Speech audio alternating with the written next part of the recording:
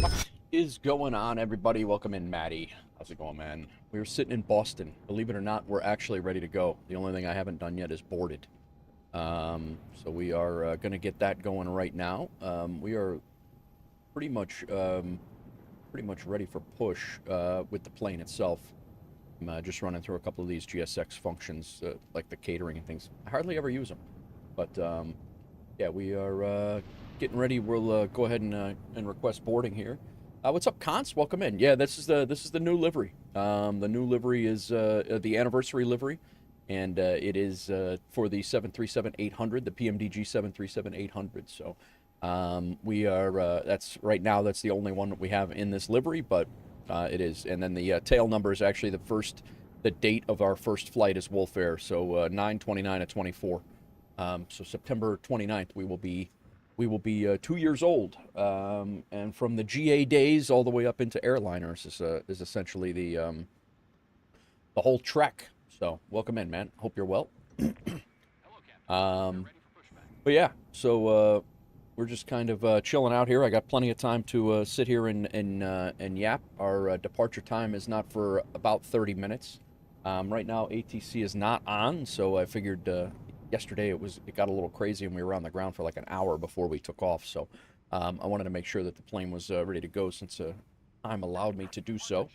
And but yeah, so I hope everybody's had a good week so far, and we are getting ready. We got today's flights are going to be from where are we going here? We have the duty schedule didn't quite work out today, so I'm going to generate one for each flight because I couldn't get it to line up. But we're flying from Boston to Milwaukee. It's supposed to be a nice day in Milwaukee. The East Coast is still terrible weather as it was yesterday. And we are going to fly from Milwaukee, then we're going to go down to Dallas-Fort Worth. From Dallas-Fort Worth, we'll see what happens. Each flight is probably going to be about 2 hours. This one's going to be 2 hours and 6 minutes. And we're actually going to get to check out the Milwaukee city scenery as well, because that was an update when they updated the Chicago, Minneapolis, and Milwaukee was the third city that they updated. So we'll actually get to see that as well. So that'll be good. Yeah, no, I'm good, man. I'm doing real well. So yeah, we'll be able to see their updates that they did for Milwaukee. That's the only other city that we haven't checked out with that city update. And then yeah, then we fly down to Dallas-Fort Worth, and we'll see where the day takes us from there. But how's everything on your end, Maddie? Everything good on your end on the YouTube side? Whoops, we're not ending. Don't go anywhere. We're good. Fat fingers. But yeah, so we are just yesterday we came in. Let's see how we did yesterday. Got a few people out and about today as well. Looks like Dextro's flying into Montreal from Dubai. He finished a long haul. Very nice. 6,300 miles. Holy cow. Banshee and DJ are flying as well. DJ's at O'Hare.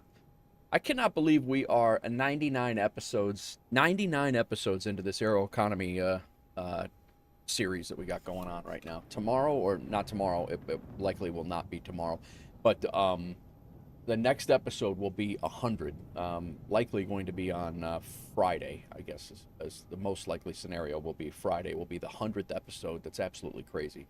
Why is my jet bridge not... No jetways here. We just had a jetway yesterday. The hell, man? Oh, well. Let them board. We'll be fine. Not going to mess with it. But yeah, so, yeah, yesterday we did good, when it came to all the flying around and things. So, we had a great group flight yesterday. Wow, we got a lot of people flying around on the East Coast. Got myself here. Looks like Dextro is on his way. I don't know what Dextro's doing here. Getting ready to land him? No, I don't know what he's up to. But yeah, we looks like this is probably Rex. He's getting ready to go down. I knew he was planning on heading to Hawaii. We have Sconce flying from Key West to Myrtle Beach. Very nice. We got Heklak. Where's he at? Over in the in Asia. Banshee, Rogue again. No flight plan filed. Just flying around, doing their thing. Yeah, so we've got 8 pilots online. 6 are airborne. I'm one of 2 on the ground. So things are good here. I'm gonna give it another maybe another 10 minutes here. Was doing a flight this morning in a 172 in the 172 Skyhawk. ATC asked you to climb to 18,000 feet. Yeah, no, definitely could not comply. No can do, guy, is the correct response. But yeah, so that's the plan. Milwaukee to Dallas Fort Worth, Dallas Fort Worth to I'm sorry, Boston to Milwaukee, and then Milwaukee to Dallas Fort Worth. We have no arrival. Coming in from Milwaukee, so we're gonna have to pretty much go direct, and then we're gonna do a nice little RNAV, left-handed RNAV arrival into Boston, or I'm sorry, into Milwaukee. Will be much cities like right just to the north of where we're going to be flying into. So we should get a nice view of the city as we come in, unless ATC comes on and vectors us away, which I don't think would be the case. But I'm just I did throw out in the Discord that my stream time was going to be at 11 o'clock my time, and then we were going to depart at 11:30, and offered people to fly along. What's going on, UR? Welcome in. Hello from Ukraine. Hello back from Chicago. And so I do want to, if somebody does want to join, I want to allot that time. I don't want to be pushing back early if people are planning to join. So I do have the departure time set for 11:30, and we'll see what happens there. How's it going over in Ukraine, UR? I know you guys been having a rough go, but how's things going over there? Are I said, just boarding the passengers and bags. We are currently going to be taking 155 passengers and 8,500 pounds of bags over to Milwaukee. Our Al B. Simmer, how's it going, man? How do you know which arrival runway is active? Are you talking on? I use Navigraph, Al.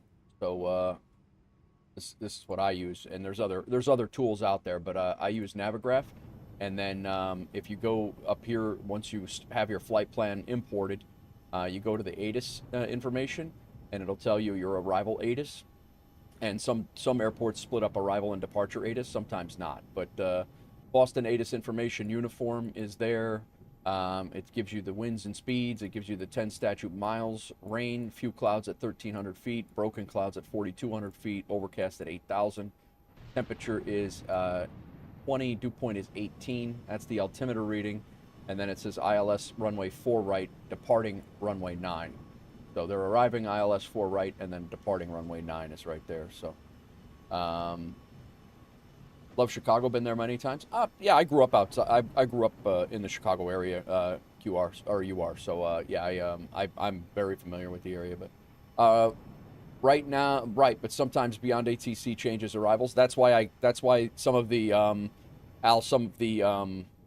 those AI softwares they get it wrong. And I go off of the real time ATIS. That's I'll be honest with you, that is one of the reasons that drove me away from the AI ATC. Is because you're constantly fighting them for the correct vectors to the correct runways, or they'll turn you around and bring you in a different way. That is one of the very few things that they don't.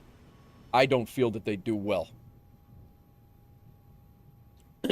and I don't know any way around it. I ignore it on arrival. Yeah, that's pretty much you could do that. Yeah, absolutely. But yeah, that's so yeah, your ATIS. That's how I tell which ones are active and which ones are not. Now, if you go, I believe here they actually have say intentions actually is figured into here. So say intentions is here as well, and it does say arriving runways 33 left and 4 right, departing runways 33 left, 4 right, and 4 left. That's not what they're doing in real life. So, that's say intentions. So they're going to bring you in You know, they don't have the departing runways. They don't, the departing runway, wait. Arriving runways 33 left and 4 right. Those are opposite of each other. Yeah. Again, this is why I can't do it. Scott's welcome in. How's it going? Scathe, how's it going? Welcome in.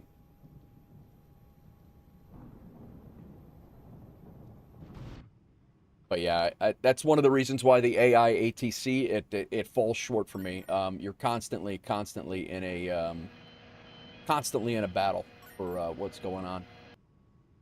I'm actually flying to Boston too. Oh, nice, man. Very nice. Heathrow to Boston. Very cool. Very cool. Lieutenant Bob, welcome in. Scathe heading to California to fly in the sim with Sky Command. Scathe shipping with WolfAir. Computer hardware shipping. Very nice. I am still trying to figure out why that alert is coming through, and I have no idea why it is. But yeah, so you guys are just joining us. We are pretty much ready to go. I'm really, boarding is completed now. I'm really ready to go. I'm really just waiting on if anybody wants to join or is going to join. We are sitting in Boston. I'm at gate 39. I have the plane ready to rock. I'm going to give it about another 5 minutes. If nobody joins, we're going to push. So they use 4 right for arrivals and 4 left and 9 for departures. Yeah, I mean, right now, that's not the case. According to Real World ATIS, right now, it is only 4 right, ILS 4 right coming in, and departures are 9. That's what the Real World ATIS is right now, according to Navigraph. And Say Intentions is saying something completely opposite of that. They're actually saying that they're landing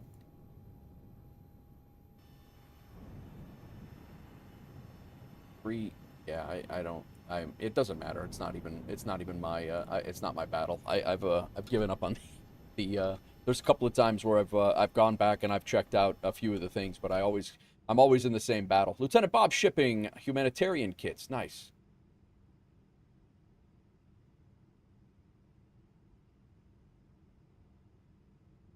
Navigraph ATIS is current, correct? Yeah, it is. Iowa Scotsman, welcome in. How are you? Yeah, Navigraph ATIS. If you look at the Navigraph ATIS here, and you click on these, this is the ATIS button there, and these are the current winds. And up here you'll see real IVAO, VATSIM if they're on, and then Say Intentions. And this is each of the of those things. So if you're on Say Intentions, that's what it's going to say. Beyond ATC is not in here. I don't know why, but Beyond ATC is not in here.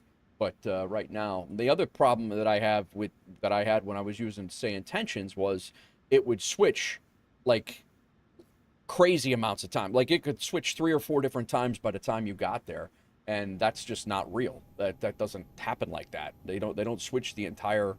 No, I don't think it's because Beyond ATC sucks. I just think it's because it has limitations. I wouldn't say they suck. I don't think Say Intention sucks. I think they're great tools.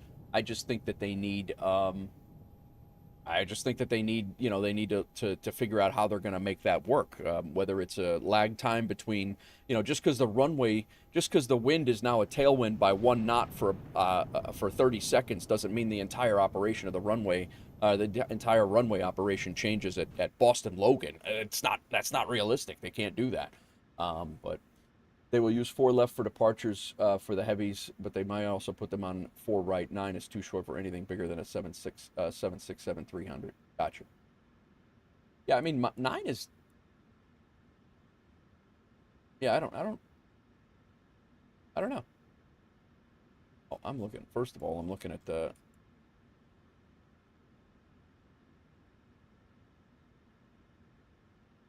Yeah, 9's pretty short. You're right. Yeah, 9 short. Then they have the 15s and the 33s that are 15 and 33 is a decent size, but left and right. But yeah, I just, like I said, I found myself getting more frustrated with the approach change-ups and mix-ups and all that stuff than I was finding to having the chatter going on all the time, or the traffic injection. I just found it more frustrating trying to fight especially with you know, with weather and things like that. It just was not my. I just found it more frustrating than it was helping me. Our altimeter has changed to 3008, so we'll change that. We're pretty much down our checklist. The APU is on. I'm going to go ahead and kill the ground power. We're on the gen already. We will go ahead and release the ground power. And we will get our doors closed and armed. I used to live in Boston for a year or two. That's why you know. Gotcha. Yeah, I lived in New York for 20 years. And I worked at LaGuardia for a little while. About 8 years.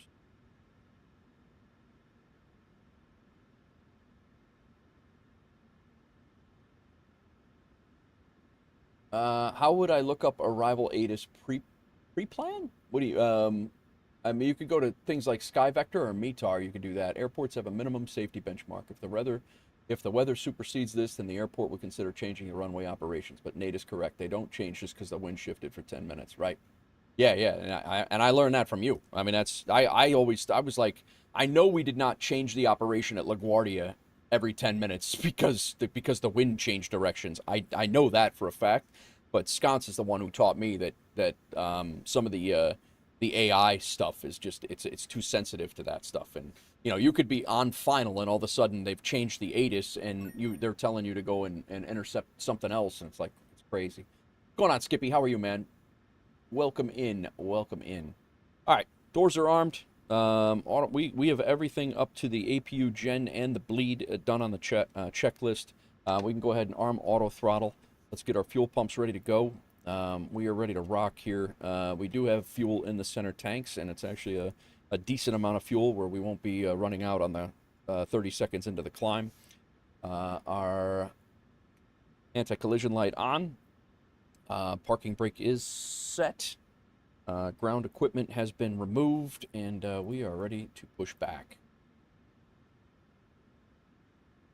We're going to be about 15 minutes early. Well, about 10 minutes early on the pushback, but it does not look like anybody's joining us, so that's okay. I want to be facing south on spot C. Hang on. What we got? Let me look at our. I'm not 100% sure where this taxi or where this spot is. So let us look at it. That is the entirely wrong airport.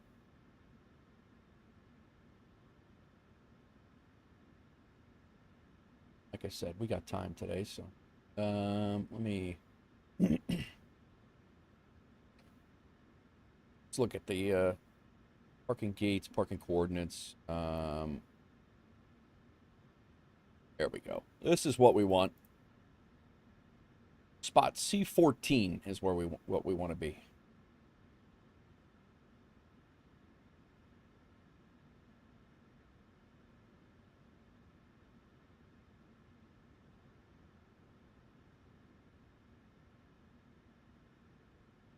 Boston traffic, Lufthansa 420 Heavy, established on the islands for right, Boston. I did say C14, right?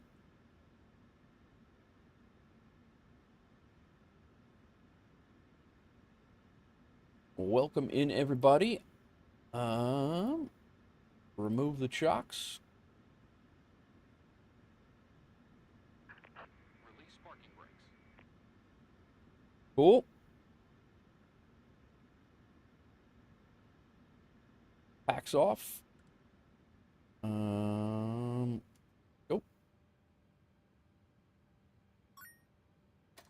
Commencing push. Welcome in, Two Cry.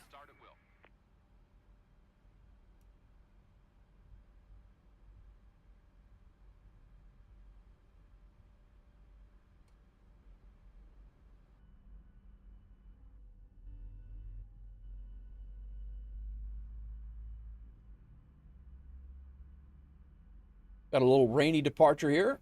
Doing good, man. Doing good. How are you? Welcome in, man. Little rainy departure out of Boston, not to be confused with our absolutely terrible departure out or arrival into Boston last night. Bros, welcome in. So I think on episode, just so you guys know, on episode 100, or starting at the episode 100, I think I might start a new series, the Aero Economy series, when Aero Economy drops completely. I think I might start a completely new series there. But just so you guys know, starting episode 100, no matter what happens with Aero Economy, I think I'm going to do continuous flying.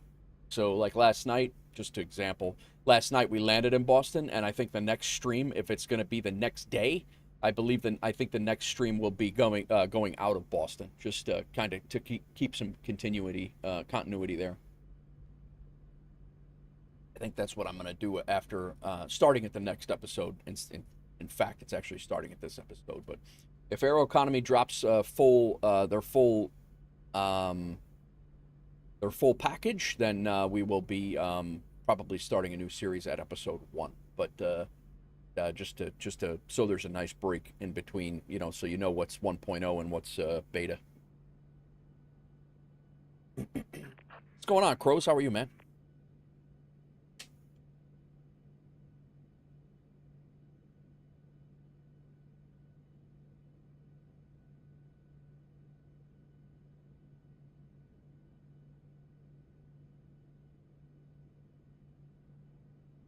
Oh.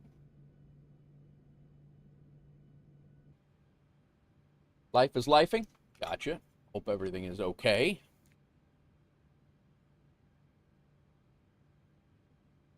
Be a pretty quick taxi for us. We'll go Bravo, Kilo, Mike, the end of 9, and we'll be out of here. We'll make our turn. We'll get onto Bravo, and then Boston traffic, Lufthansa 420 Heavy, short final 4 right.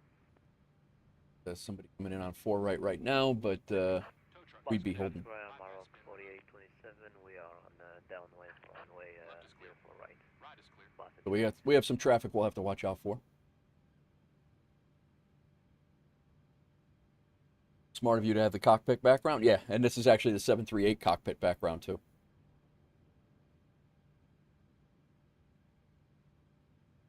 All right, he's got the pin. Thank you, guys. We're going to go ahead and go on to Gen 2.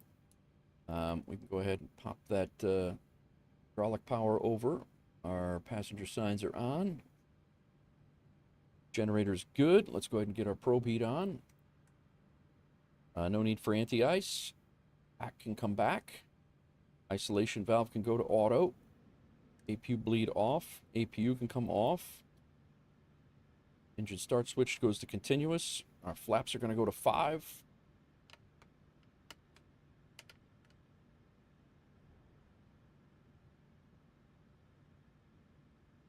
Flaps are traveling. Our takeoff speeds are verified. 141, 144, 151. 151 is in the box.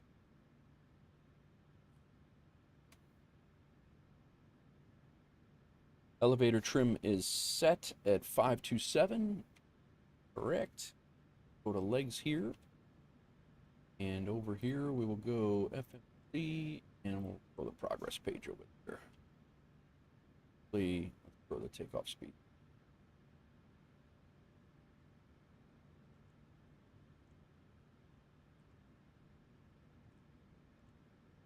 $151. Takeoff speeds over there. We got our all that set. Elevator trim's good. Flight controls are good. We're going to show an electrical issue and have our A pump back on. Traffic, Lufthansa 420 Heavy, vacated 04 right.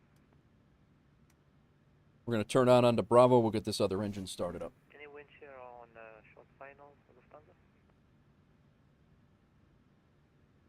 Lufthansa 420 Heavy, not that I've noticed. Thank you so much, Lufthansa. No worries.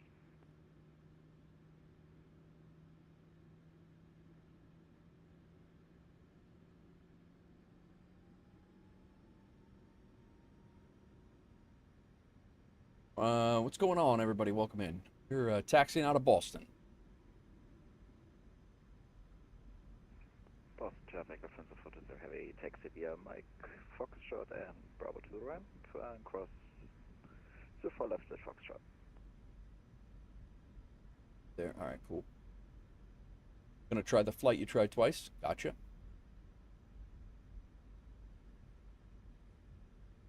Boston traffic. WolfAir 112. We're going to be taxiing to runway 09 for departure via coming out of the sea gates, taxiing via Bravo, Bravo Kilo and Mike, runway 09er. We'll hold short for arriving traffic if need be. Boston.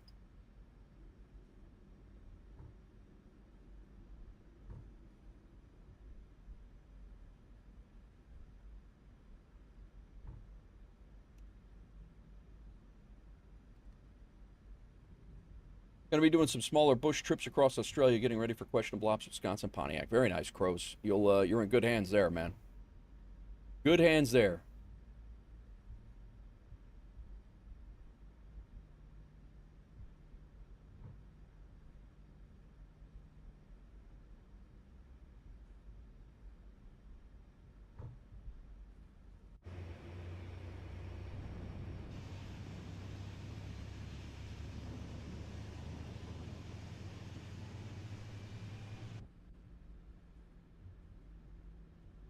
It's not our first left here, it's our second left. There's Massport there.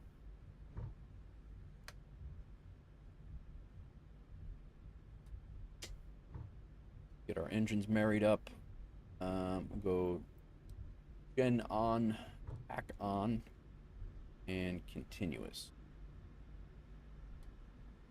Really nice sight yesterday with 4 of you flying. Yeah, it was fun, man. That was a lot of fun. Enjoyed that a lot. Onion rings are healthy, right? It's a vegetable. Yeah, absolutely. You're good. Boston traffic, WolfAir 112. We're going to be crossing runway 4 right at Mike. Taxi to 09 right.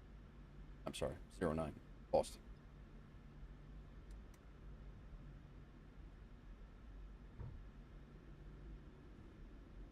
Just crushed 2 servings. Nice. Well, I do like a good onion ring.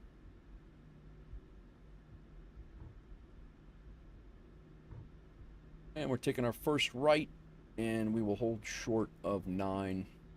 Actually, we'll probably just line up. Nah, we'll hold short. Get ourselves situated here. Strobe and steady can go back to steady. We're off the runway. And I got to check on, there's a guy coming in on 4 right, which is the runway that is right there, that we cross on departure, so. My eldest, because he loves onion rings because of you. All right, let's go terrain on, traffic on over here. We're going to go weather on and traffic on over there. Nasty. Very nasty. Make sure we're all set up here. Taxi light can come off. We'll leave our runway turn-off lights on for now. We'll go strobe to steady. And let's remember the clock today. Time for dinner. Nice. Skip. This guy's out. He's gone on a good 10-mile final, so we're gonna go ahead and depart. Hello, what's going on, Sunblessed? Welcome in. Gippy, thanks for the lurk. All right, let's go. We'll get lined up, and then if he calls that he's within 5 miles or something like that, we'll depart. But I don't think he's anywhere near that. We out.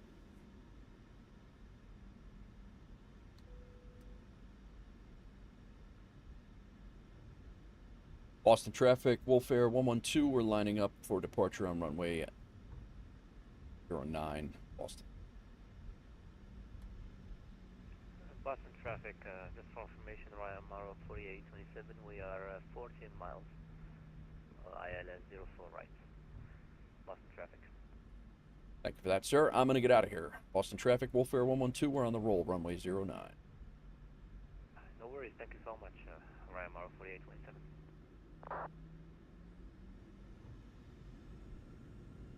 Went a little bit higher than stable there. A little bit higher than 50% to check on the engines. Airspeed alive.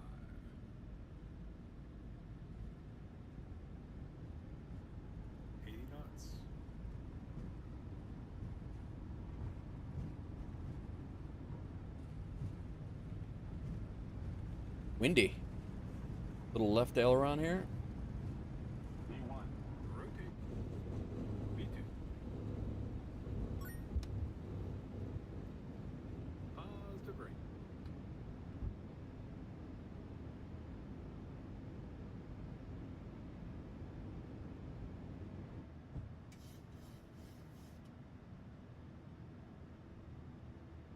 Damn.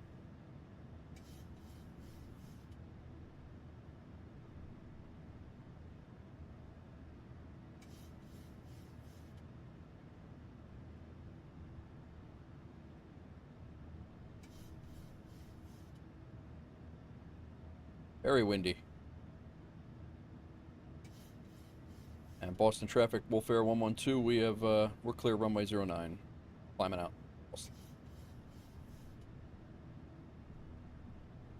It's bumpy.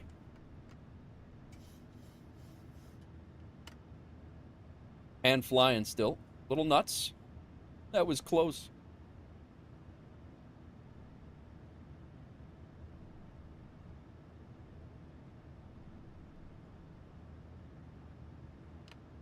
All right, flaps coming up.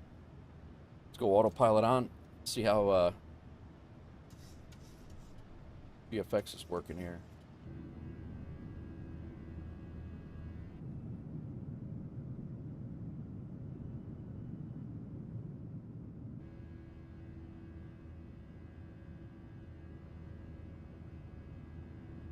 We're in the soup. What's going on, Dave? How are you, man? Sorry, I did see you come in. How are you, sir? Sunbless says dropping in real quick. Sounds good, man. Nasty.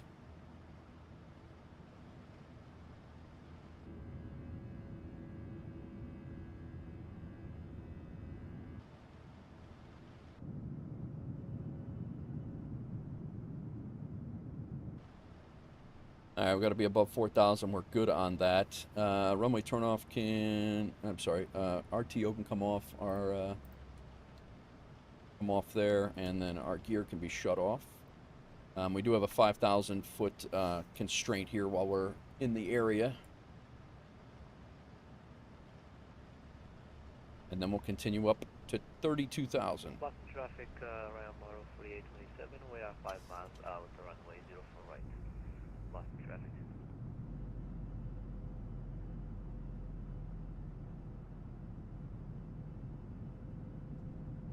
I don't know if we're seeing, you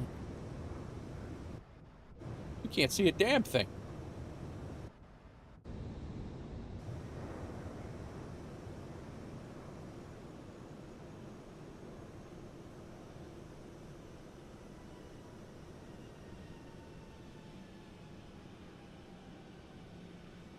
Just damn nasty here. Glad I joined the Wolf community last night. Just realized I joined as Pilot 67. Yeah? Yeah, you did. Alright, continue our climb.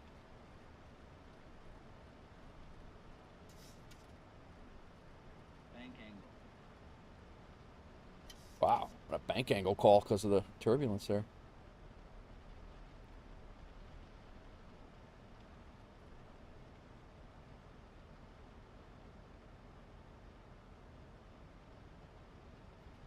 Get out of this.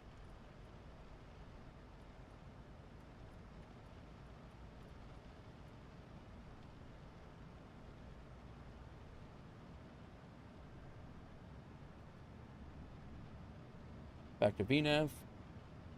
I'm glad you joined too, Dave. I am glad you joined too.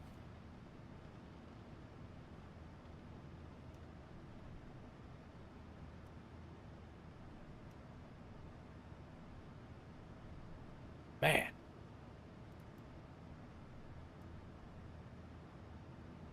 We are kind of shooting through the thunderstorms here, but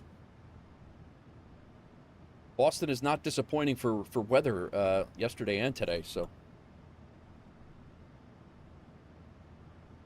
This turning your head, I just can't imagine that FS realistic is like that. That's not the way. It doesn't whip your head to the right. Boston traffic, Ryan Morrow 4827, runway 04 right vacated. Taxi the runway 33 right to the ramp. Boston traffic. Ro Penza, what's going on, man? Welcome in. How's it going, man? Very stormy Boston.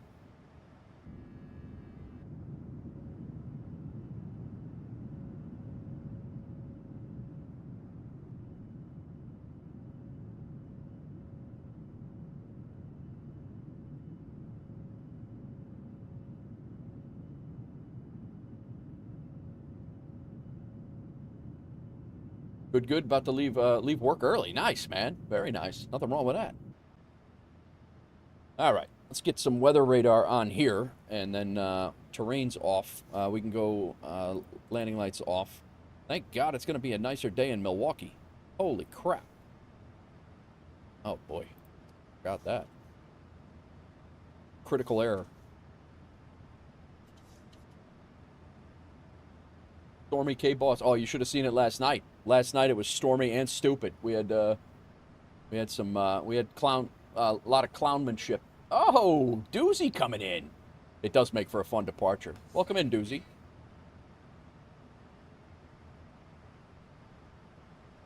We could spin this out a little bit for some situational awareness here, but wow, that is nasty, nasty.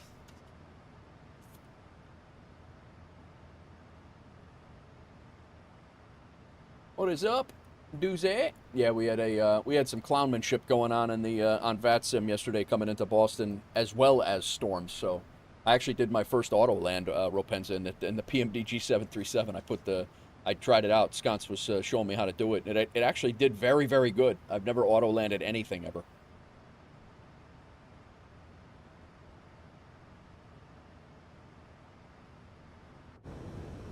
All right. Well, we just came out of that. That was ridiculous.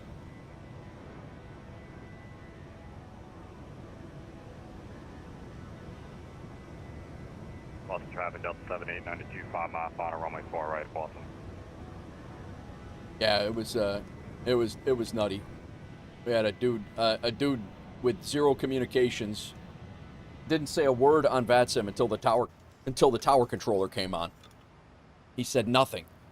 And then the tower controller came on, and all of a sudden he had a mic.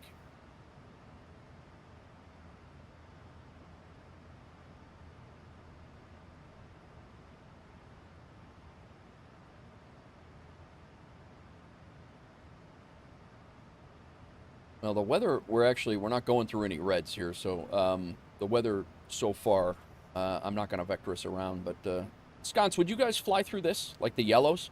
Or I know you wouldn't the red. But would you guys fly through the yellows? Or would you ask for vectors, or would they vector you?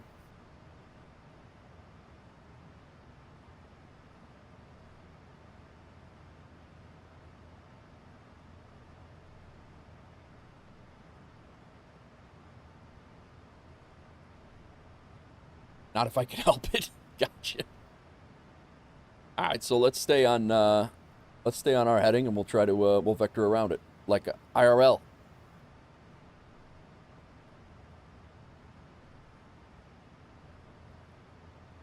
Boston traffic, Delta 7892, 2 mile final, runway 4 right, that's Boston.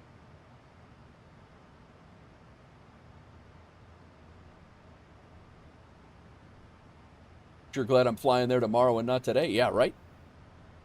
You're going to have a blast in Boston, man. You're going to have an absolute blast in Boston.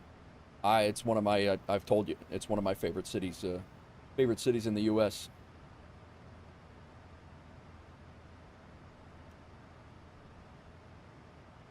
How are we looking for the rest of the, yeah, it's just right here. We'll vector out, and then we'll go direct to, we'll go direct up here.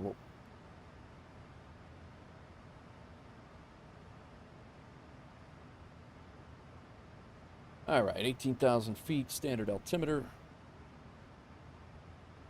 Like we might be above the tops now. Or soon to be.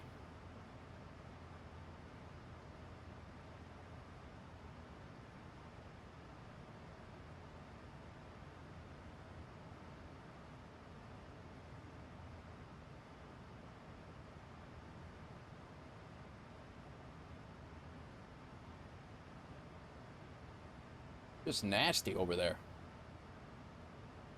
Realistically, we probably wouldn't have taken off on that either. But Boston traffic, Traffic Delta 7092 clear, runway 4 right, entering 33 right, November.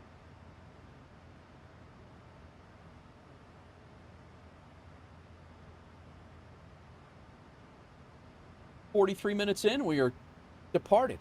Very nice.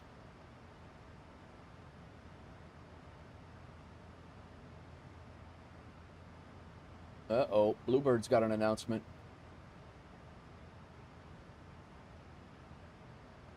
Boss Traffic Delta 7092, cross runway 4 left on 33 right. Maybe not.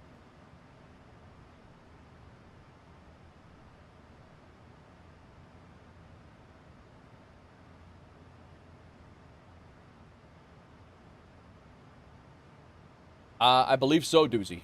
I believe so.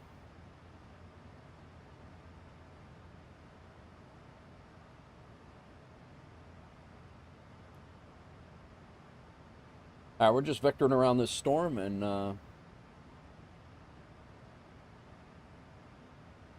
we will continue on to our path here shortly.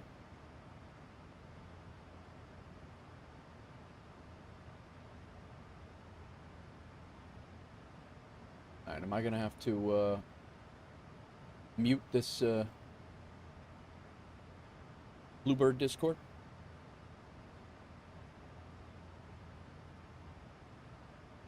Let's get some music on. Got a nice chill flight. Yeah, that was the what was previously stated, Doozy, that the 7.5 should be releasing Q3.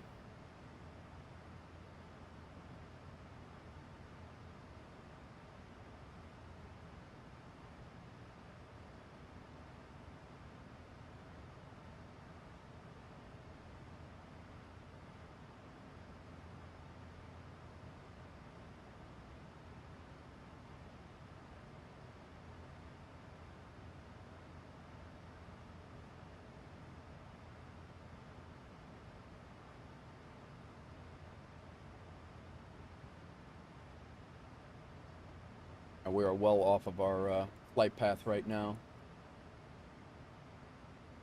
We're going to go direct Hannah here in a second, and then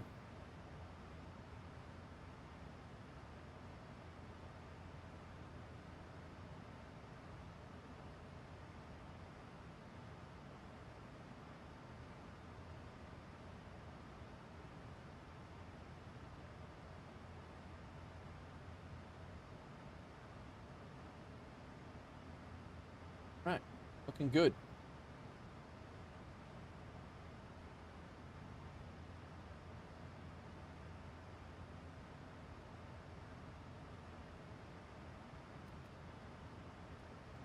Doozy, what are you up to today? You more research, or you got a little more chill?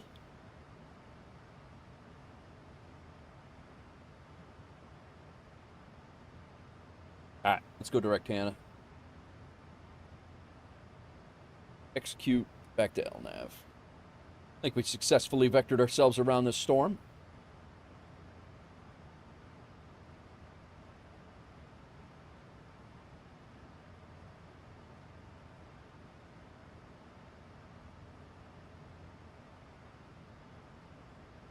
We have no star going into Milwaukee from the west, or from the east, so.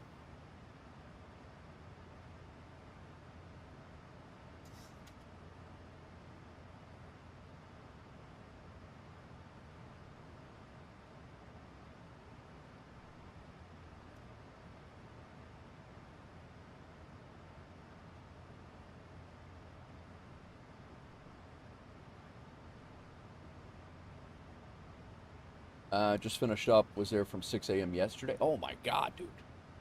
6 a.m. yesterday?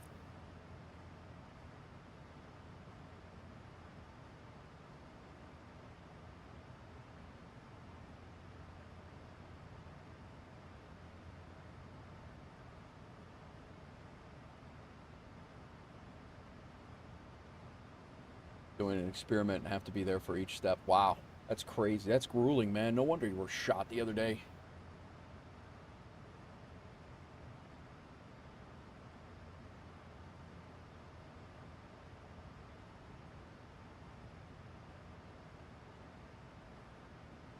LNAV and VNAV are armed. We're all, they're active. We're all good. Going up to 32,000 feet. Cruise altitude of 320, and we're chilling.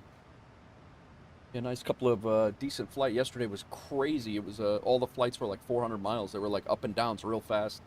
Hardly any time, and chat was rolling. It was a pretty crazy. I'm not upset about it, but it was just like I was like, oh my god. I was exhausted when I was done, but it was good.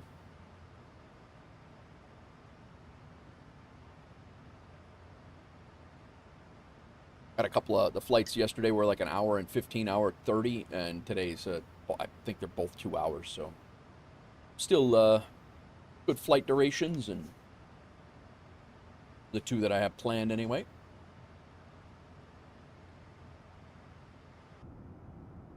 Oh, I'm sitting next to that kid every flight, man, every single flight. Weird, you can't hear him on this side of the plane.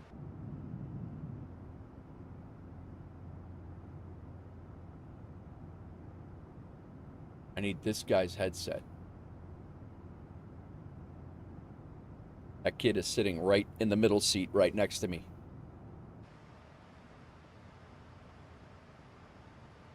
Every time.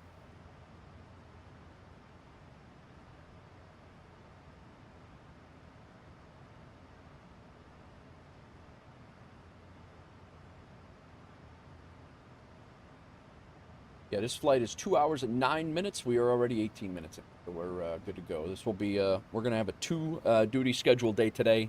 I generated one for Milwaukee. I could not get it to generate to go anywhere else that I wanted to go to. There were a couple of places in the Middle East near Cleveland and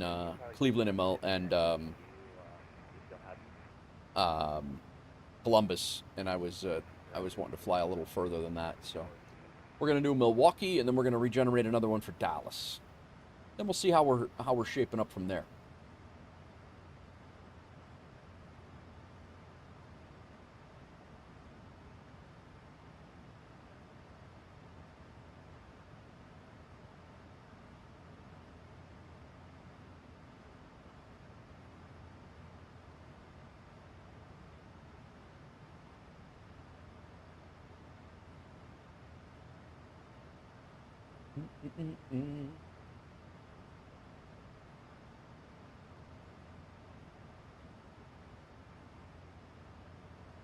What the hell are you doing?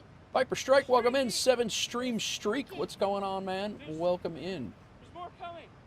Frank, get in the car. Everybody's doing it. Now. I still don't know why this thing is kicking out sounds. It just started like that.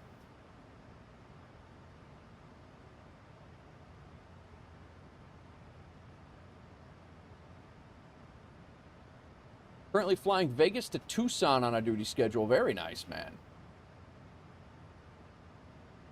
I love the duty schedule feature. I really do.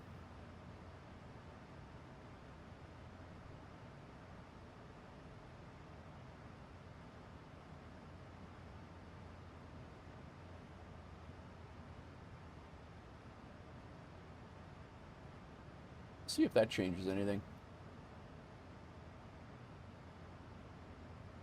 Somebody, if you don't mind, if you can you try do a check-in, a stream check-in? Somebody who hasn't yet, seeing if this sound plays again. I don't know why it keeps. I don't. Yeah, I turned it down. I don't understand.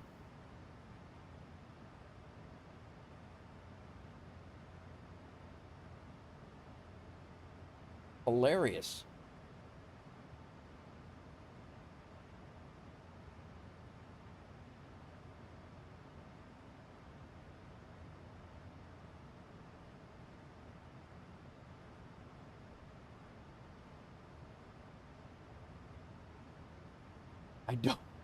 I don't know why it's doing that. Enable chat box notifications.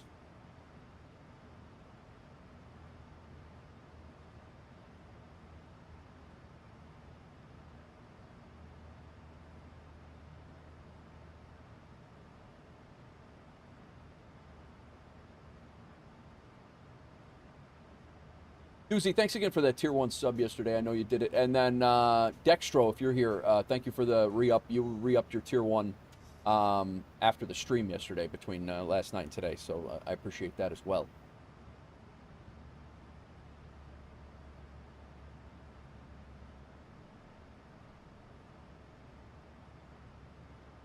Yeah, I don't... Really confused about that. Either way.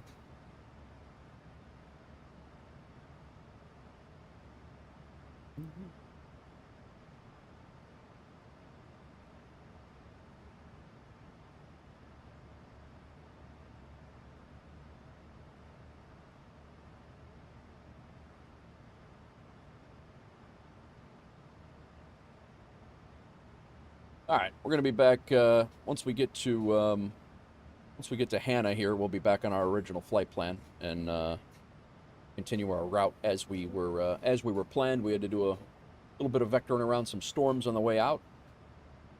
Flight level 320 is what we're planned for. I don't know why. Yeah, it says 360 here. We're just gonna stay at 320 as planned.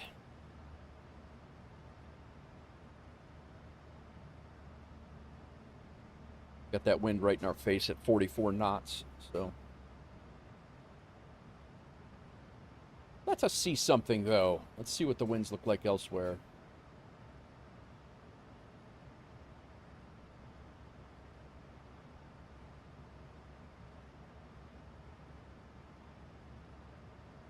Oh, they're actually better winds.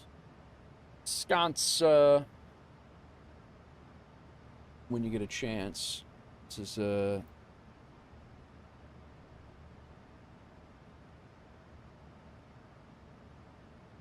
vertical profile. This is for flight level 390. Can't go up that high anyway. 340.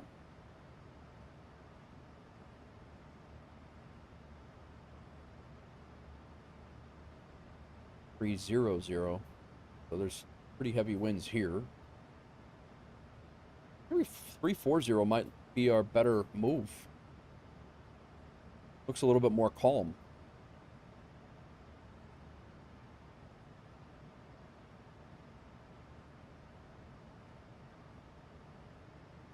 Definitely through here.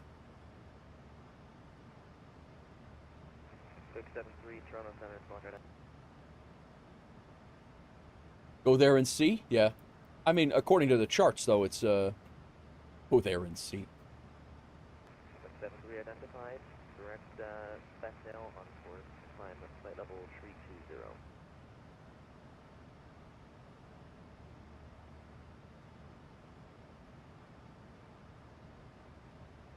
All right. Direct Bethel. Let's do it.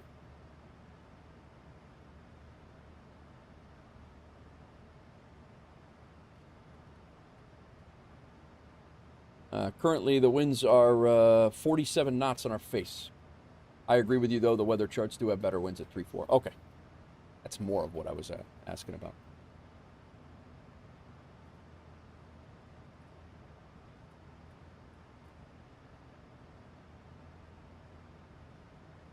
Flash 892, monitor the tower, well 187. Intentional aircraft at Toronto Pearson for further services. It'll be with Toronto Tower, well 18.7.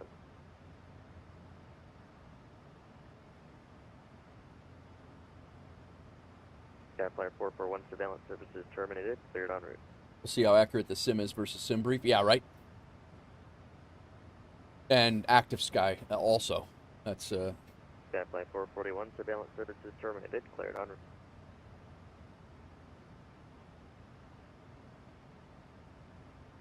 I think we had 47. I think it was 47 knots or 46 knots on our face at 272.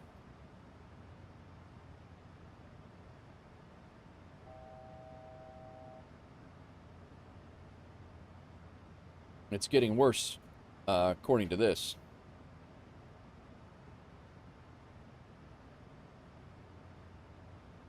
This is 30. This is 340, and we just passed here.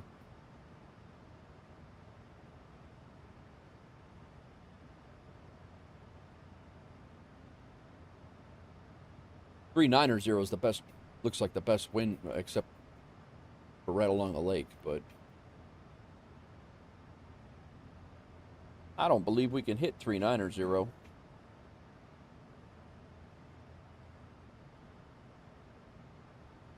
No. Nope.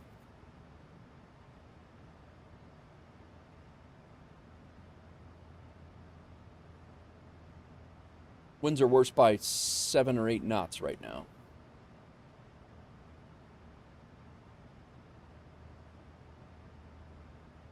Seems we will be snailing along with a tough headwind. Yeah, that's...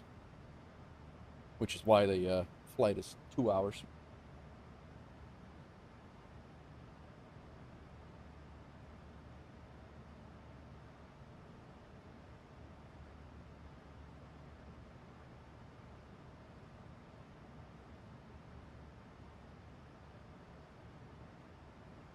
That's all right, though.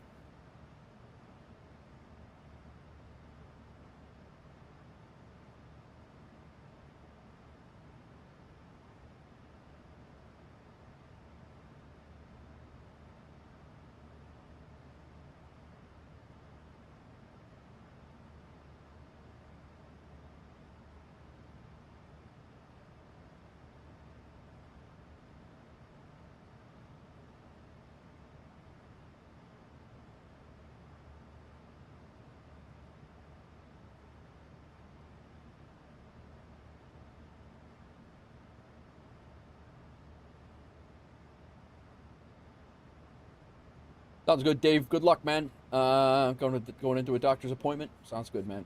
I have a doctor's appointment tomorrow, actually.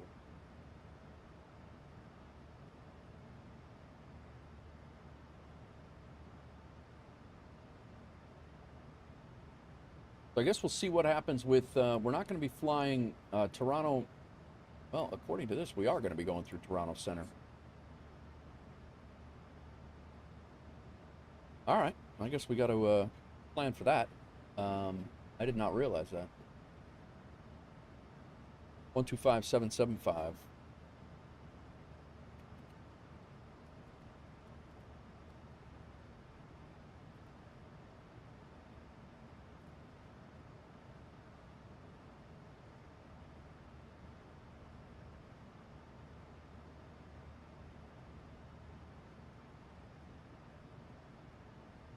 I thought we were flying south of that. Yeah, we are going north of Buffalo. That would make sense. I thought we were going pretty much over Ohio, but that is not the case.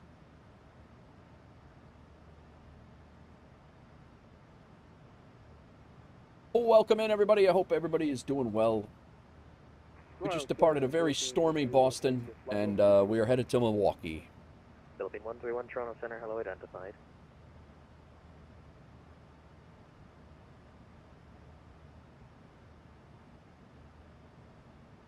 Be getting a fuel master caution in a second. We're going to shut our center tanks off in a few minutes.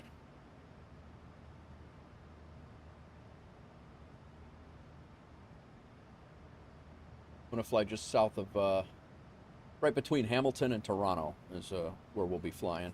And thankfully the weather will be clearing up when we get out to the Midwest.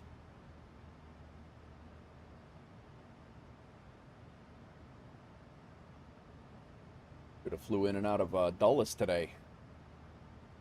ATC down there.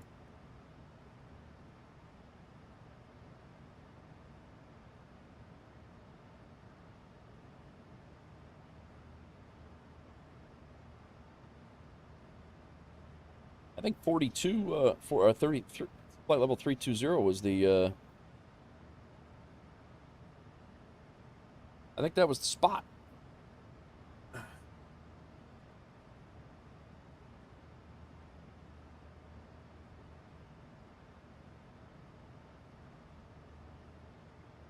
Flying Key West to Myrtle Beach to Teterboro. Very nice. I actually had a whole bunch of, my duty schedule was going to take me down to Myrtle Beach, but I just didn't want to fly there today for some reason. Not really sure why. I wasn't feeling Myrtle Beach today at all. And the duty schedule kept pushing me, Boston, Myrtle Beach, Boston, Myrtle Beach. I don't know why. I wanted to do kind of an east to west little vibe today, and then so that's kind of what I was shooting for. So I had to invent it. Dirty Myrtle.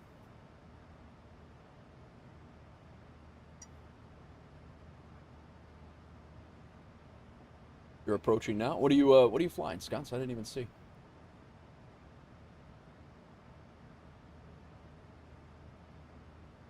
Eight pilots online right now. 7 airborne, 1 on the ground. Citation Sovereign. Oh, that's right. They updated that, right? Peterborough's a fun airport, man. That's a great airport.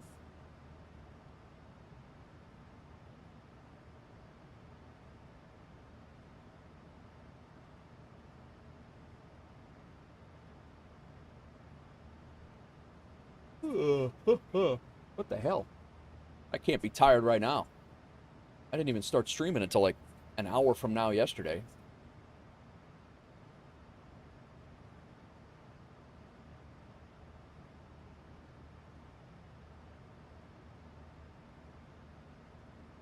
Doing some BizJet ops. Dual logging. Very nice, very nice. Nothing wrong with that. You liking Jet Card, Sconce? I know you said you were messing with it. There's our fuel master caution.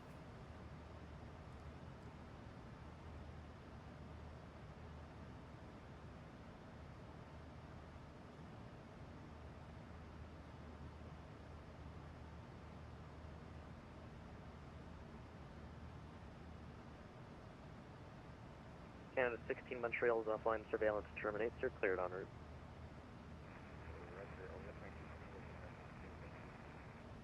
Have a go.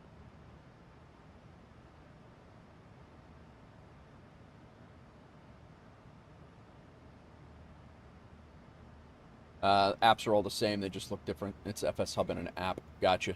Yeah, they're all very similar. Some work better than others. Some have different features. But yeah, you're 100% right. Really focuses on BizJet ops and airports. Yep. And that's, I mean, you don't get to do that IRL, so it probably hits home for you.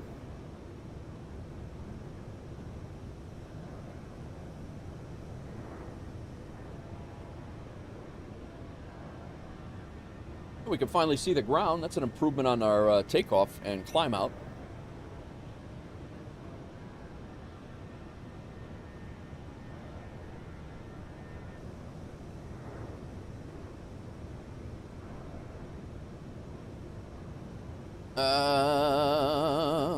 Oh, you're in the right ballpark here. Which am I most excited for? Phoenix Neos, Innie 220, or the Bluebird 757? That is a great question, man. That is a great question and a tough decision. Out of all of those, probably the Bluebird 757, personally. Yeah, I think the 75 would agree. The Synaptic 220, it is my favorite plane to fly in. I just flew on one the other day on Delta. It's still my favorite plane. Very, very smooth. I actually have some takeoff and a landing video of that thing. I couldn't put in Discord because they're too big. I actually need to clip that up and get it going. But yeah, the A220 is a phenomenal plane, and I can't wait for that. But I think out of those three, I would say the 757. But I'll pick all three of them up. But bad year for my bank account. Yeah, I hear you there. Let me ask you this: you are MK Studios Miami or Inabuilds O'Hare? You can only pick one. Here's this silly ass stutter again.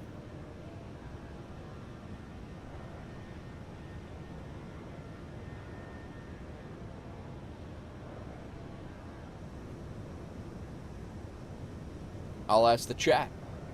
I'm very excited to get a good A321 Neo. We have needed that.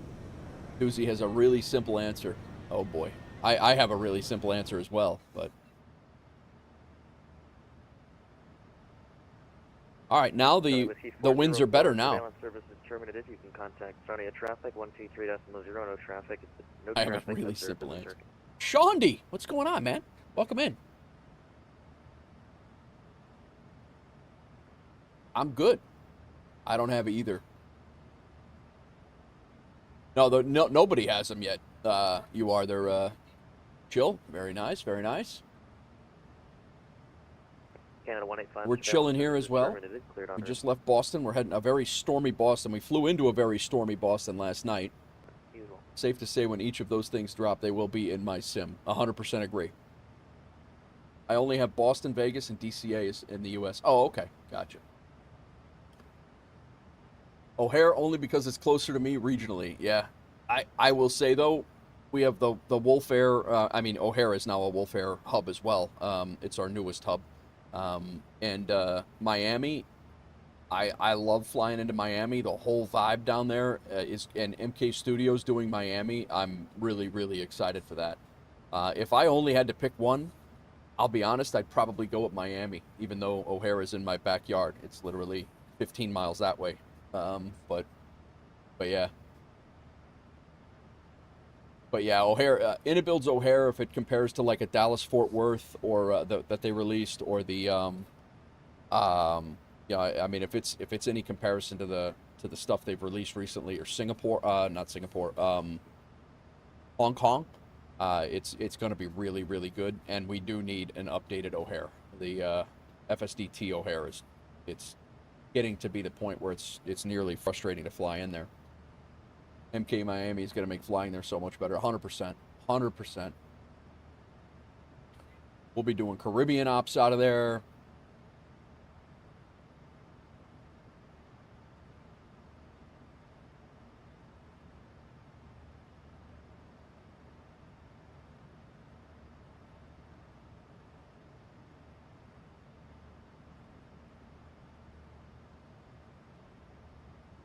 And looks like New York Center just came on. Wow.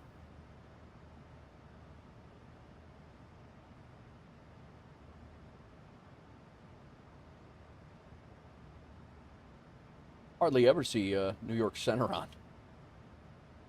You see Approach on a lot. You see, all the towers and the airports lit up, but very rarely is New York Center on. Toronto Center, good afternoon. Air Canada 481, Airbus 320. Flight level 340. Exactly approximately 20 east of Dorney. Flight with information Zulu. Stopping by to let you know that I left the altitude setting to auto, and it gave me an altitude of 330 to fly from Miami to LFPG with 250 passengers. Want to get the Inabuild's Hong Kong set. Inabuild's Hong Kong is great, Damon. You won't be upset about that. 330 is probably your initial altitude, and there's probably step climbs along that route, if I had to guess. If you look in your flight plan, there's probably step climbs. Toronto Center, good afternoon. What about this? Would you rather get a really good A333 or a really good 7.6? Probably a 7.6, to be honest. I didn't know who the devs were, so I'd take Miami in that case. Yeah, right? Tukrai, do we already know which is going to be the next MK? Rumors suggest Tampa or Jacksonville. We do not. I talked to them, Tukrai, I talked to them at FS Expo, and they were teasing that. As far as I know, there's no hard and fast. I personally feel that it's going to be Orlando. That's my personal feeling. That was my guess.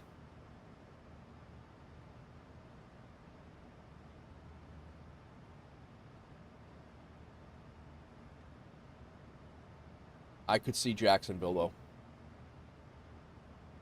I do think that they're going to stick around in the Florida region and get the Florida region locked down, and they already have a hell of a jump on it. So Fort Lauderdale is amazing.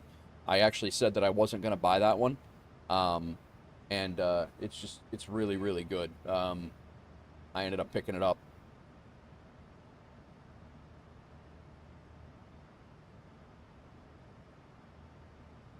Like, Jacksonville's a place that I don't normally fly into either. Fort Lauderdale I now have a reason to fly into. Yeah, we started a flight out of Fort Lauderdale and went to Atlanta the other day, but I haven't flown into it yet, so.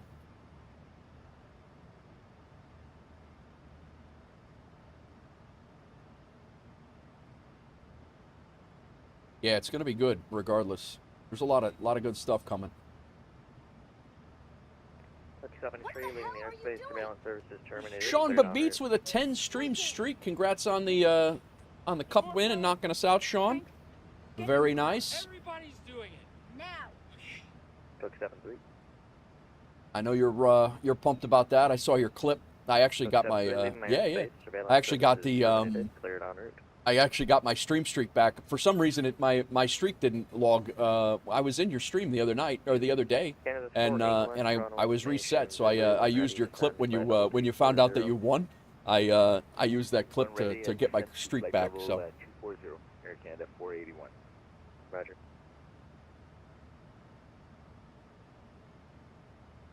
yeah. But congrats, Sean. That's good. I'll be honest with you. I don't follow football or soccer. You guys call it football. I don't follow hardly any sports other than hockey at all. I love that the Europeans are over here having a blast, or that the whole world is over here having a blast. And I won't say I'm happy that we're knocked out, but I'm glad we're not in it. I really want the Europeans to get the full American experience of the whole of how it operates, and I don't want us to be salted up by being in the top. There is planned step climbing in your flight plan. Nice, Damon. I think the World Cup in America is one of the best things for this country in a while. 100%, Doozy. I 100% agree. Like I said, I'm not happy that we got knocked out. Nobody's happy when nobody should be happy about that. But the fact that EU teams and other teams in other parts of the world, they'll be, they're in contention for it, and we're out of contention, so we could kind of take the emotion out of it and make ourselves look less clowny as people, and just let them kind of hash it out and have fun and just kind of sit back and watch. But they seem to be having a lot of fun. Oh yeah, 100% agree. Everybody seems to be having a blast over here, and I'll be honest with you, everybody is happy to have them over here, and I think it's just a really, really good thing for everybody. Not gonna lie, still a decent performance from the U.S. Yeah, I honestly, I didn't watch a minute of the game. I'm not, like I said, I'm not a huge fan. I love how you guys love it. You guys love it like you guys love football, like I love playoff hockey, and that's intense. And I love that you guys love it so much. It's just not typically it's something I would gravitate to, but I also feel that this is going to bring more awareness and more enjoyment to the game, because I'll quite frankly, if I watched American football, I can take or leave American football. If they shut the NFL down tomorrow, I'd be like, yeah, whatever, dude. It doesn't bother me at all. But so happy Norway beat Brazil. U.S. will definitely develop over the years. You just need some time. Infrastructure and youth work is more than set in the U.S. Yeah. I don't have an opinion on it. On Norway and Brazil. I mean, I like I always gravitate towards the Norwegian side of things. Football is religion over here. Being in the stadium with 60K every week is something I could only imagine. Big thing, football, and the fans get crazy, fanatic, and passionate, and that's how hockey fans get during playoff time. I mean, don't get me wrong, there's fanatics in every sport, but hockey fans really get, you know what, it's all sports, and when people have their teams, it's just the way I am with hockey. I like hockey. I wouldn't even consider myself a fanatic about it. I've had several friends that are absolute lunatics when it comes to football as well, and several guys that I used to work with, which is why I didn't like working on Sundays at all. Yeah, it's just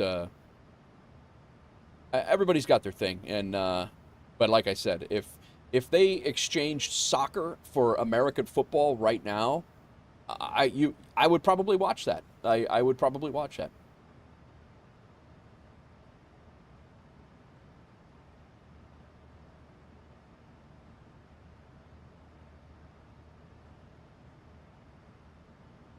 Final game of the World Cup is going to be watched by 1 billion people. Really? So how far out are they right now, Sean? What are they, Sean and Two Cry, how far out are they from the final game, from the World Cup finals? Like, how many more knockouts are there?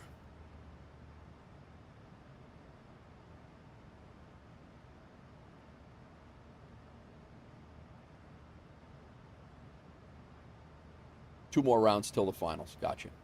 And the final is going to be played over here as well?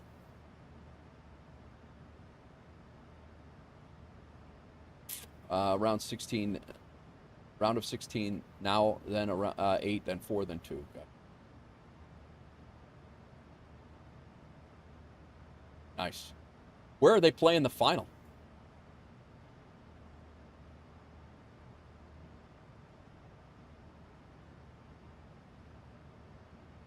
MetLife? Oh, God.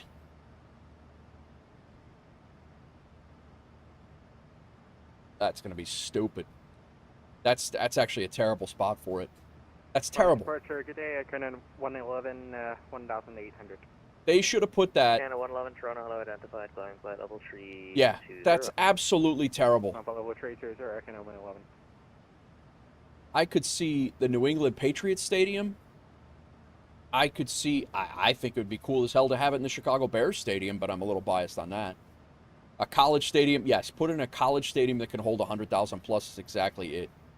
Don't hate on my Giants. It's funny.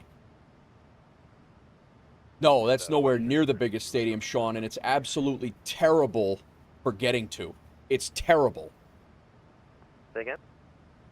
Westjet 892, we're just coming up to our top and drop here. Westjet 892, when ready to descend to 8,000, Ottawa, altimeter 300. 8,000. You're right, though. They could have put it in a college stadium. Like one of these crazy college stadiums would have been absolutely amazing.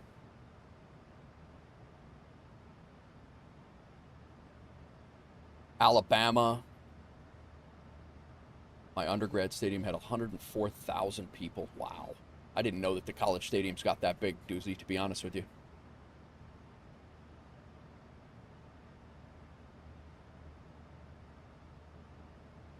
Canada 111, direct to step on course. For direct, step on course, Air Canada 111. Michigan is bigger at 110K. Michigan would be a good one. How about the Alabama and Georgia stadiums? How big are those, Doozy? Are those bigger? I know that's a huge... The football down there is nuts. American football.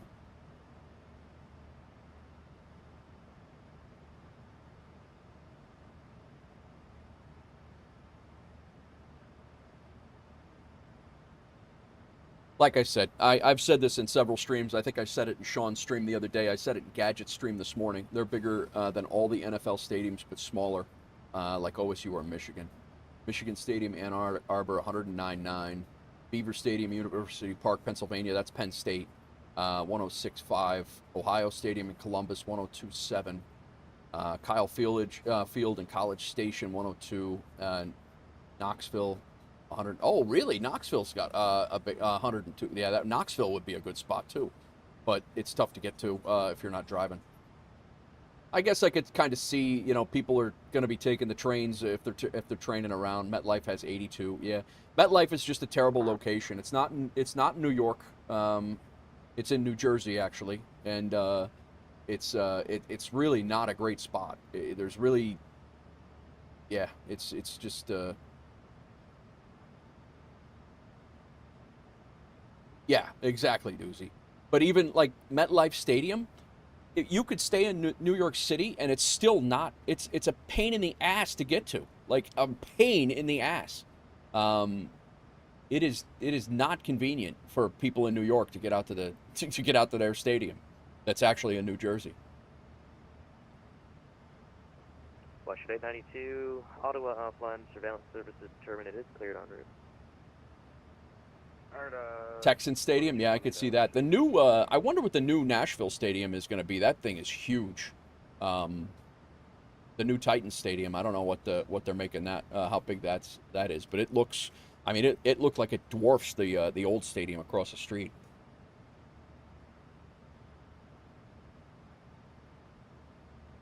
Hell, I think it'd make more sense to play it in, if they're going to keep it in New York, I think it'd make more sense to play it at Yankee Stadium than it would anywhere else. And I hate the Yankees. And I protected them for 20 years. I've been at 4 fires in that stadium. Center now, Alpaca 418, Airborne Alpha 05, passing 2.5 for pass.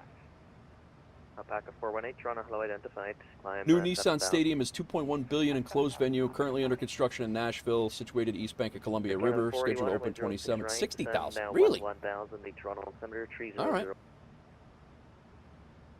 Yankee Stadium is not made for football. They played football games in there. Michelle Carnio, Ryanair, question mark, what? We're flying... Alpaca 418, We're flying WolfAir Ops today. We have our own virtual airline. Direct B. I don't know what the Ryanair question mark. I'm not really quite sure what that is.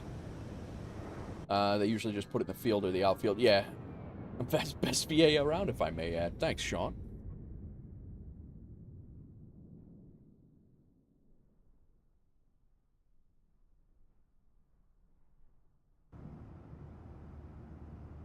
I'll tell you, the sim lately, my sim last 2 days has not been cash money. So did New York Football Club play? No, I don't think so too, Cry. Sometimes they'll like over here they'll put a hockey game in like Notre Dame, they'll put a hockey game in like Notre Dame. They'll do like outdoor hockey games in a football field and things like that. I think there has been soccer games in New York's in Yankee Stadium, I believe. I believe we had some special details for 111 direct to St. Marie, that's Sierra Mike. I'm pretty sure they've had football games, soccer games in Yankee Stadium at some point. Yeah, it's like a special occasion, yep. But how sick would it be to... They just didn't want everybody in the Bronx. Which I don't blame. Guys, I'm going to hit the restroom real quick before we get ATC. ATC is going to be... we're going to be crossing into Toronto here real quick, so... I know OSU played at Wrigley Field because Northwest didn't have a stadium. Yeah, that's happened before. And they've also had Blackhawks games on Wrigley Field, which is really cool. I haven't seen it yet, but it's really that would be a cool game to see. I'll be right back. Let me go grab some coffee, use the restroom, and we will get crossed over into Toronto Center here. I'm going to turn that on in case they beat me.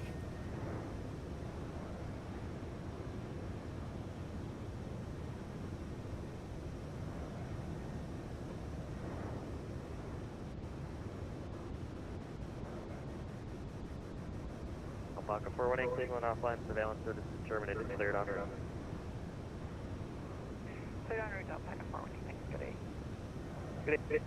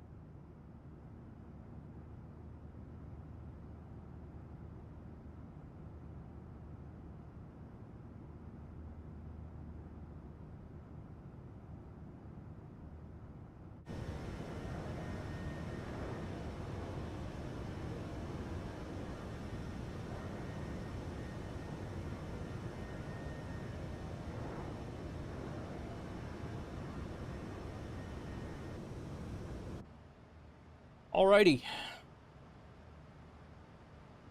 Getting ready to cross into Toronto Center shortly.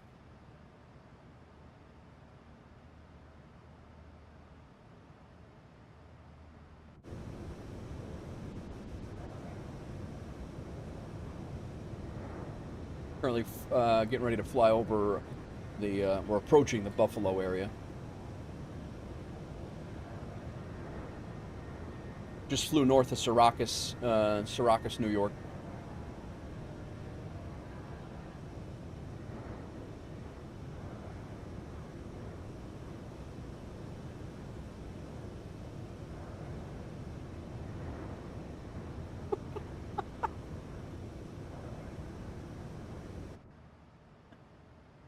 Toronto Center back in 1 minute.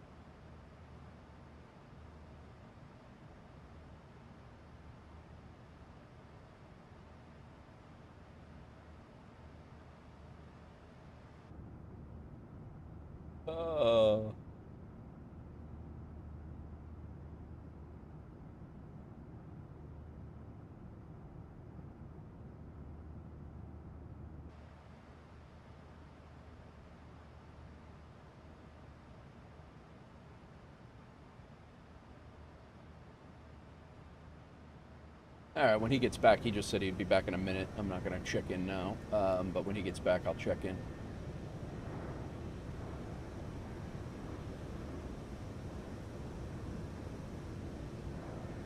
You need some coffee, too. You need coffee. I got coffee.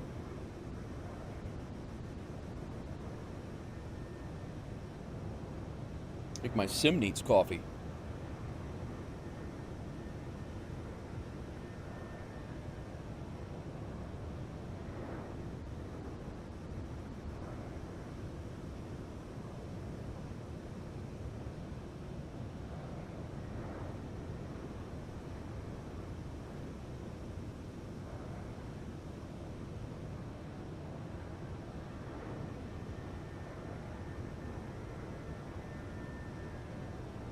Game being played in Boston, Foxborough for the World Cup while we're there. Actually, a game is being played in Boston at Foxborough for the... Really? That's cool. Toronto Center, WolfAir 112. We are maintaining flight level 340. WolfAir 112, Toronto identified.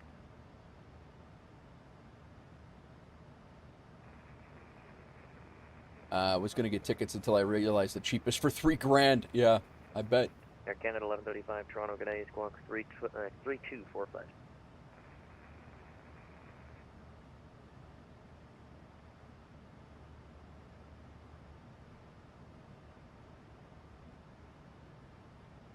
Yeah, yep.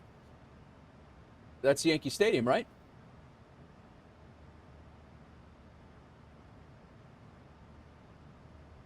So if you look, the building right over Casio,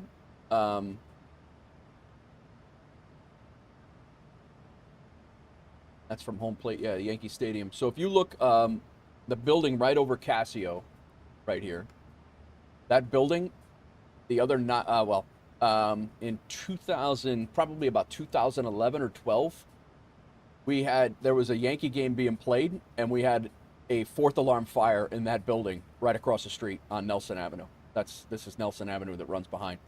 And no, not this one, not the high rise. That's over on the Grand Concourse. But that building right here above Casio, we had a fourth alarm fire in that building. It was in this wing, and this apartment on the top floor was on fire. And we had it was about 7 o'clock at night. It was a night game, and we had fire in over this entire wing. We had fire in about 7 apartments, and we ended up cutting the roof off the entire roof of this wing, and we ended up stopping it. But and then we all went to the hospital because it was about 1,000 degrees outside. But no, we did not watch the game. I was too busy not wanting to fall through a roof. And then it was pretty crazy, really, really crazy job. But it ended up going to like a fourth or a fifth alarm. We had heavy fire in the attic space that ran the whole top of the building. We were there until 2 a.m. and then we all got banged up. The only guy who did not go to the hospital was a new guy. That was it. He was the only guy. Everybody else went to the hospital with a saw. How do you cut a roof? What do you mean? So we had fire in the attic space between the top floor ceiling and the roof boards, we call it a cock loft, and it was about 4 feet, and so there's about 4 feet of space in there that's essentially a lumber yard that's 150 years old. And once you get fire into that space, it runs the entire building completely unchecked if you don't get the ceilings pulled down and the roof vented at the same time. You got to get it. You got to get all those things squared away. Otherwise, it doesn't. Otherwise, it doesn't bode well for you or the people. Here, I'll see if I can find you. Descend 8,000. Descend to 8,000, Air Canada 481. Let me see if I can get you a video here too, Craig. Give me a second.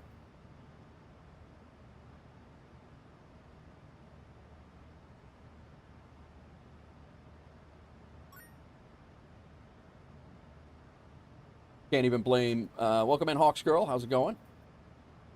Yeah. So this is how you cut a roof. Let me.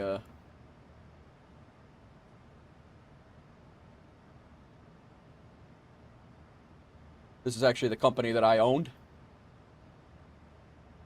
Brotherhood Instructors was my company. That's we went all over the place. This was a fire. This was a training sessions that we did in Chicago when O'Hare was being expanded to what it is now. Pretty much a quarter of the town of Bensenville, Illinois, was going to be leveled. So they gave us about 30 buildings to mess around with, but. So yeah, essentially you're and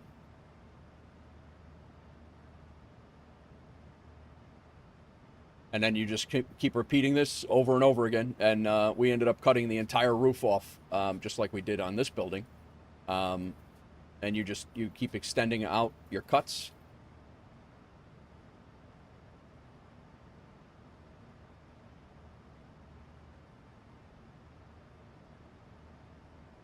I made this video in probably 2000, I'll tell you when I did it. It's probably 2006, maybe 7.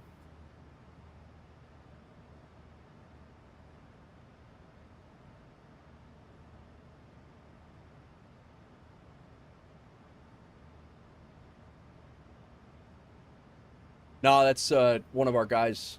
I'm actually doing the recording on this one, but it's my company. I own the company. I'm the one who started it. My brother and I started it, hence Brotherhood Instructors.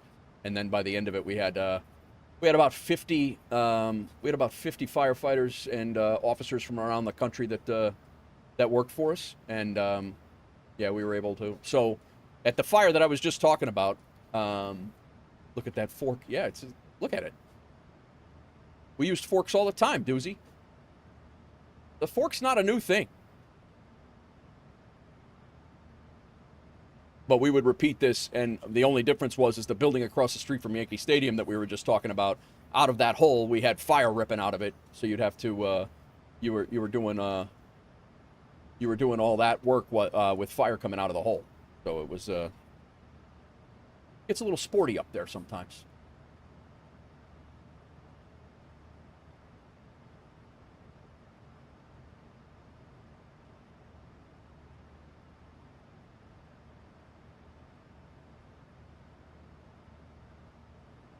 Let's see if I can find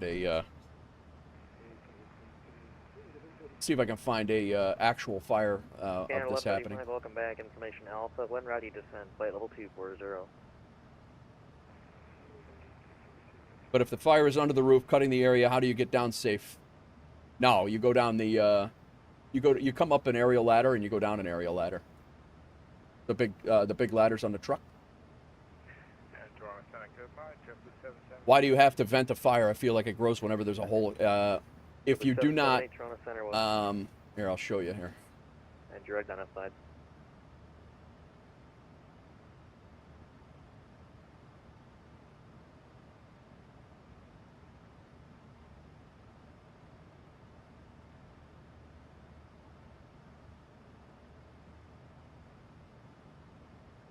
There we go.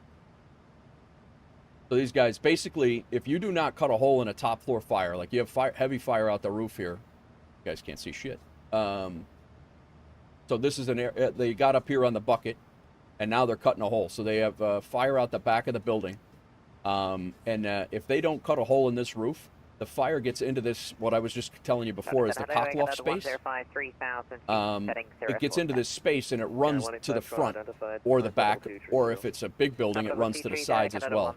So you cut a hole to essentially create a funnel and all of the heat will escape out of the Canada hole. 105 direct. And FSHub then on course. now it's not, because it's allowed to come out of the hole, it's not extending laterally underneath the roof.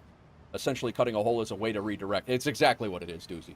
So these guys are cutting a hole in this roof, and this is what we do at every top floor fire. They're cutting a hole in this roof, and they're basically funneling it, reverse funnel out, and they're basically pulling the fire out of the hole and not underneath the roof boards. At the same time, guys are inside downstairs pulling ceilings, and they're downstairs pulling ceilings, and they're also directing the fire and pulling the fire back to, let's see if we get any roof ops here. This actually looked like what the night, this is actually what it looked like the night of Yankee Stadium, but there were some videos of that fire actually. Well, I don't know where it went, but yeah, that's essentially what we were dealing with the night of that night of the building across the street from Yankee Stadium. Was you're cutting a hole, there's fire coming out, and then you have to continue cutting the hole while the fire's ripping out of there. So it's it gets a little sporty. It's actually the more dangerous of the entire thing are the how many people have saws, because at a fire like this, you could have 5 or 6 firemen up here with saws, and you really have to watch out, because some of these guys, they get a little crazy with it, and they're not watching what the hell they're doing, and you're more likely to get cut than fall through the roof.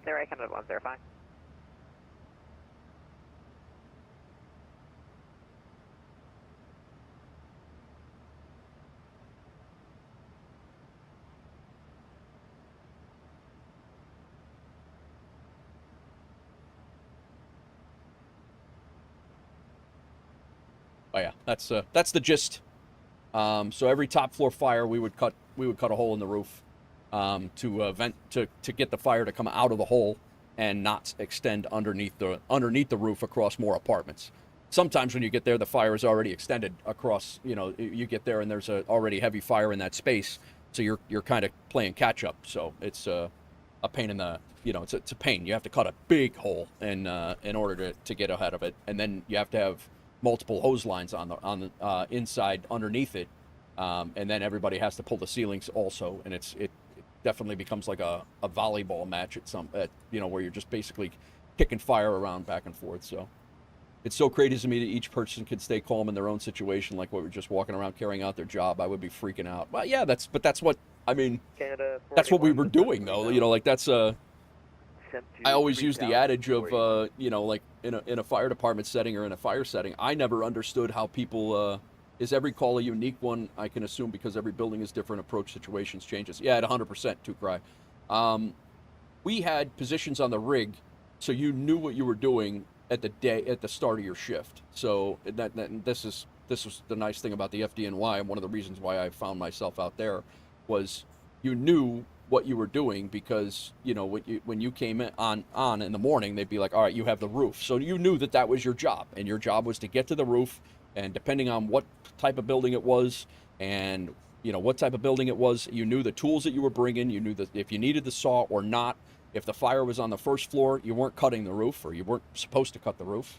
By the time my career was ending, we had people cutting the roof for every fire, which is completely crazy, but oh, it's definitely not like that everywhere, to cry. Now, there's fire departments across. I would actually say it's a little unique that in New York, that you have the ability to that you know what you're doing. There are other departments out there that do that, but in some departments, it's basically like you could respond to 2 fires in the same day, arguably in the same area, and depending on, there's a lot of places that they wait for the chief to tell you what to do, and people won't. They'll start a hose line and get a hose line ready, but other than that, like people will just, you know, they pull up and they wait for orders. And our first 60 guys on the scene, our first 60 firefighters, so basically 4 engines, 2 trucks, a squad, and a rescue. They all have jobs. They all have jobs immediately before anybody tells them anything. The chief could not show up, and everybody knows what to do. And that's what That's the nice thing about it, is that, you know, you're allowed to go do your job, and the chief expects you to get your job done, and you don't even talk to him unless there's some reason why you can't get your job done. So most of the fires in New York City go out without the chief having to say much at all. But it is just lost time. Yeah, it's very inefficient if you literally have, you know, you're basically pulling up and you have a chief. I used to tell to young chiefs when I was on my small department job out in Illinois, I would tell the chief, if he beat me into a fire, I'd tell him to drive around the block and don't do anything until I am there, because I'm going to show up and I'm going to start the operation the way I believe it should be started, and then he can come in and fill in the gaps from there. But his job is not to tell me that we need a hose line stretched at a fire. I know that. I'm a fireman, for crying out loud. The house is on fire. They need a hose line. You don't have to tell me to stretch this size hose line to this door and park the engine here and hook up to that hydrant. That's absolutely crazy. Imagine being ready to storm the building, but you can't because you have to wait for your chief. No, I'm not saying it's not quite that crazy. I mean, you don't have to wait for the chief, but a lot of these chiefs are inexperienced as well, and so you'd have issues where, you know, they needed to, for them to feel like they've accomplished something, they needed to tell you what to do and exactly how to do it. It's micromanagement to a T, is really what it comes down to. The nice thing about New York City Fire Department and most big city fire departments, they're not like that. Most big city fire departments and busier medium-sized departments, they basically know that their guys know what to do and there's no issues. But average age, it's not an age thing. I'm talking young and experience. It's not an age thing.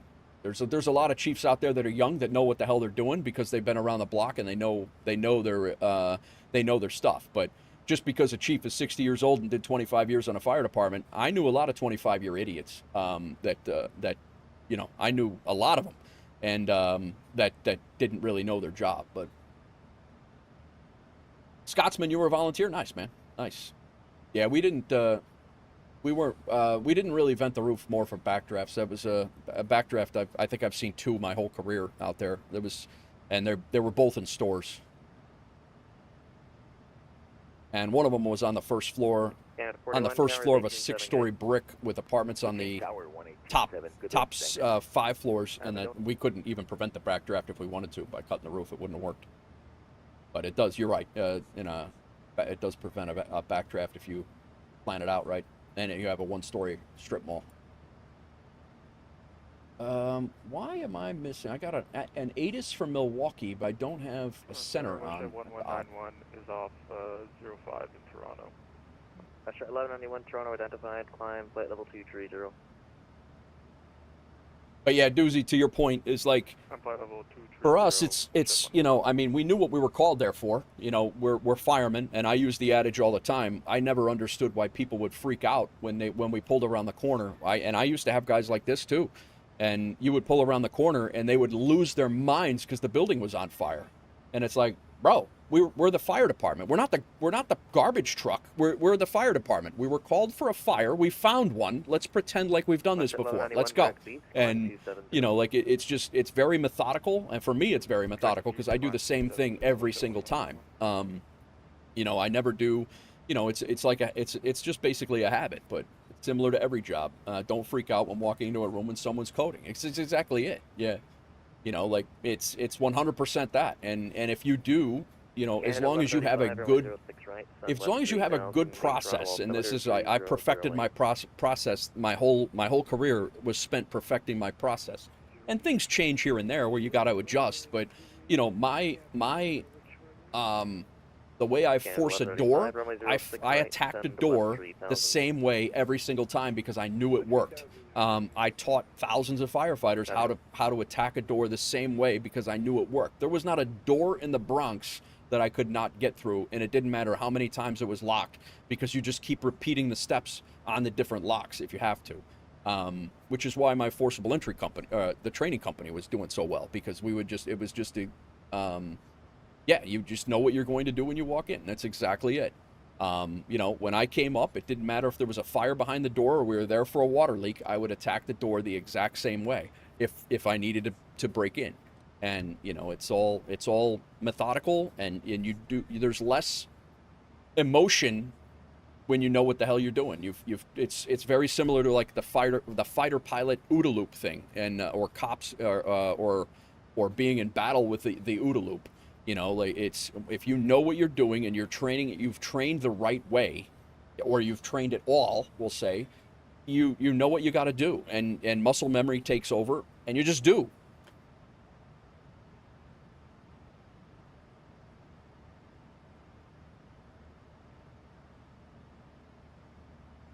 But yeah, it's like you said, when somebody's coding, I mean, you know what you got to do. You know, like you know you got to get, you know you got to get the defibrillator going, regardless of what type it is. You know, if you're out on the street, it's an AED.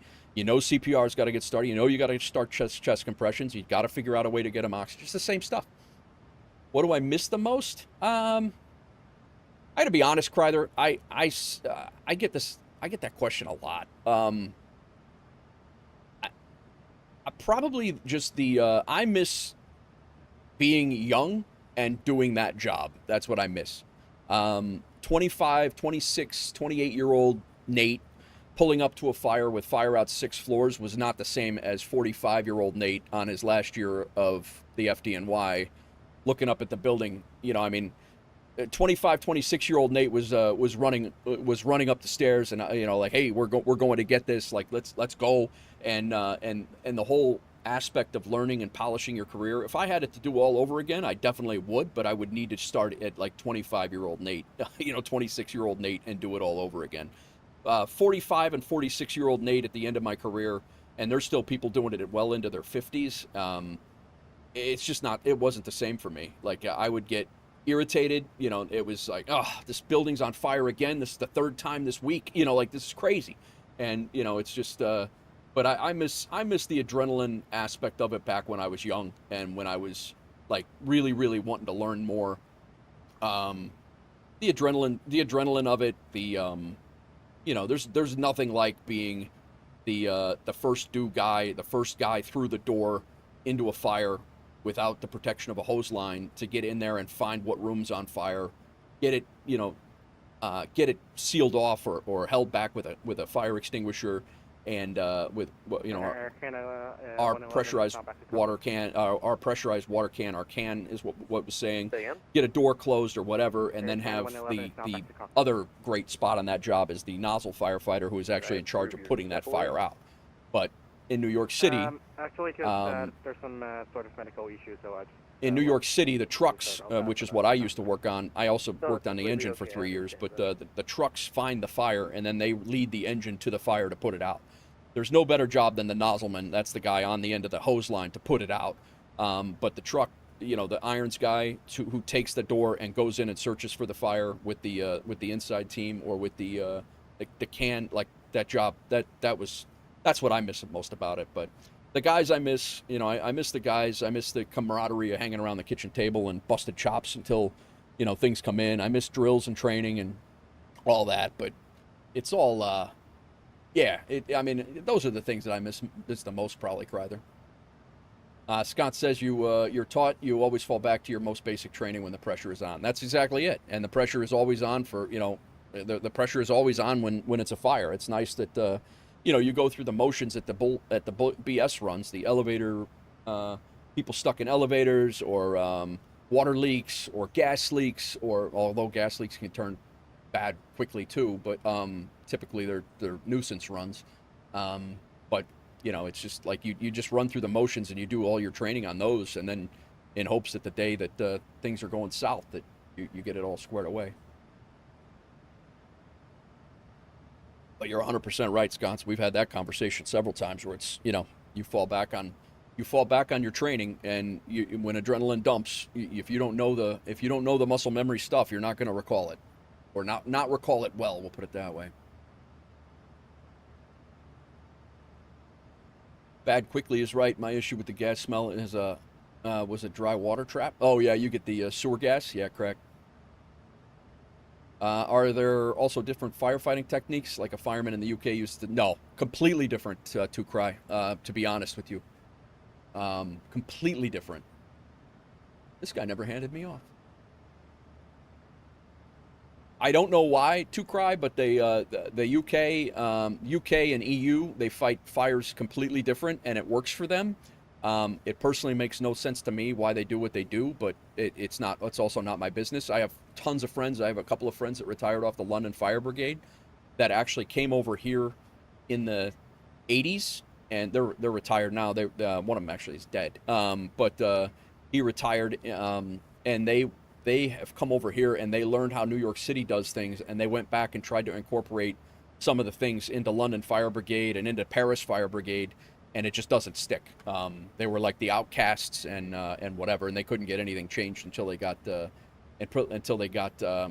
but for whatever reason, the building constructions also has a huge part of it. You guys, everything that you guys have is brick. Not everything, but most of the stuff you guys have is brick and concrete.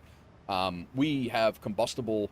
The buildings that I worked in are 7-story brick and wood apartment buildings. They could burn down. I mean, the floors are wood, the walls are wood, the roof is wood. WolfAir 112, surveillance terminates. You're cleared the on-it frequency. All right, over to Unicom for WolfAir 112. Thanks for the ATC. Catch you next time. But the UK probably taxes them first, he says. I can't giggle. I had to giggle out loud while being in the tour. That's fun. But yeah, it's the building construction's huge. Different buildings, different materials. You have different sciences. The UK and the EU, they believe that you know what? It's like the Celsius and Fahrenheit thing, really. When it all boils down to it, it's literally like the Celsius and Fahrenheit thing. The U.S. believes, for the most part, that you get in quickly, you put water on the fire, and you hit it from you get it from the inside, and you get the people out that are the most severely trapped, most severely in danger. You find the people, you get them out, and you get a hose line in the process. At the same time, you get a hose line in place. And I think the UK and the EU spend a lot more on the safety aspects of it. The safety and science, they'll go in with they use the principles are the same. Obviously, everybody's got to go in and put the fire out, but UK doesn't have firewalls. I don't know about that. I think everything in the UK does have a firewall. They're very most of their fires are very compartmentalized, so it's not really going to extend beyond the unit, which is why they can do what they do. Whereas in New York, whereas in many places, like I think a lot of places, the fires extend beyond the rooms and buildings of origin in many cases. But we just used the Irish for this one.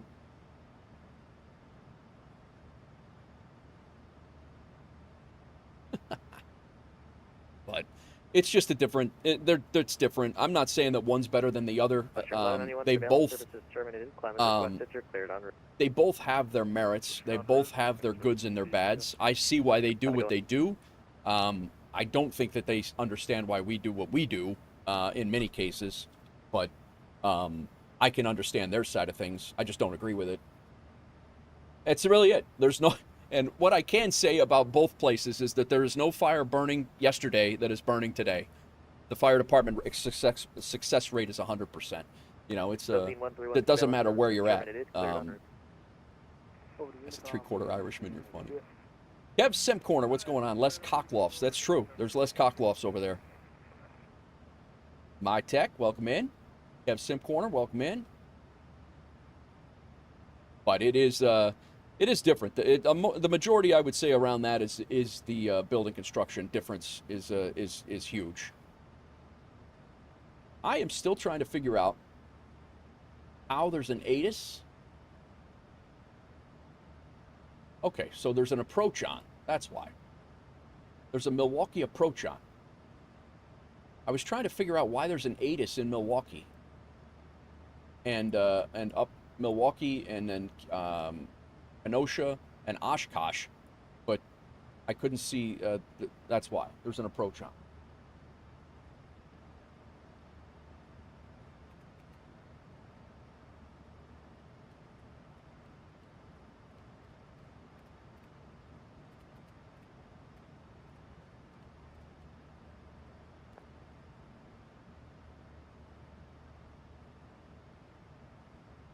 way less shared. Way less shared cocklofts.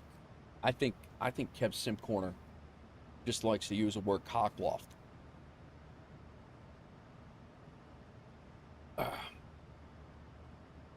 We only got a 6-knot headwind here. I guess going up to 340 was actually the move.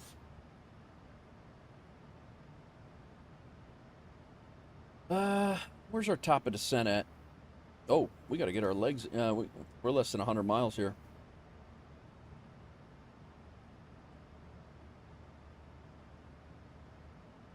I've been yapping about fires, not flying a plane. Let's see what they're doing here. Milwaukee ATIS.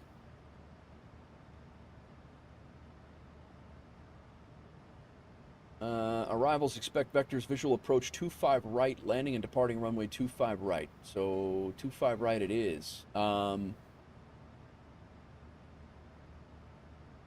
Information Sierra, 3012.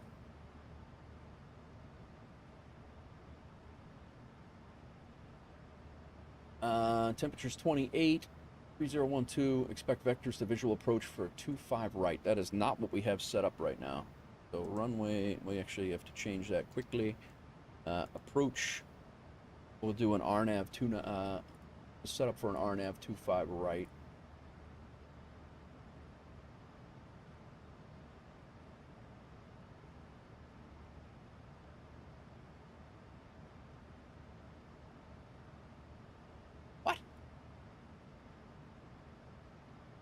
That runway is tiny.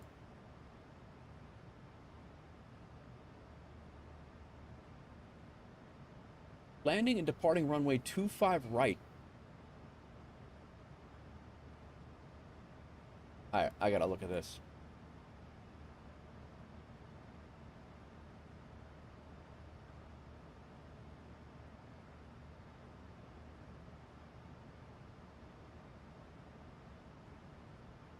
It's a 4,700-foot runway, and there's an 8,300-foot runway. Airpod 6, Bay Park.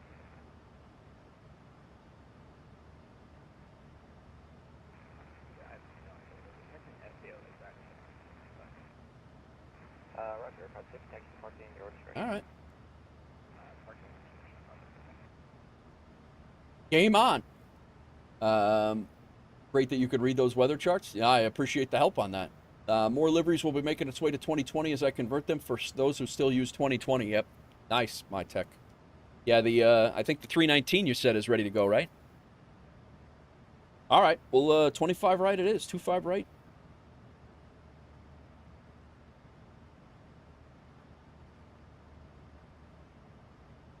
Oh, it's already available. Nice.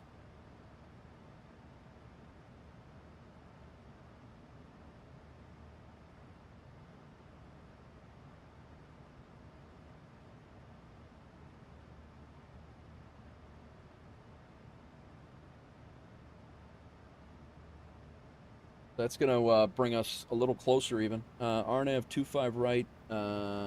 Transition is final.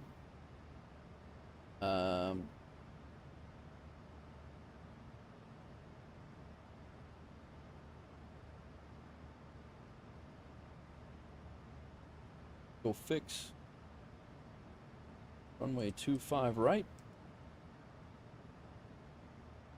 And reciprocal is 076. And our final will be Phoenix. Who dat? Captain Pebble boarding. Heading to the Wolfpack meetup at Sim Gaming Expo 2026. Phoenix, F-E-T-I-X.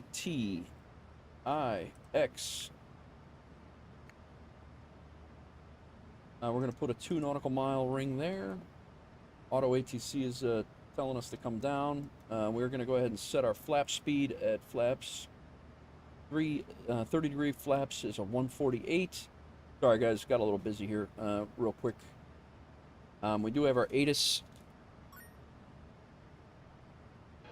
Let's check our My Tech Reviews heading up with Attaboy. My Tech Reviews shipping Nichols Pickles. Top of the morning to you, KGW. Welcome in. You just know how to set things on fire. Was it the whole country? I can't remember any. You just know things. You just know how, or was the whole country? Huh?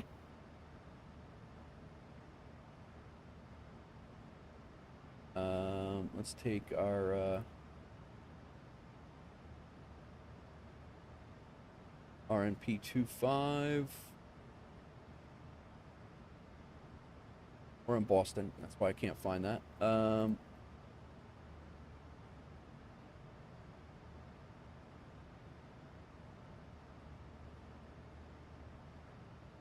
right, approach course is 256. 1080 is our altimeter.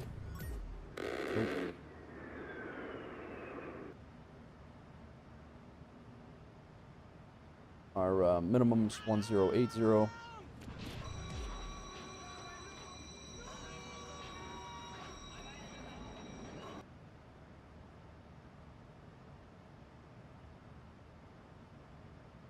All right. Who got the raid? I missed the raid. Ibanez coming in with a raid of 44. I completely missed that. Welcome in, guys. Infamous Triumph, thank you for the follow. Ibanez, thank you for the raid. Did the raid sound come through? Jeffrey B, thank you for the resub. 12 months, man. Thank you very much for that. Bravo Juliet, welcome in. We're getting ready to descend into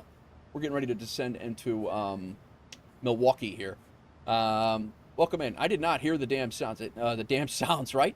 KGW didn't hear anything. Gotcha. Who else am I missing? Jeffrey B, thanks for coming in.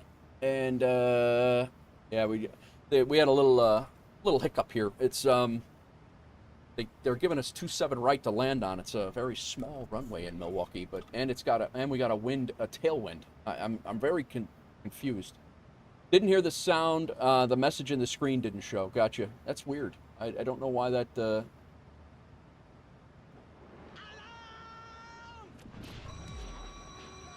Yeah, I'm not really sure why that didn't come through, and I'm getting silly sounds coming in, for other things. So, all right, cool.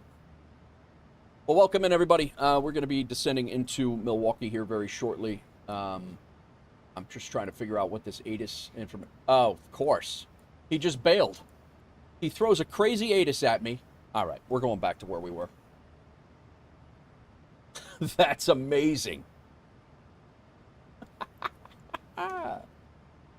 All right. Thanks for the follow, Infamous Triumph. Ibanez, thank you for the raid. 2-5 left it is. No, I'm going back to what I had planned. It's I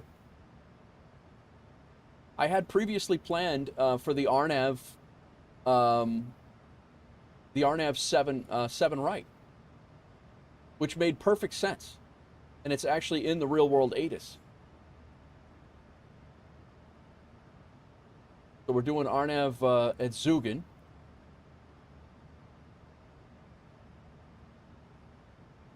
All right, let's change this up again.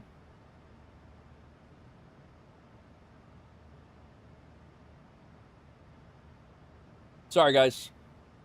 Let me catch this back up, and then we'll get back to it. It's basically a circle to land here. So 1119 is our new.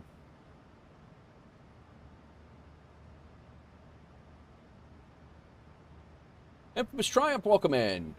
Maddie, I heard the raid come through. Okay, good. I did not hear it. I don't know why. Highly annoying. I don't like missing things like that, for sure. Jeffrey B, thanks for the resub, bro.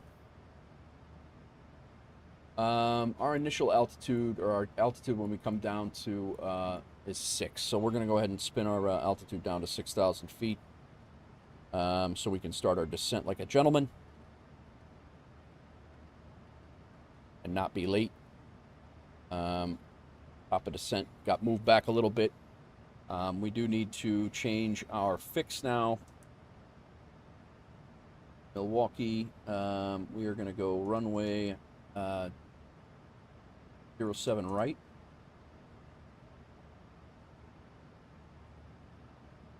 And then, what are you doing, Ibanez? Did you ever get that flight? I saw you having a problem. Did you have an issue with that plane crashing a couple of times as well?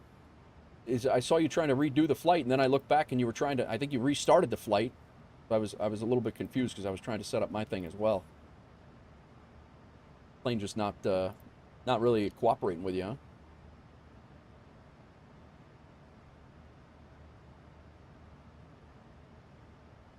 All right, RNAV Yankee is what we're coming in on.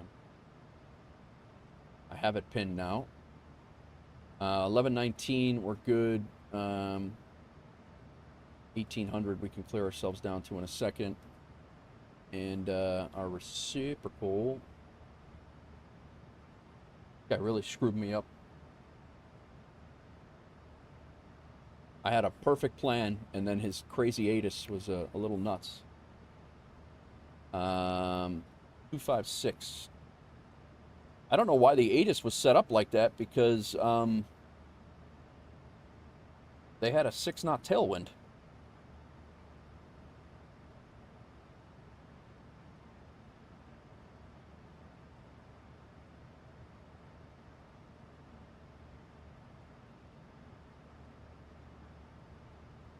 All right. We're going to be exiting left. We're going to park over here in the sea gates is the plan. We have no star, so we're going to be coming straight down, and then there is a discontinuity between Suds and Zugen. So I'm going to go ahead and get rid of that right now.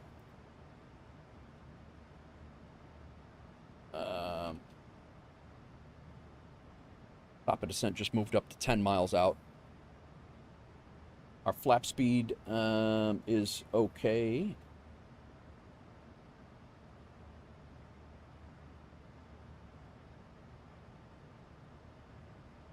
What a hairy departure out of Boston that was, by the way. All right, 3009.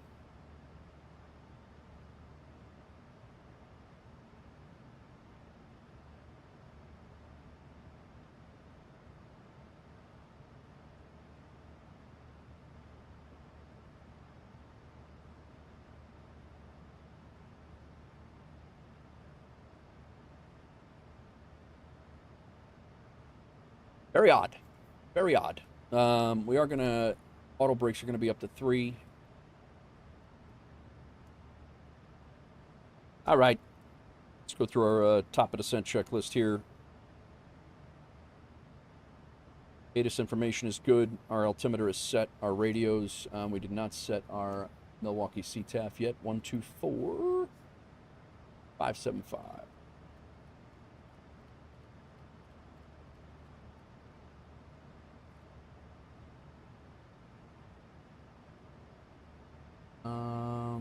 Just in case. I don't think we'll need it.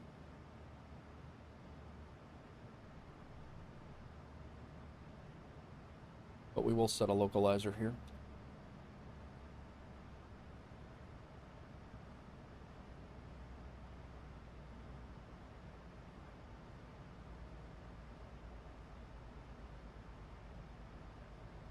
Two 5 left, localizer.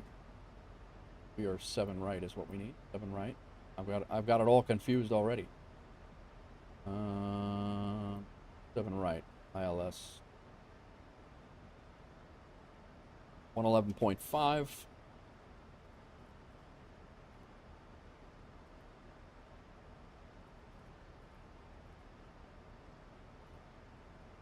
And the course is 076.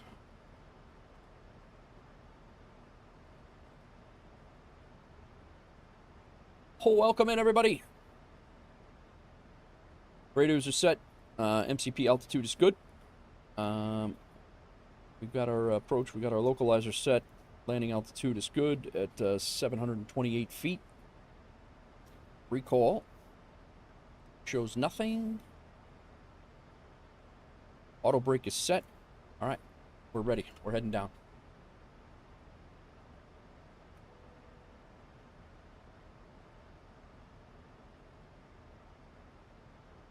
Coming across the, this is the east side of Lake Michigan. We're right around Saginaw. This might be Muskegon right down there, actually. My dad used to own land out here. Spent a lot of summers out that way.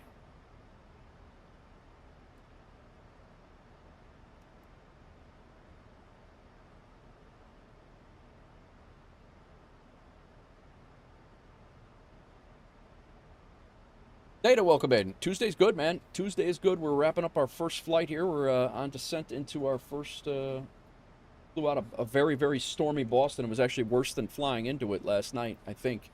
Less VATSIM shenanigans though. That was good. VATSIM. VATNanigans. That's what we'll call them. Thanks for the hydrate.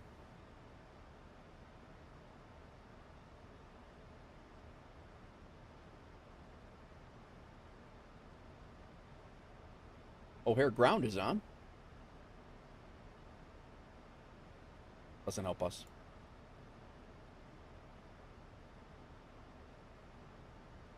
How's your Tuesday, Theta? Welcome in, welcome in. We're continuing on to Dallas-Fort Worth after this flight. And we are in the WolfAir anniversary livery. Guys, I'm going to hit the restroom real quick. I'll be right back. Did your nose gear sink into the ground again? Wait, what? Give me 2 seconds, guys. I'm going to hit the restroom. I'll be right back.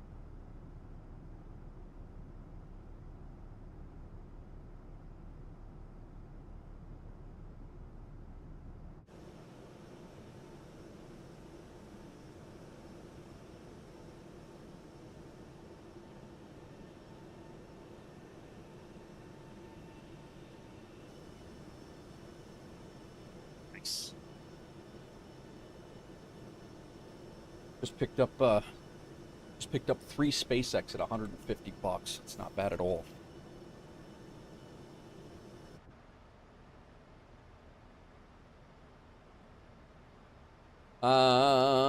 It's good. Need to get better about your stream start time. Oh, Theta, you got to join. Stay involved in the Discord if you're looking at what time. You can't rely on YouTube or Twitch to give you reliable stream start notifications. So you really got to hang out. Keep an eye on the Discord if you want that. I try to give a little heads up on when I'm going to be starting, and then the stream alerts go out on Discord as well. But typically on Mondays and Tuesdays, I try to start at around 11 o'clock. Yesterday was a little late at 1, but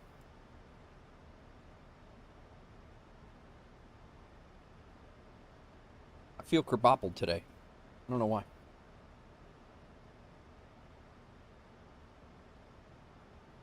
Descending through 24,000 feet. We are descending below the transition altitude, so we're going to go ahead and set that now. Like we're about 45 miles out. If no ATC comes on, we're basically on vectoring ourselves over to the appropriate RNAV approach. Is this here? We are set up for the ILS, but I just put in the localizer in case we needed it. We can go down to 1,800 feet. 1,800 feet will be 3 miles out at 1,800 feet. And we're coming into Zogan, mandatory at 6,000 feet. And Irony at 2,800 and Wallam at 18. Let's just make sure that those are all in correctly. I'm going to make Wallam a solid 1,800.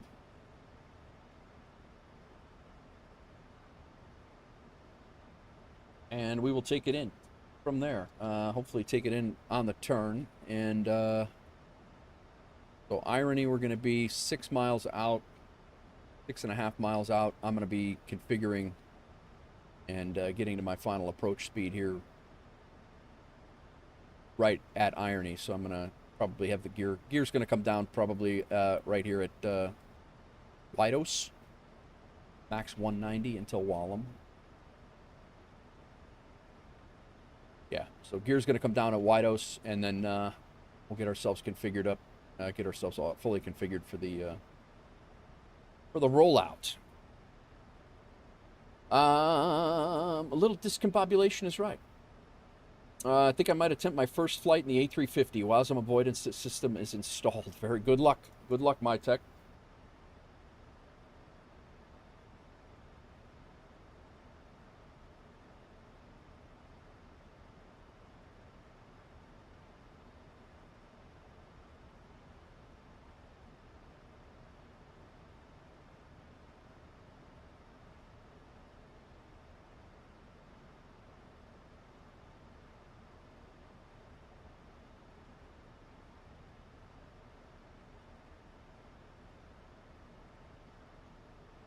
I do want to give that plane another shot here soon on some shorter hauls. It won't be short hauls, but some hub-to-hub stuff that we do.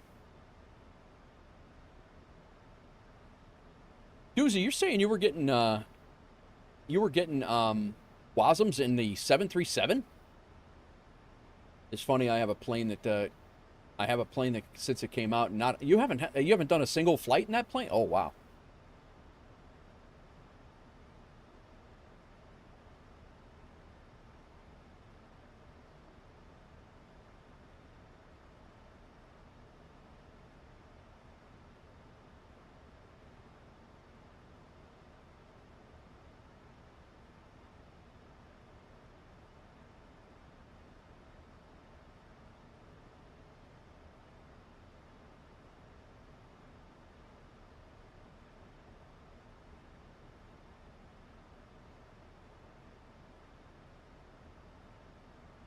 Had so many CTDs that I avoided it. Yeah, I don't blame you. Yeah, the iFly is staying in the hangar for now. Really? Wow. All right.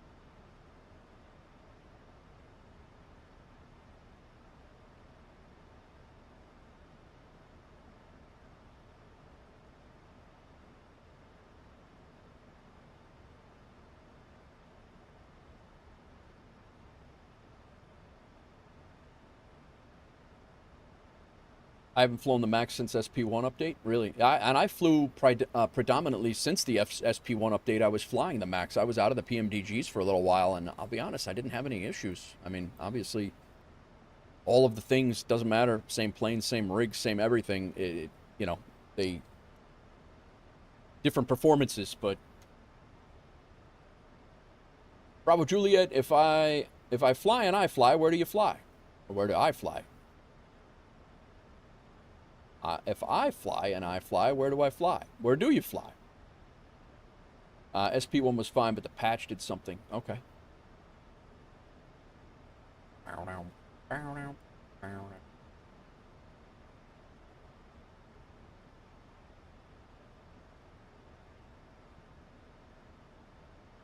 I hope we can stop before Tango, Echo.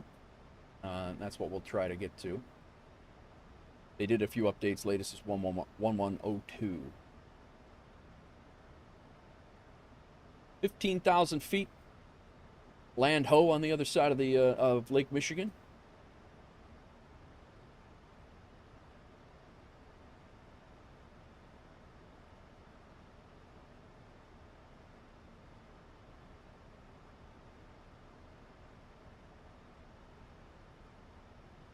Welcome in, everybody.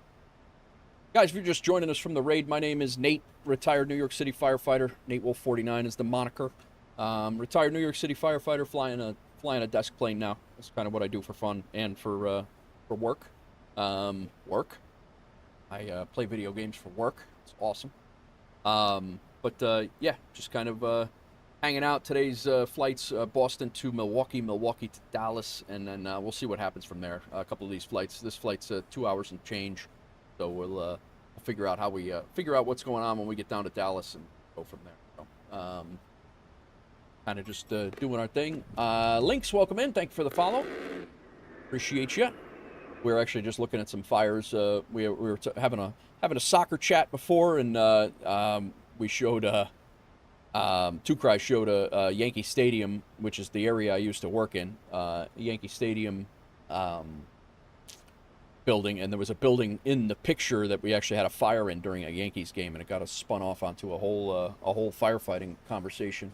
But yeah, so that's kind of the gist. And then we were having a little discussion. We had a nice soccer conversation, football conversation on the way out. It was a very enjoyable flight here.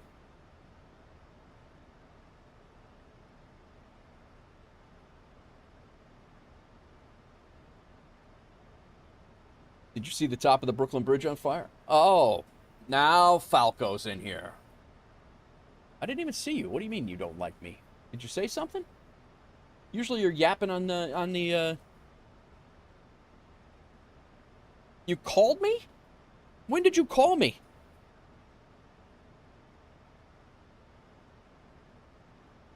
Did you call me like 15 minutes ago? Because I'm streaming. Falco, I'm streaming. What's up, you are? Like 2 hours ago. Well, it's 2 hours and 25 minutes into the stream, guy. I didn't even see you called. I'll call you back. You good? Are you good? You all right? My bad. Good, good. Yeah, I'll call you tonight. Again. Oh, you're road tripping. Nice. You out east? Milwaukee traffic, WolfAir 112, inbound from the east to Milwaukee. We're going to be doing the RNAV Yankee runway 07 right. From the Zugin, Milwaukee. 4575. You were in St. Louis for a bit. Nice. 4th of July weekend. Very good, very good. Now you're back home. Gotcha. Did you call me on the road trip? Or did you just call me earlier to tell me that you're home from a road trip? Oh, there she is. Now you've done it, Falco. Now you've done it.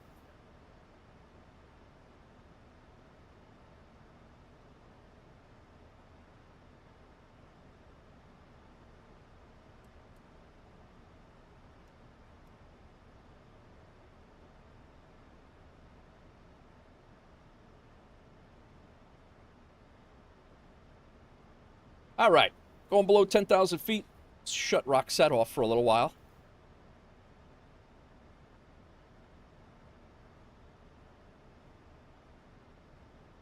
Missed approach, climb to 3,700 feet on the RNAV missed approached route to Prout and hold. In reality, we will climb out and probably re-engage back to Zugin, and we'll take some delay vectors out here until we get reset up, and then we'll come back and do the whole thing over again, if need be. We do have 20 minutes of extra fuel just in case. Go ahead and go flaps 1. How's it going, Falco? How was your trip? Just arrived home, gonna join on the next one. Sounds good, Two Cry. Hawks Girl, I don't, you're not answering my text. What did we get? What was the purchase price, by the way? That is Milwaukee Airport right there. We are coming in and doing a circle and coming back.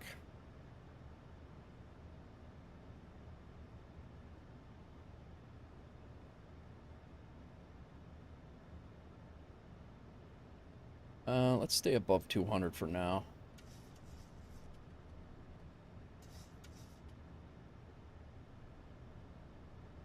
Arm the speed brakes.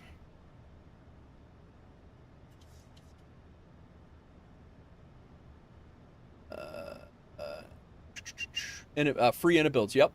Yeah, it is a free Enibuilds. Spent the weekends with the lady and also did some plane spotting. Nice. Did you do that in St. Louis, Falco? Yeah, the Inabuilds is free.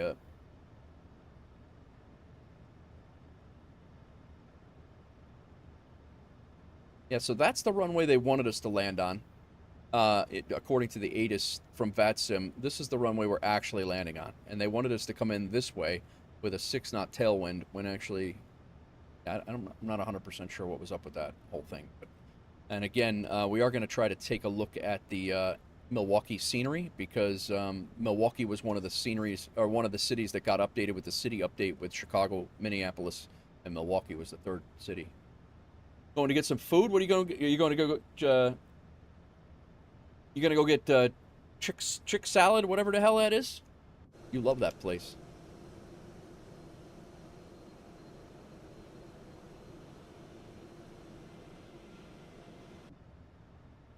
I might. Give away Milwaukee? Yeah, there you go. Chick salad chick, that's it. Milwaukee traffic, WolfAir 112, I'm entering a left downwind, 10 miles out, 7,000 feet. Milwaukee. I'm actually, I was not, it was okay, but it's really, I could take it or leave it. It's just chicken salad to me. It really didn't blow my skirt up. It's okay, but Falco's sending me pictures of it like it's the best thing since sliced bread, and it was chicken salad grosses me out. It's doozy.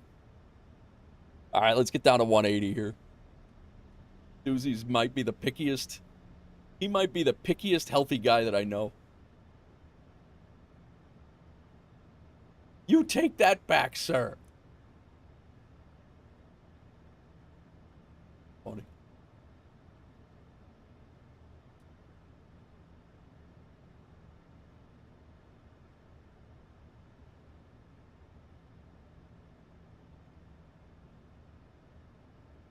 ATIS said to land on this runway before. That's where... Funny. That was VATSIM ATIS.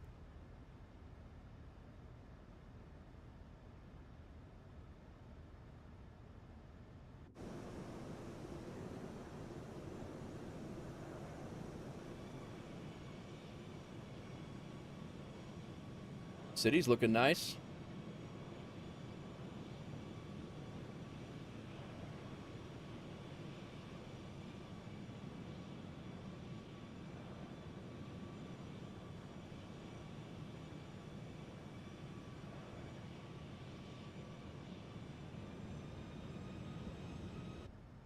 All right, let's get ourselves situated here.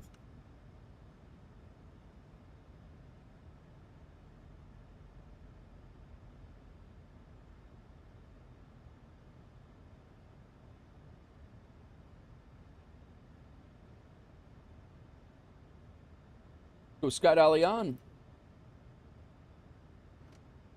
I'm eating Puerto Rican rice and beans with roast pork and plantains. That sounds really good. You could put a picture of vomit and chicken salad next to each other, and I would struggle to tell the difference.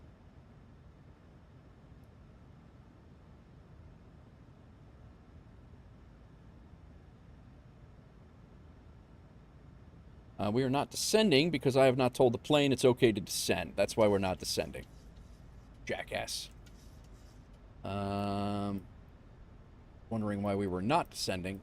1,800 feet is where we gotta be. Now we're catching back up.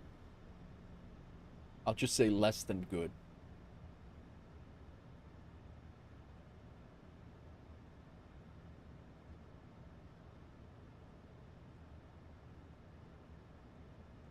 .147. Current winds are 6 knots coming down the runway, so we'll shoot for 150.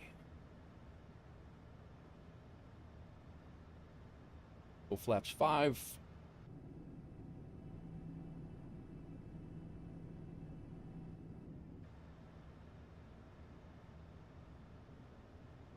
Gears coming down here.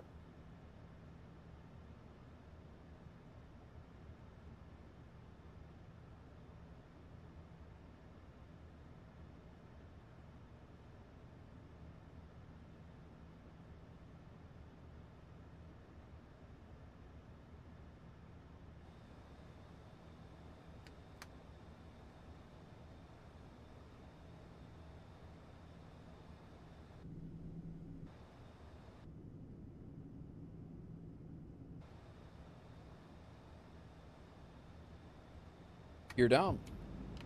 Flaps 15.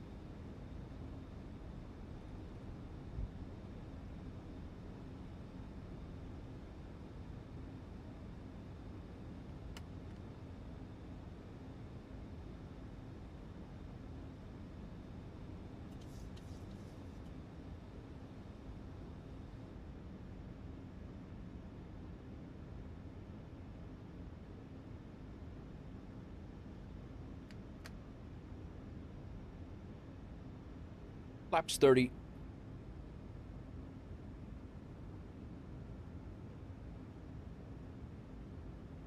My aircraft, we got the visual.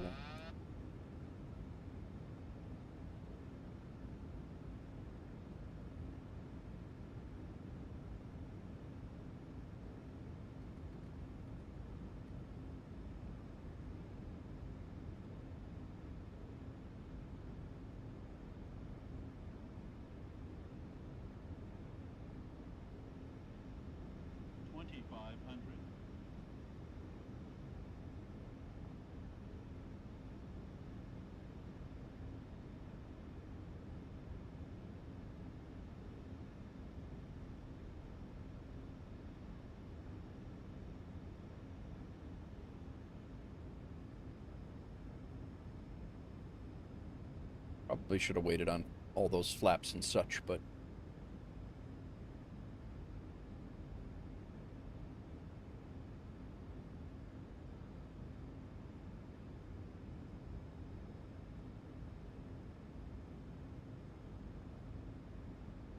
Milwaukee traffic, WolfAir 112, about a 6-mile final runway 07 right, Milwaukee.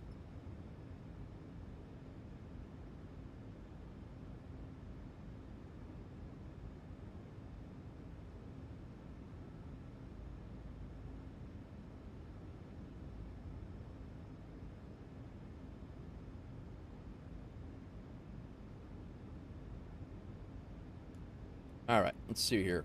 Let's get the speed up to around there. That's about 70%. N1, as Scott said yesterday. My speed is climbing drastically, though. I do that.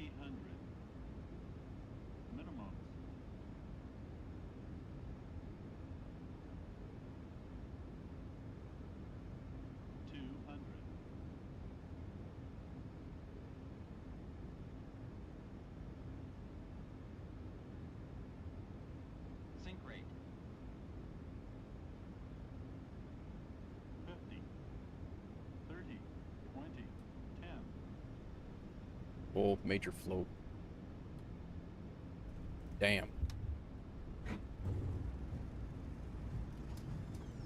That wasn't as bad as it looked.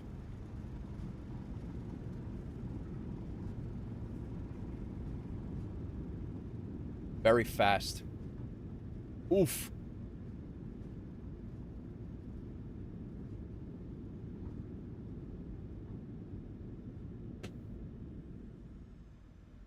Oh, I've seen sconce say oof.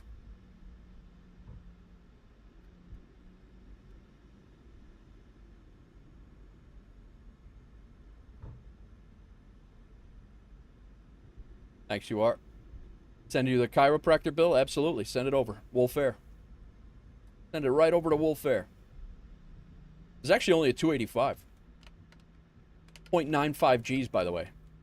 I think that's all FS realistic silliness. I'm about ready to uninstall that, to be honest. I'll be completely honest with you. It is not, I cannot recommend it. I feel that it's way overpowered. Milwaukee traffic, WolfAir 112, we have vacated runway 07 right, and we're going to be crossing 19er standby. Let's get ourselves cleaned up. I don't fly with it at all. I don't feel that I'm missing anything. Yeah, I agree. Take that, Milwaukee.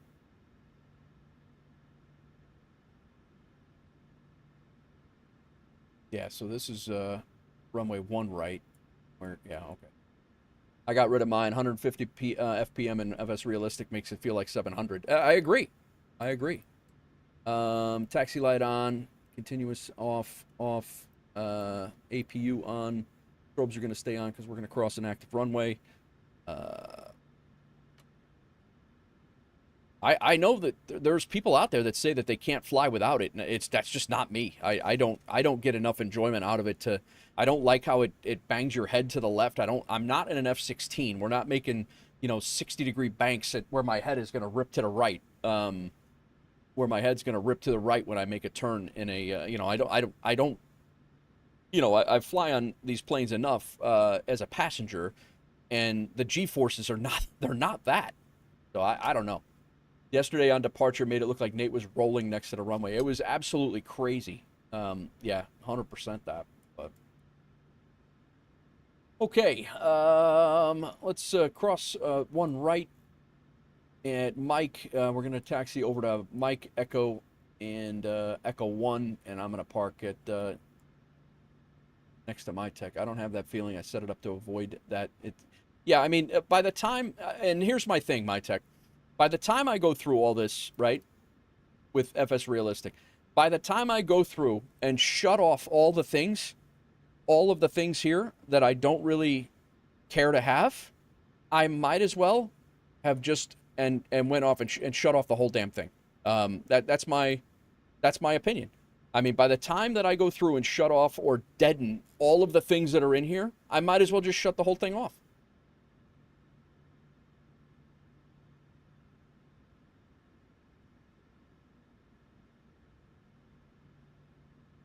All right. Engine number 1 can come down.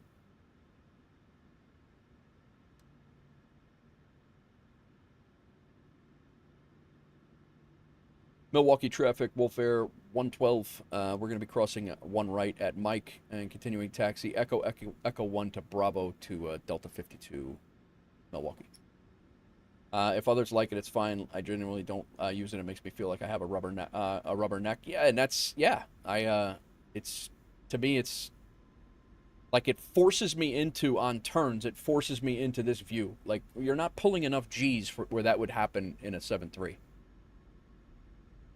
But, again, everybody, I don't take anything away from anybody who wants it. I don't care. It's just not my, that's the nice thing, is we don't all have to use it. Sent you a friend request on Volanta. No worries if you... Oh, I'll accept that you are. No worries. Anybody who wants to send me a friend request on Volanta, you're more than welcome. Milwaukee traffic, WolfAir 112. We're clear runway 1 right. We're crossing runway 1 left at Mike. Taxi Echo 1 to the Delta gate, Milwaukee. Oh, you're at a heavy gate. That's what you're up to. Yeah, the G-pull is wild. Everyone is stuck to the ceiling. Yeah, right.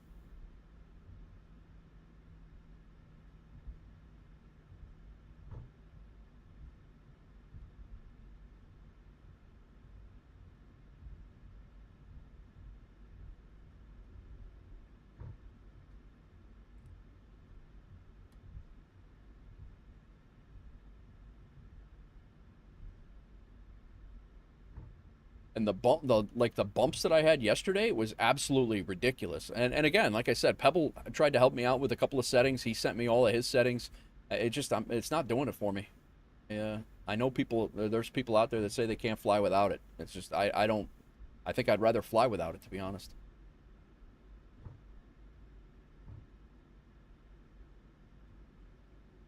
Wait a second. You're telling me you can use something and I don't have to? Exactly.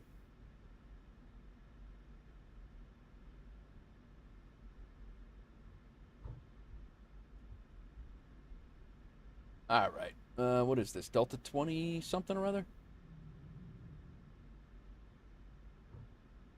Close. Delta 55.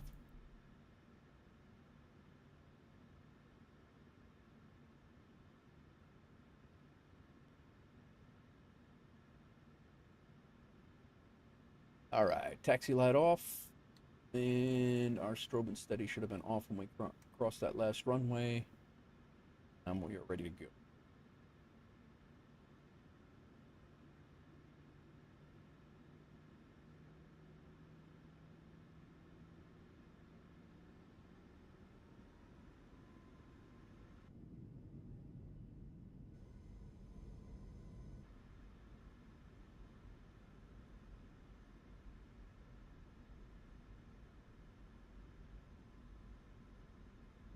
Again, guys, this is a free scenery from Inabuilds. If you don't have it, definitely go pick it up. Free Inabuild scenery, Milwaukee.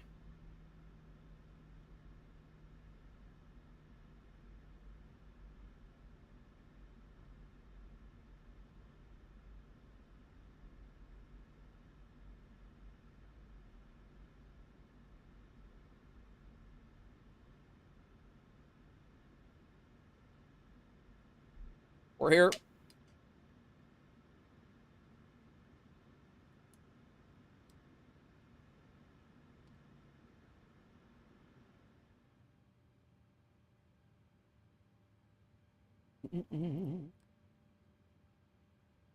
And one coming down. 7. We'll go ahead and shut off the anti-collision light and get the chocks set. Got my tech. Looks like he's tagging along for the next leg. Door management. We'll go disarm all. Open. Cargo doors can be opened. And GSX can deboard us.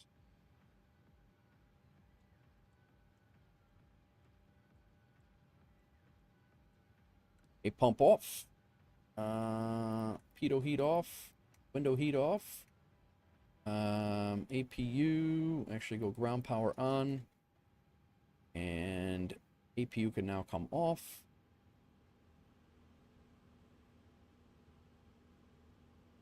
Yaw damper off. And let's go ahead and shut off all of our flight directors are off. Auto throttle's off. All right. Cool. Installing now, the scenery loading in about 2 minutes. Yeah, no worries. We got time. Flight Sim World, anything with the world realistic is the most unrealistic thing you will see. Same for smart and intelligent. Yes, right? The worst part is that the sounds are overpowering, especially when on frequency. Yeah.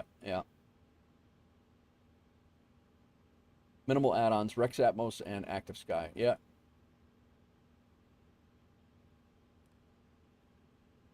All right.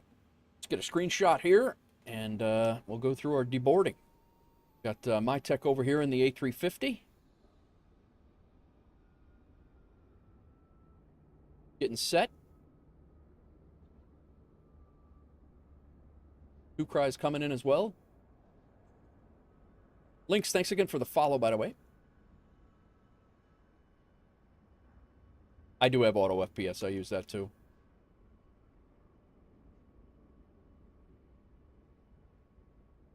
To the tower. Terrible angle. Terrible angle, my tech.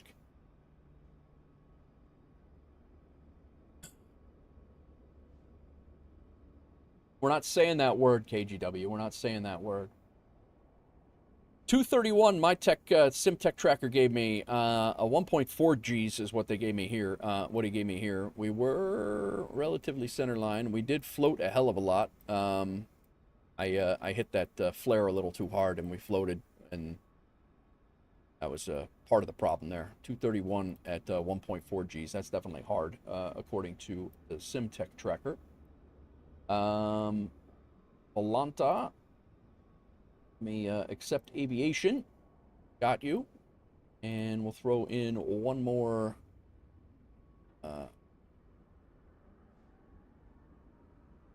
When we'll be getting livery for rhodium codes 350? I don't even know what a rhodium code is. Climbed out of Boston, very, very stormy. We actually stayed on heading. We were supposed to come out this way, like this way, but we had a huge thunderstorm, so we actually stayed on heading mode until we came up here. So we vectored around it. No, actually, I'm sorry. We were supposed to cut from like here and then go over here. There was a huge thunderstorm in here, so we stayed on a heading until we got out to about here and then went direct to Hannah. We had some ATC coming through Ontario, coming through Toronto, and then we came in, nice little approach right over the top of downtown Milwaukee, which is the new city update. And nice RNAV, the circle to land. I took it over about right here, and then we flew it in. I took over the throttles about right here probably, and then everything went to hell from there. Little bit off to the left, the center line. 280 is what Volanta gave me at a 1.28 G, so they're all over the place. Exactly. Scots, welcome in. Welcome in, Scots. Good to see you. That's the Milwaukee City update there. Thanks. Good evening. Been here chatting for 3 hours, and he just now gets his blurp walk in. That's great. All right, let's call that one good. Wish I had that landing to do over again, but we'll come back. It's always these approaches in Milwaukee are always good. This was our 5th flight into Milwaukee.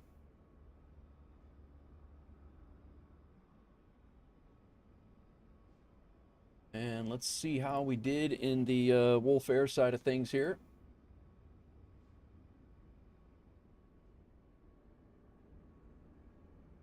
$285. Oh, I gotta sign the guest book. To cry.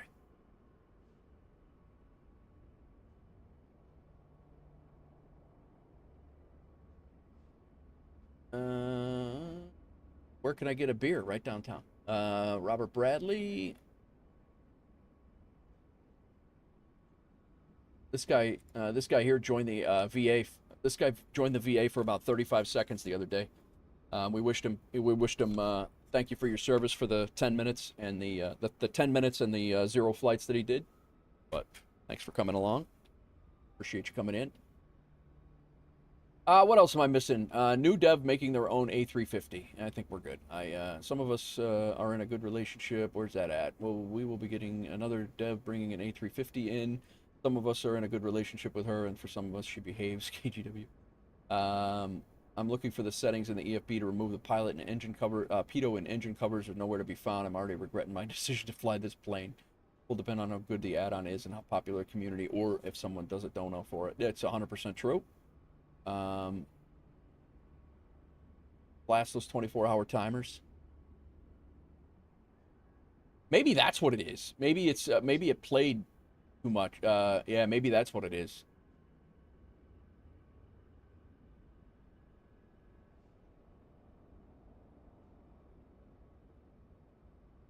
PayPal will have mixed feelings if you send us a foot. True.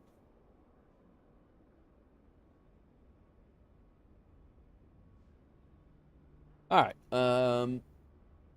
Left large crater at the landing zone of 07 right. Ramp to blame.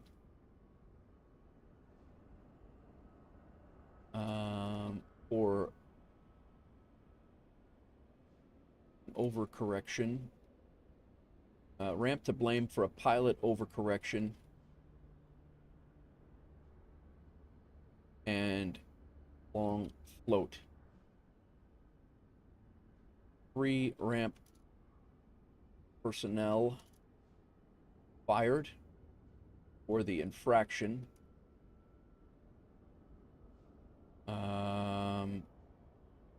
Yeah, perfect. Done. All right. Company route, duty schedule, Aeroconomy, and VATSIM. Go up to Aeroconomy here. I hate packing, he said. We just crossed 1.35 million in cash here. We got paid $4,500 for this flight. Very nice. Very nice. This guy never stays home. The guy he acts like he's got you know, so much going on. He's always out traveling to cry. He's always moving around. Our duty schedule is complete. We're going to generate another one to go down to Dallas. And there we have it. Milwaukee to Dallas. That's our next leg, and that's where we're heading.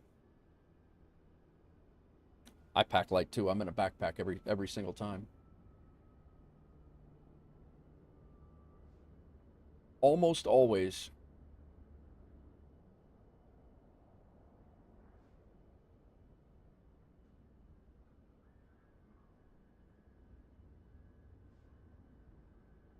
Take that. We'll take an extra 20 minutes of fuel.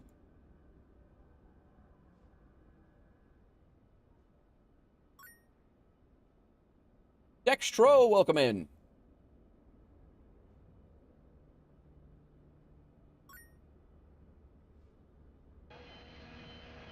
This flight's going to be the exact same, almost the exact same amount of time, 2 hours. We will get a second duty schedule out of it, though. Dextro shipping. Pontiac 91's questionable cargo has been loaded.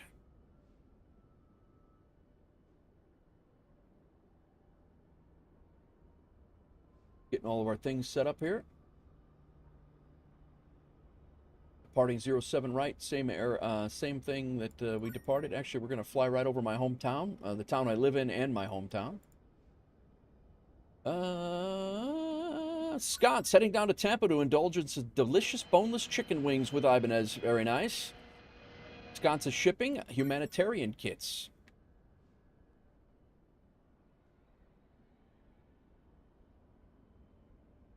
Let's take a look at the ATIS here before we commit to anything. They're landing on the 1-3s. Crack is heading to Texas to help explain to Captain Pebble's wife that he does in fact run his own house.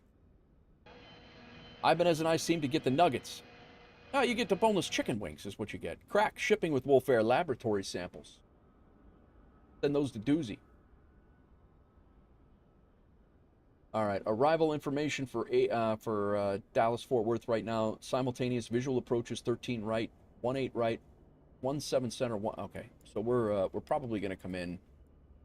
I think I'm going to come in on 17 left. No, I'm not.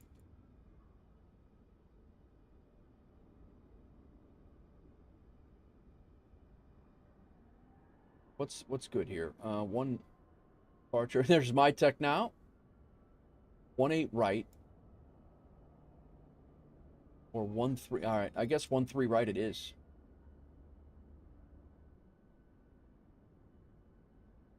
What's our weather down here?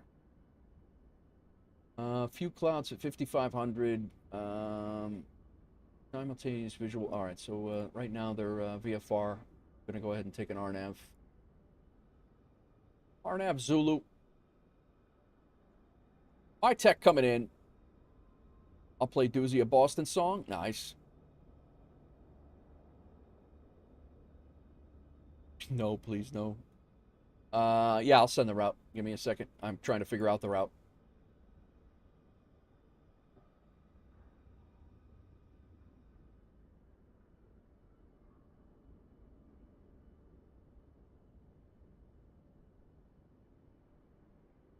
That's the route.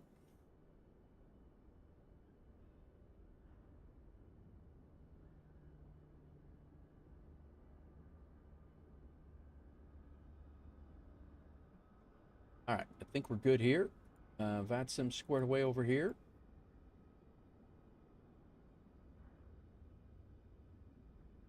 We got all our things up there. Nice. Now we can get our flight plan squared away.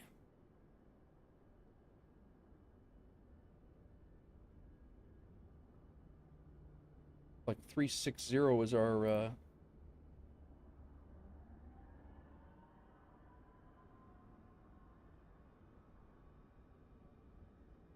gonna log off, come back as WolfAir 358.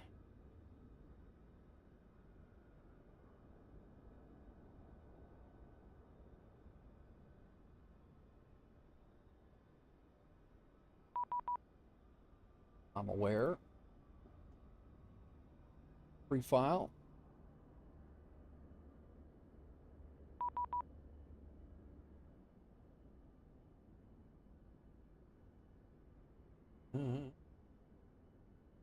What is going on, everybody?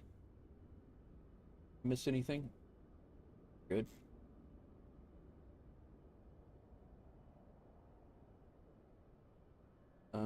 All right, LRM's done. We got MyTech does his own thing. It squares it away.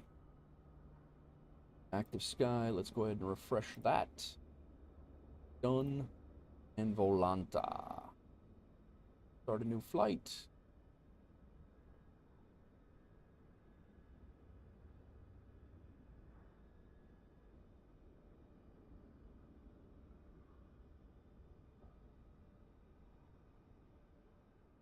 On to set.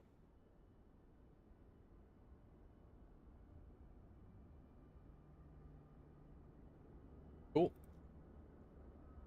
I think we're good to go. Oh, there's 2Cry, I think, coming in. Airbus.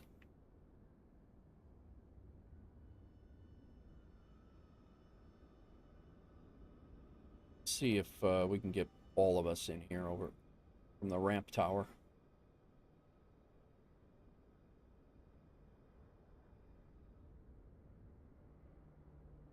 You ever figure yourself out, MyTech? Did you get it squared away?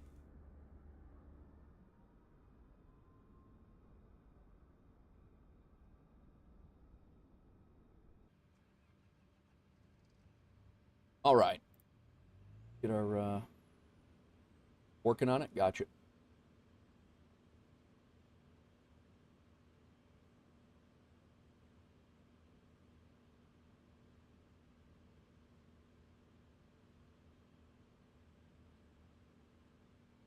Weight and balance. 77% passengers. Cargo load is 79%. 45% cargo load. Overall load is 80. We are taking 145 passengers and 7,975 pounds of baggage down to Dallas.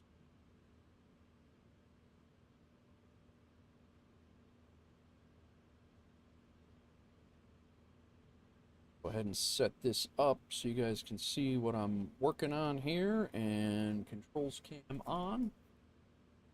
And let's go ahead and get our flight plan squared away. Position in it is good. Flight plan request. Milwaukee to Dallas. Set payload, set fuel, select the route.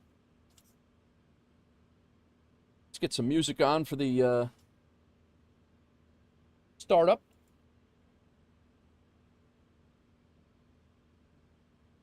What is going on? It is only 2 o'clock and I'm almost out of coffee. This is terrible. Terrible.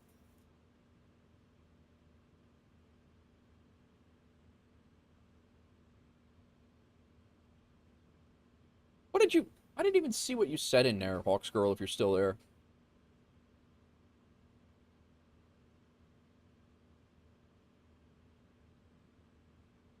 You said I ignored her. Where? I don't even see.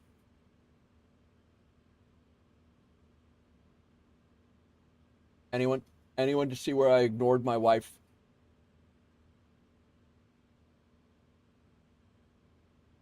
My kids called out my caucasity when we had moved. I learned how to use some spices. One taste of good food and it was over. Yeah, you guys were having a conversation. Exactly that. My mom worked a ton coming home from school. Seeing the crock pot on the counter was never a good sign.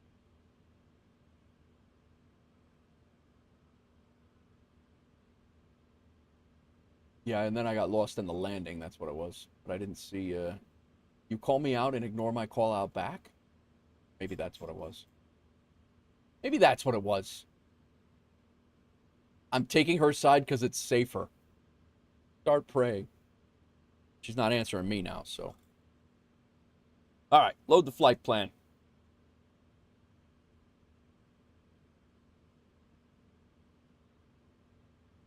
WolfAir 358. Got a database error?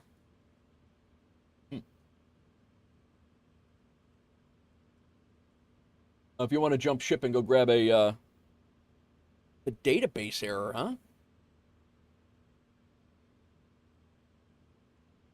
All right. We're leaving on 07 right. Great song. Accra 5.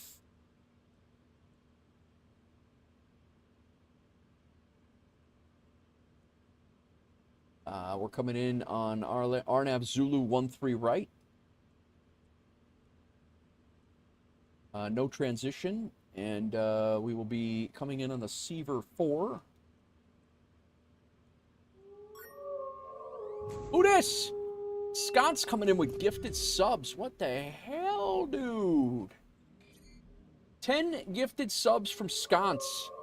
Ibanez, Scott Vars, Jet, Shaundi, JDS Fan Club, The Pellet Guy, Ravos, Lieutenant Bob, Pro Sauce, Das Rook.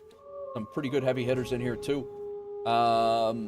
Sconce, Sconce, thanks for the 10 gifted there, man. I appreciate it. The Eric shows exactly the same in both and gives you an error. Gotcha. Can you just clear the error and fly with it, MyTech, or does it not work like that? Nice job, Sconce. Thanks very much. Select an active waypoint or leg. We need to Seaver 4 and then RR net. Select active waypoint and leg? What is that? I've never seen that before.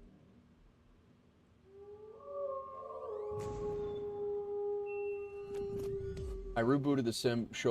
If it shows again, I'll fly something else. All right, sounds good. We go out on a, that's what it is.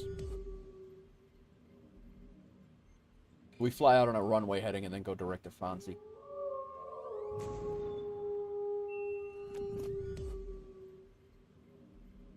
That's what it is. So Fonzie.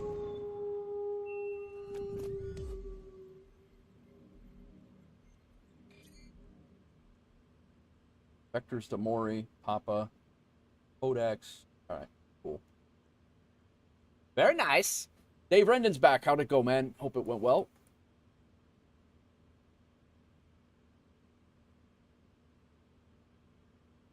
It's fun. I know I'm flying a heavy like the Baron. Nice. All right, let's get this pre-flight going here. We didn't shut our fuel pumps off. We'll go ahead and shut off everything but the left one, and the left center. Let's get our APU on. Let's go ahead and get GSX boarding. Position lights are good. Logo lights good. We have our emergency exit lights armed this time. We left Boston without them armed. Passenger signs. Come on. Packs are on. IRS mode selectors are good. FMC we're working on now. 8 more months of this neck surgery with a huge restriction, no roller coasters and other things. Yeah, that's yeah. That's not a terrible restriction, but departure checks completed. Bypass pin inserted. All right, we got our route. We'll do route copy and then perf init. Perf init request. And let's work over here and get our way.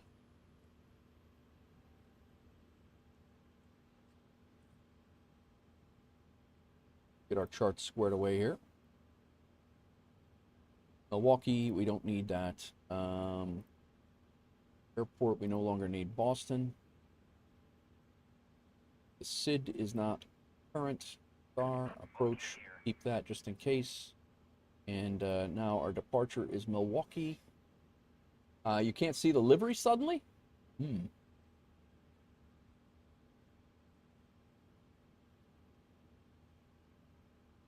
You could see the, can you see the anniversary livery or no? All right, we have this. Our SID is the Acra 5. I do need to brief that because that is a different thing. Our airport chart, N969. Keep that, and then our parking gates. Keep that as well. Yeah, maybe log in and log back out. I'm not really sure why that would change. I didn't change anything on my end. The SID is set. Our star coming in is the Seaver 4. And our approach is going to be the RNAV Zulu 13 right.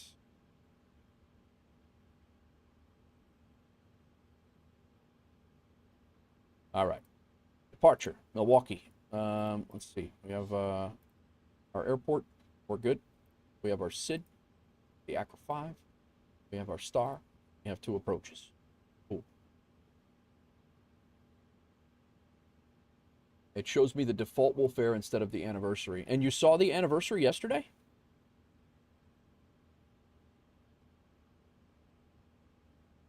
Come on, guy.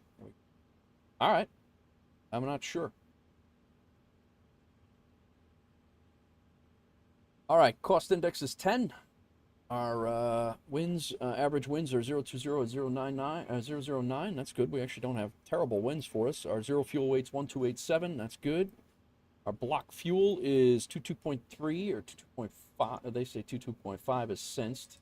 Our block fuel is supposed to be 22.4. Set that. Our reserves 6.7. That's correct. And execute. In one limit.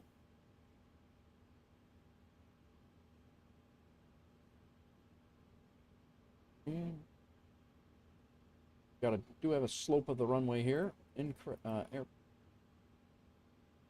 3.08.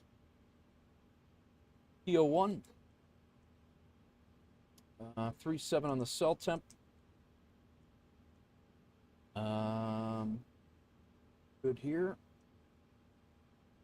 Takeoff speed, flaps 5.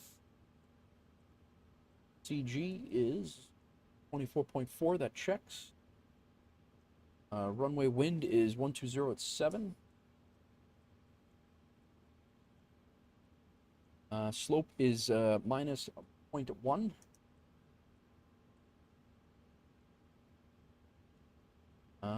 Back here, 144, 144, 149, 142, 145. We also have it set for wet. It is not wet here. It is dry. Recalculate. 145, 145, 1450. All within a knot. Very nice. Very nice. 5.17 on the trim. Hype train into the level 3. Thank you, Sconce. Single-handedly had a hype train with a total of 10 gifted subs. Thank you, sir. Those were Sconce's 180 gifted subs in the channel. Thank you, Sconce. Crazy. Crazy, man. Thank you. All right. Got all that set. 149 can be our speed for initial approach, airspeed. 76 is our runway heading. And I need to read this Acra departure because it is a little different.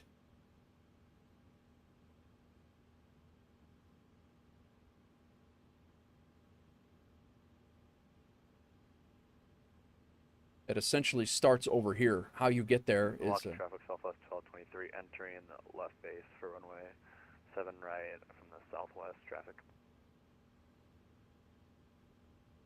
All right, 1 left, 7 left, 25 left, 7 right, 300, 1.5 for standard, lower standard if authorized. Climb 290 per nautical mile to 1,100 feet. So 1,100 feet.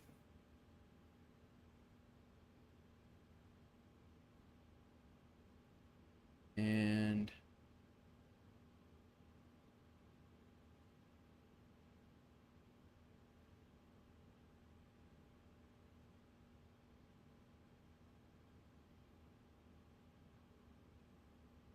I'm not 100% sure. Routing from Fonzie on 184. So you're climbing on heading and then you're just getting radar vectors. Okay. So you're just climbing out on a runway heading and then we're basically going to vector ourselves over to Fonzie. Easy enough. That's what it is. Top altitude assigned by ATC. So we'll just call that 10,000 for now. And then we'll climb up to our cruise altitude in due time. From Fonzie on track, cross Wendell at or above 11. Actually, we'll put 16,000 in because 16,000 is on this, you know, at this point, we might as well just make it our damn cruise altitude. Since there's no ATC on anyway. Cruise altitude is 360. Mitchell traffic, Southwest 1223, turning final for the ILS 77 right traffic. Wild River Bush League, welcome in, man. To Cry already worked 10 hours today. Now I have to do an exam for departing. Nice. Lieutenant Bob, welcome in. Hope you're well. All right. Let's get our FMC is complete. Transponder we got from Auto ATC 3513 is the transponder code.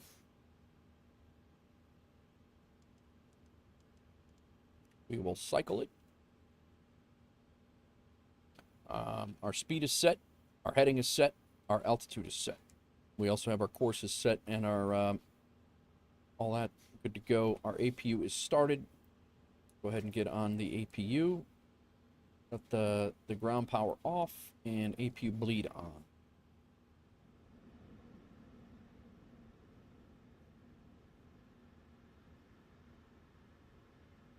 We did start boarding, right? Yes, we're almost boarded. Very nice. How you doing, my tech?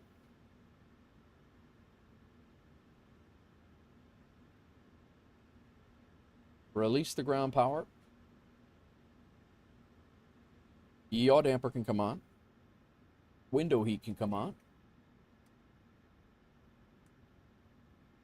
Flight altitude is 360.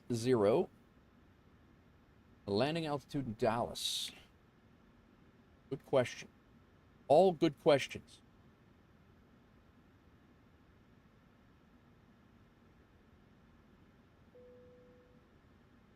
$606, is that what that says? Yes. 600. Correct. All right. Flight director on, LNAV, and actually we have no LNAV. We're going to be on a heading mode set. VNAV set. Milwaukee traffic, Southwest 1223. No, minimums are set. For a return, altimeter, we'll double check that. 3008. RTO for our auto brake, our comms and radios, Milwaukee CTAF, and 1228 for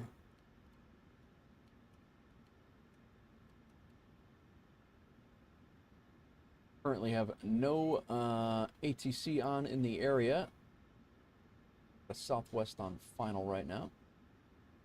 Does look like we're going to be flying through. I think we're flying through Kansas City Center to get down there. Right now they do have some ATC on, so that's good. We are boarded. Doors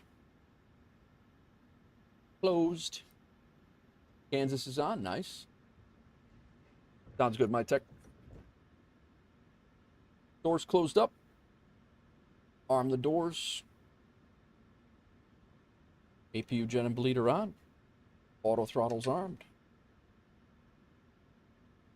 We have fuel in the center. So we will go all center on. Hydraulic pumps. That one's on. That one's, I'm sorry. That one's on. That one's off. Anti-collision light can come on. Parking brake is set. Ground equipment has been removed. Engine area is clear. That's what they're going to do right now. And we will be nose right facing onto Bravo. Two cries ready when we're he's ready.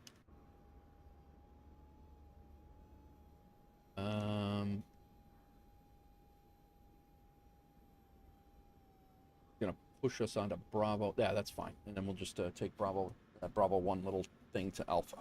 Good. What is going on, everybody? Hope everybody is well. Thanks for coming in. Thanks for chilling. If you guys are over on the YouTube side, if you've hit the follow button, I know a couple of you have, as did yesterday. I appreciate you. And if you didn't get your follow, it's because of the you're set to private, and Streamlabs can't see you either. So that is why you didn't get an alert that came in. Oh, who this? Comes with the scene. Comes the scenery with GSX profile. I couldn't find one on Flight Sim. Yeah, the scenery should have one. Most of the Indy builds does. Was hoping to be home for the second leg. How close are you, Blessed? I'm thinking about doing another one, to be honest with you. We'll see. We're 2 hours. We got 2 hours of flying to get until we get down to Dallas. I'm actually very tempted to do a GA leg also. Milwaukee traffic still 23, crossing runway 19 right. Traffic.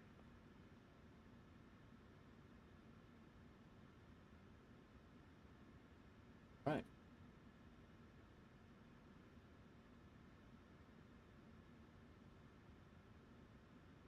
Go ahead and shut the packs off. How close are you, my tech? You about ready to go? Leave the controls on. The flight out. Oh, I got you. Why is that? Now it's giving us sound for every damn thing. All right, sounds good. I'm pushing back.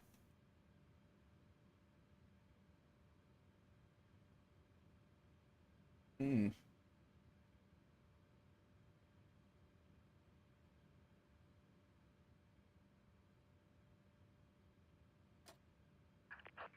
push. All engines clear. Start at will.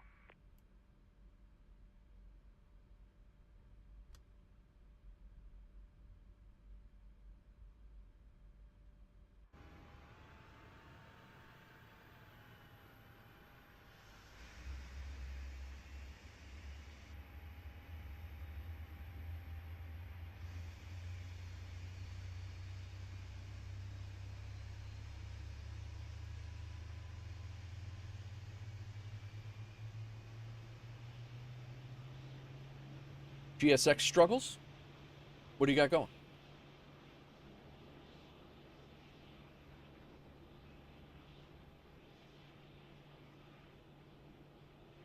Not loading the menu. Oh. Yeah, just do that restart quarter U or whatever it is.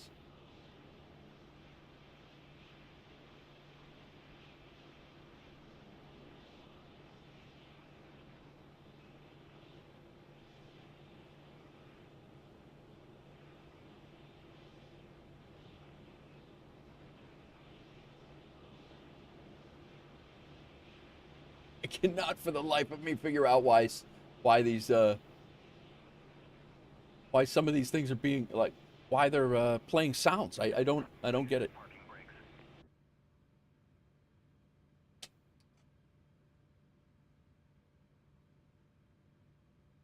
I pushed the wrong way.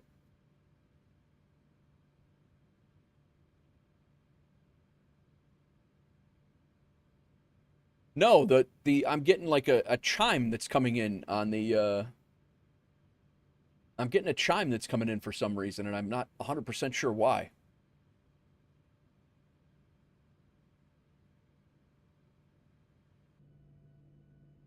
Are they disconnected? There. Play on words. Oh, I got you. I see what you're doing.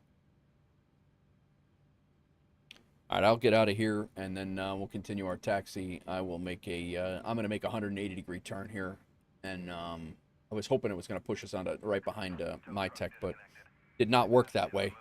Let's go Gen 2 on. Probe heats can come on.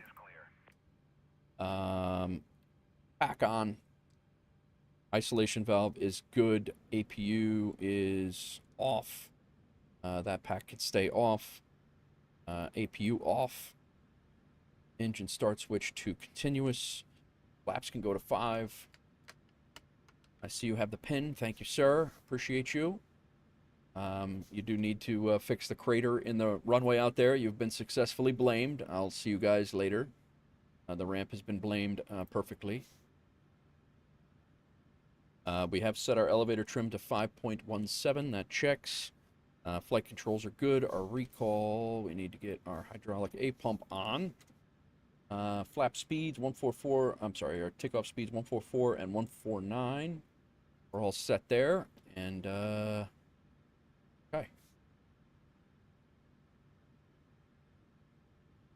Taxi light on. And we'll spin it around here and go. Diamond Mike, Boston, what's going on? New here, seen you before, never popped in. Thanks for the follow as well, Diamond Mike. Appreciate you, and yeah, thanks for coming in. I'm doing good. We're leaving Milwaukee. Getting ready to fly down to Dallas. We just came in from Boston. Hello. Shit. Parking brake, Nate. Parking brake. Big Fitz, thanks for the follow over on Beam. Hope you're well.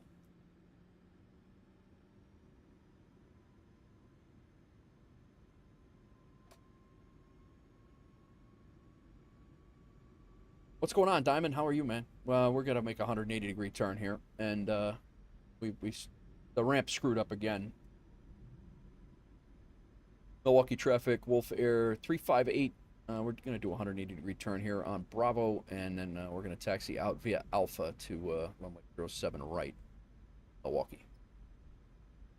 I thought Beam died long ago. This is a new Beam. It's brand new, actually. All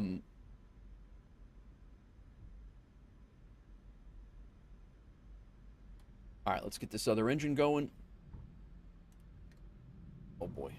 I just hit.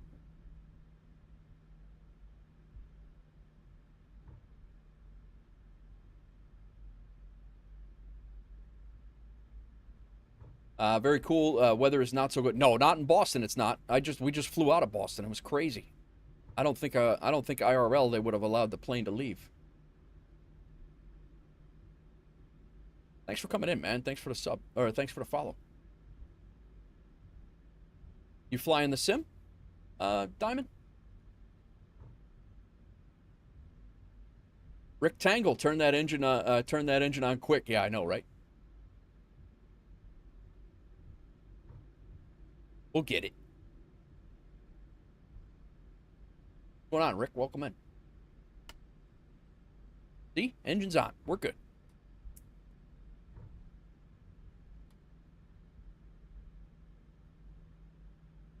All right. Gen on. Back on.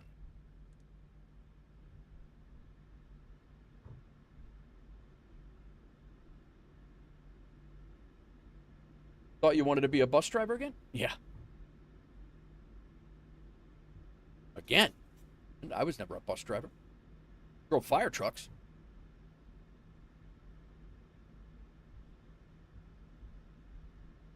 So we're going to be departing on 7 right, and we're going to fly out on runway heading about 5 miles. And then we are going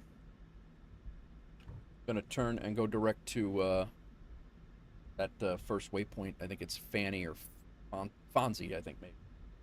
MKE. Throw a fix in. 5 miles.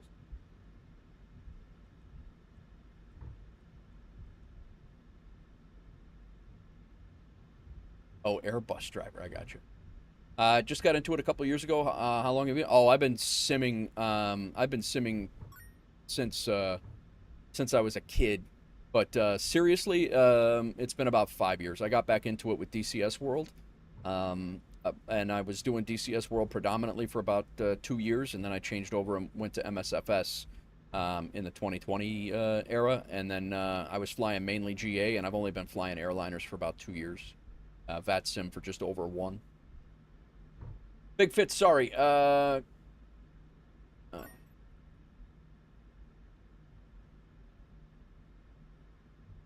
Yeah, Beam is new and growing.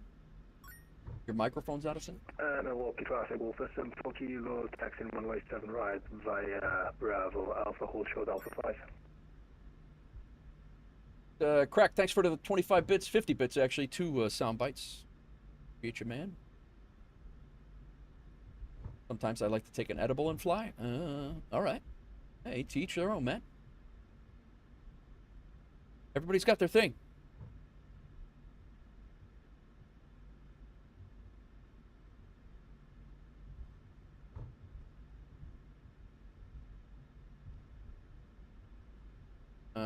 I am going to check this overhead panel before we go, since we were a little hurried getting that engine going.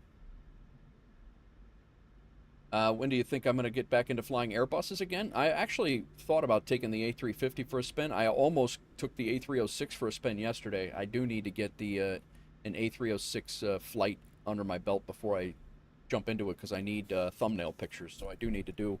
But I was almost in the A306 today and yesterday and today. All right.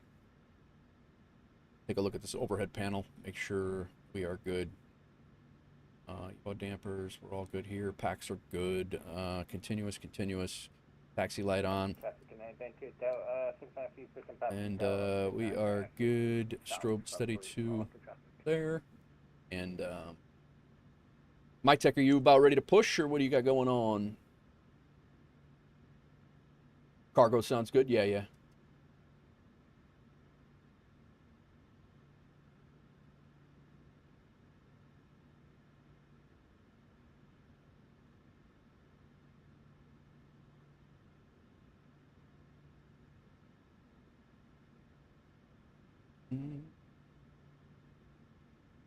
You're out?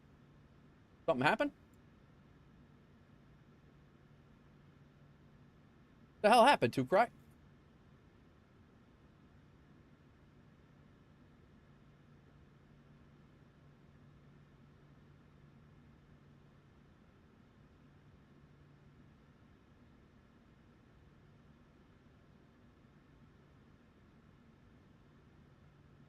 Started tag. I just saw you flip over to like.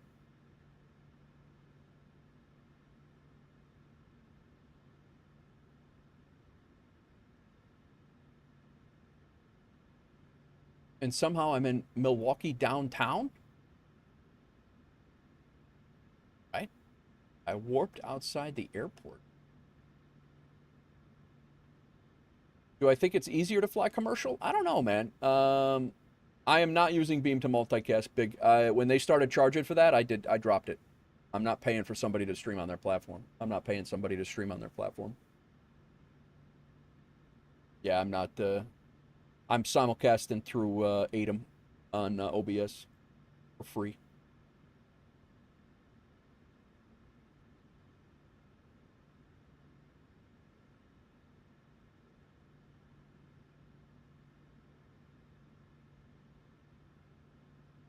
Tech, as soon as you get rolling here, I'll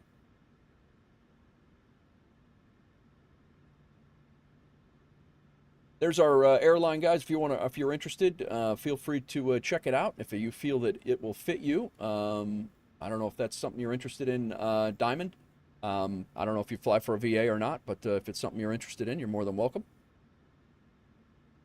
I don't know if that it's easier, Rick. It's just different, man. I just recently got back into GA as well, and yeah, I just recently got back into GA, and I've been enjoying GA, the VOR to VOR stuff, and I've been enjoying the hell out of it. So Tech might have just crashed as well.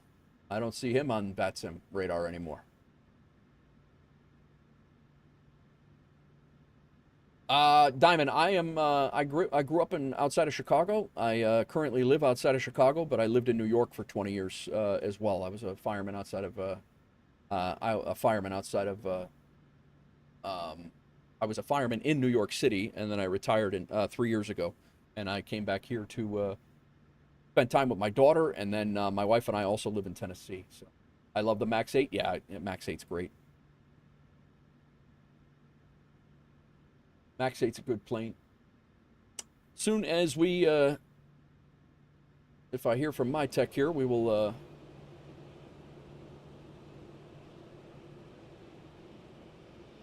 holding short. Traffic 992 taxi in 47 Mike Bad Bravo and Alpha Milwaukee traffic. It was all good. Taxiing onto A. After the right turn, my plane got teleported outside the airport. I've never heard of that, Cry. I have a scanner. I listen to my local PD and fire. Nice. Are you in Boston, Diamond? Love Boston. We were talking about that earlier. I love that city. And one of our guys is actually heading out there tomorrow to hang out. All right, I'm going to go.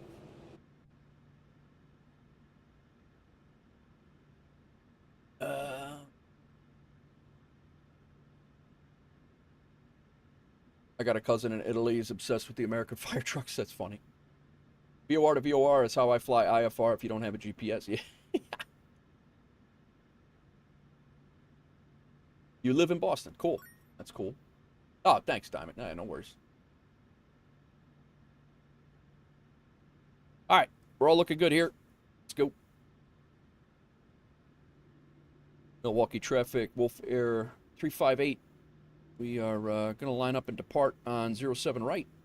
And we'll be flying out on the runway heading for 5 miles and then go direct to Fonzie, Milwaukee.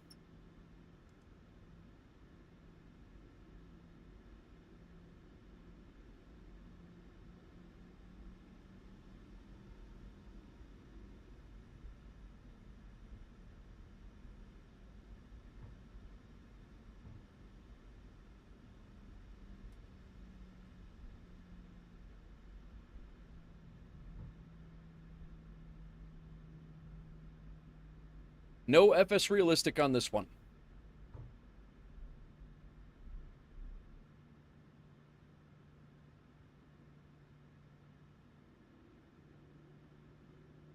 %. Stable.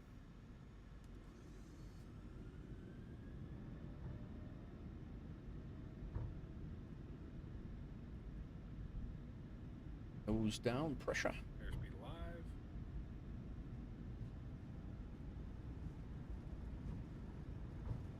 V2.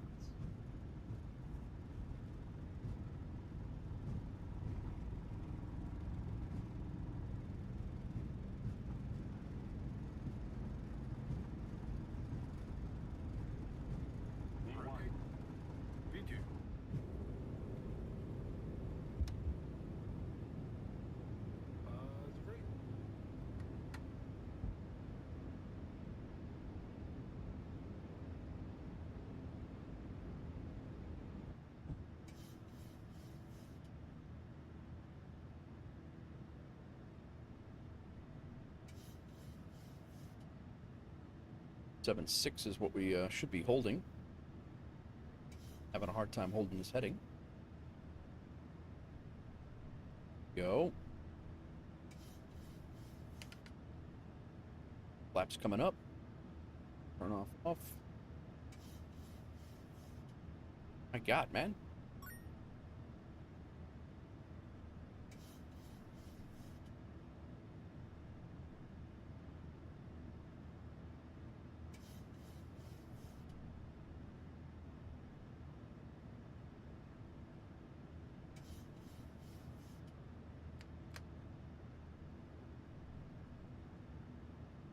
Milwaukee traffic, WolfAir 358.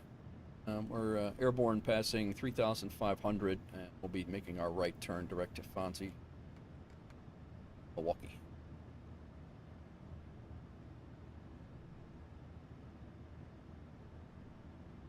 All right, autopilot on for right now. Go on a heading select. We're already on a heading select mode. Legs, Fonzie, execute, LNAV, we out. We're fine on that. Nice little Lake Michigan cargo ship.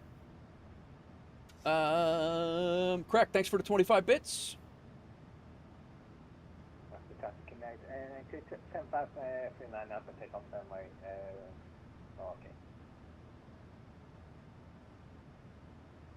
Flaps are up. Ears off. Taxi lights are off. All of our lights are off except our landing lights. Simnanigans. Can't wait. Do I have more time to myself? Arguably, yes. I don't honestly know how I got everything done when I was working, Rick. It was I don't know how I had time to do everything and work. It's been absolutely insane since retirement, but all good things. It's all kids stuff. Yeah, I have more time to stream. That's great, and I really wanted to make this like a business thing. So that's kind of where I was. I've kind of put my eggs into my family because my wife and I live separately. We're not separated. We just live separate spots because of family commitments right now. So that's kind of what we got going on. But I, more time with family, and then and my kids, our kids keep us busy as hell. I have my daughter's almost 16. We have an 18-year-old son and a 20-year-old son in pilot school in a college in Tennessee. So it's been pretty crazy. But now you don't have any radio, my tech? But yeah, definitely have more time to myself to do things that I want to do. I mean, that's the nice thing. Get this heading bug synced up. And then we're going direct to Fonzie. We're above 10,000 feet. Landing lights come off. Ignition off. Did you see what I said about Sim Gaming Expo? I did not, Doozy. Where was it? I missed it. Rick said I never knew the difference between VOR and IFR.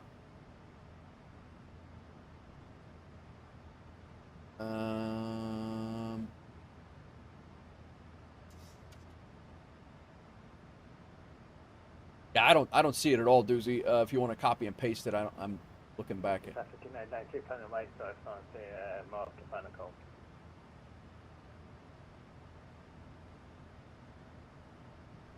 Basically, I can attend. I have an exam early on Friday, so it makes it a great weekend to travel from the Midwest to the West. Oh, nice, Doozy.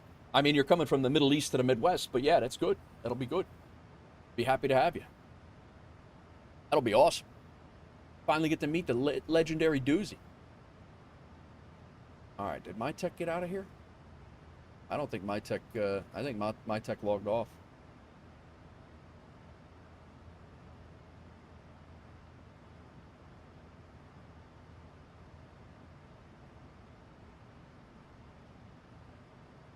All right. Shut the controls cam off. It'll be stored, I guess it will be stored forever now. What a waste of money. What, so it just wouldn't work, huh, my tech? Crack, are you able to come up that weekend? Not for the event, just for the part of it. Hey, Level Flight Sim, what's up, man? How are you? Speaking of New Yorkers, my tech and Crack, are you? I know you're probably likely not to get a booth, but are you gonna be able to come up for the weekend? Yeah, that's the September date. Yep, the one that's been showing up. Working on a rebrand, nice. What you working on?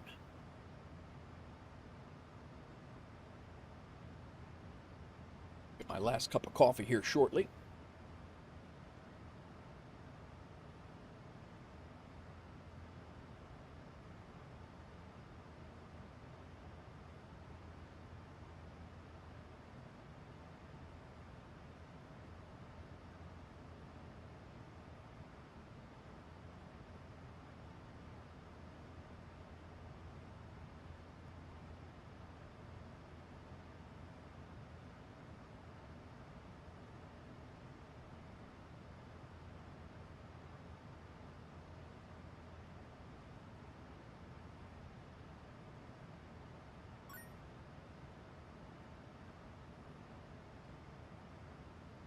So mad. Yeah,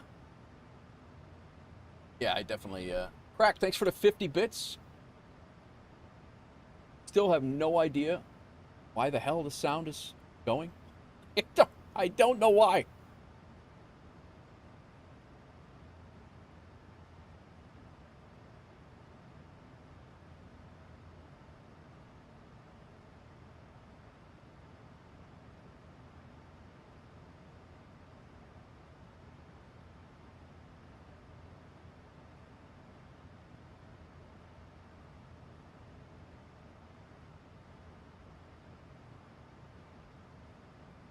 Yeah, I don't even know who that is.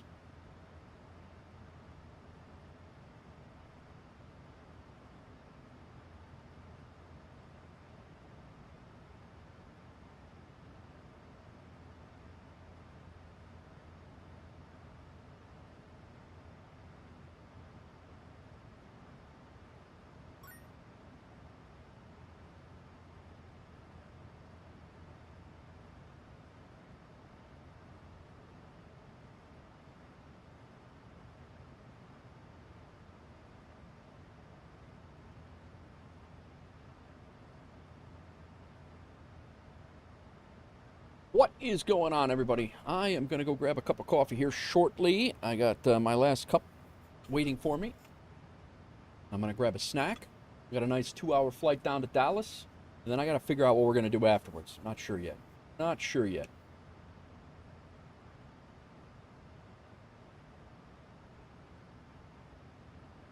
Might do a little GA flight. I'm not sure.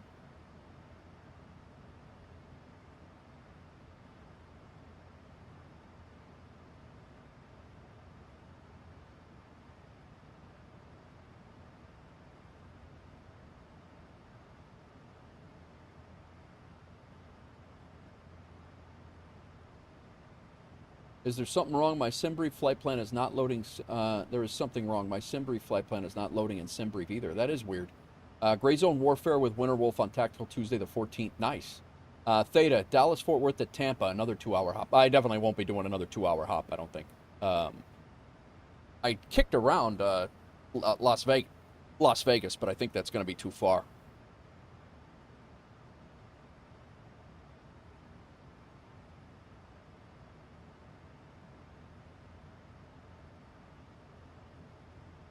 Inbound to ISS. Couple of Discord picks here. This is Sconce. No, this is Crow's Perth. Perth over in Australia flying. We got Cessna 680 climb performances out of this world. Says he's inbound to the ISS, International Space Station. And then Rex. A340 might need a name change. He was doing long hauls before. Dallas, Fort Worth, Oklahoma City. Simlink update? Is there a Simlink update? Got butter into Teterboro. Nice.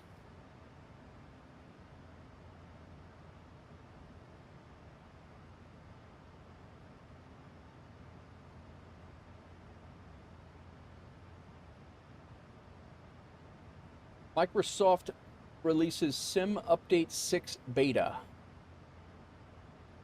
according to Threshold. Wasn't that the other day?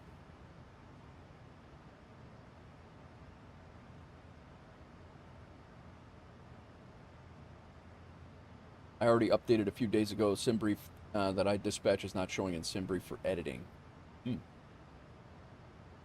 On my way to Cybertron.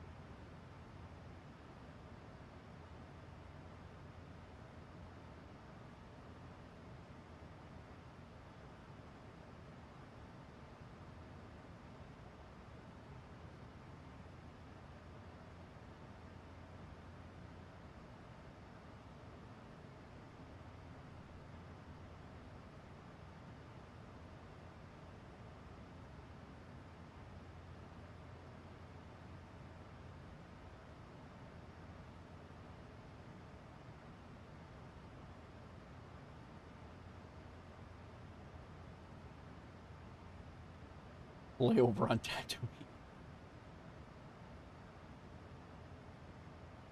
Hope to sit on the left side of the plane tomorrow and Boston lands on the 4s. Yeah, you won't. I'll be honest, Doozy. There's a all of the approaches are very very good over there. You won't. Hopefully, maybe you sit on the right and you land on the 15s. Is it the 15s?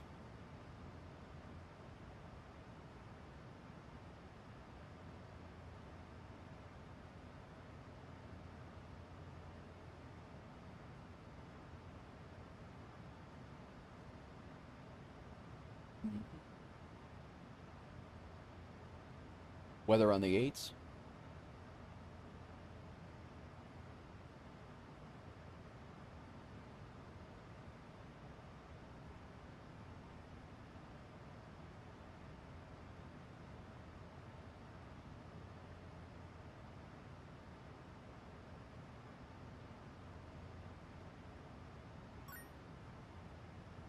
Dextro, thanks for the hydrate.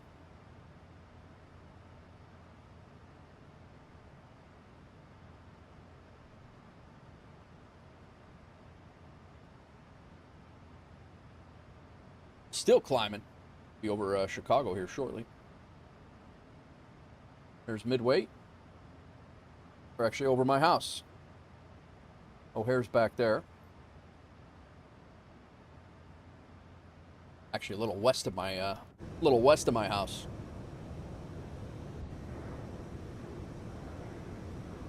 Just flew over O'Hare. Actually, no, we're pretty much right over my house.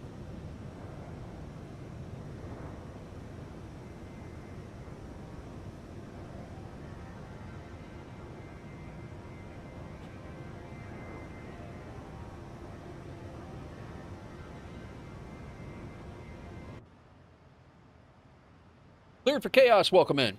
Trying to rejoin out of Evansville. Very good.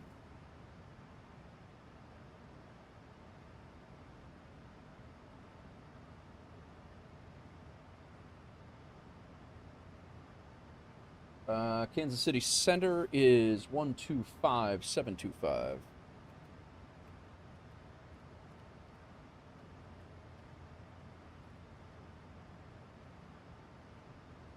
All right. 125,725, we're good there, and let's get set up out to 40 miles over here. Get ourselves kicked out. Nice. Southwest 3888, leaving my airspace to the south, Fort Worth and Memphis, abreast offline, radar service terminated, change your dial to your troops. Oh, that Clear for Chaos is a great name. Definitely a great name.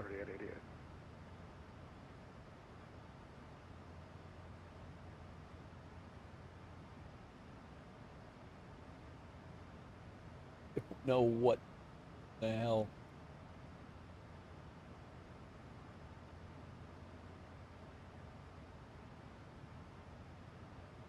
All right, guys.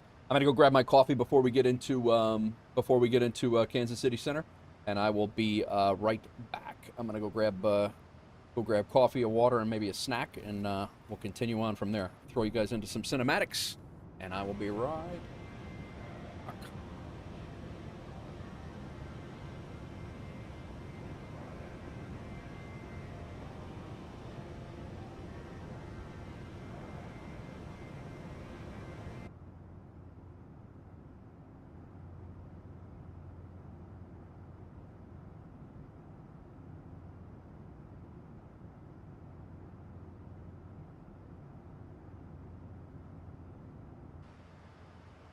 Kansas City Center. Good afternoon, United 1491 at Kansas City, spot for taxi lane November 3 with whiskey for taxi.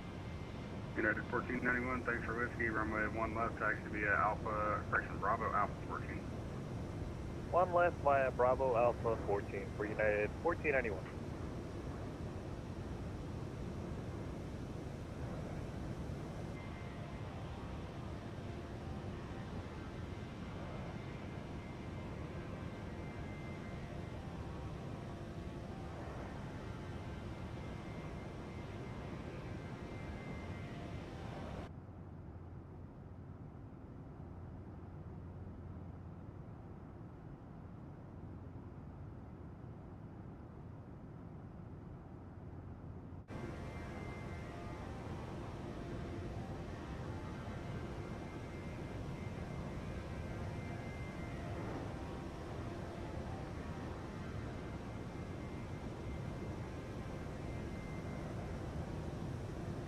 Aircraft on frequency, center closing in 10 minutes.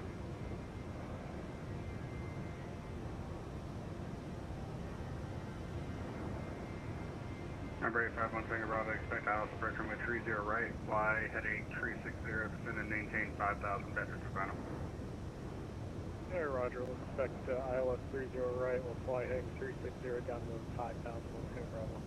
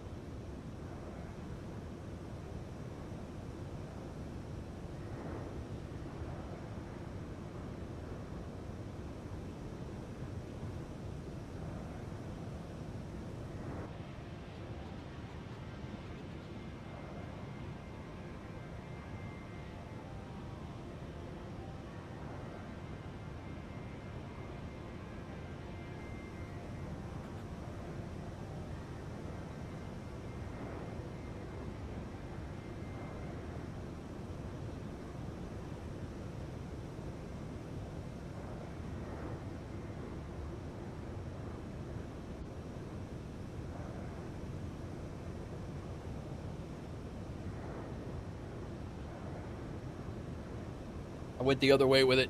I made lunch instead.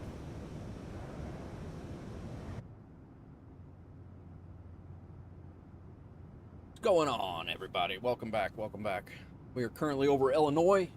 We're actually currently over very close to where I grew up. I believe that might be Bloomington Normal. I actually grew up back that way, right up 55. That highway that goes up there. I think that's Bloomington. Where we at?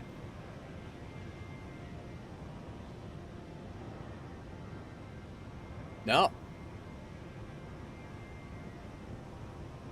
We're over Kankakee. That's Kankakee Airport.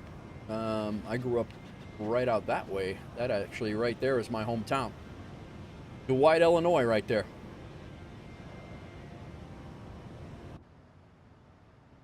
I'll be a passenger for today, waving for Monticello, crack is.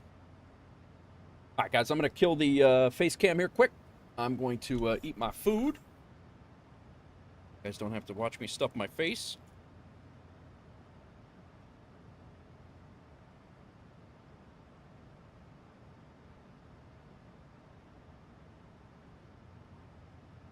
Autopilot. November 851 Tango Bravo, fly heading 330. 330, 1 Tango Bravo.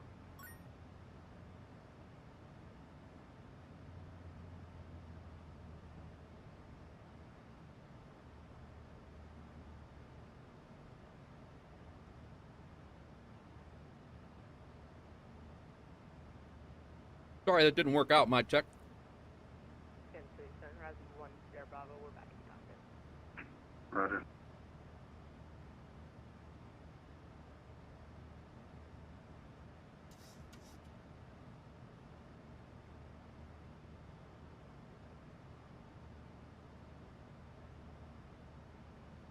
It says I ended up buying the 739. I guess I'll be doing mostly Delta United time to time, fly Alaska, switching. Yeah. Nice.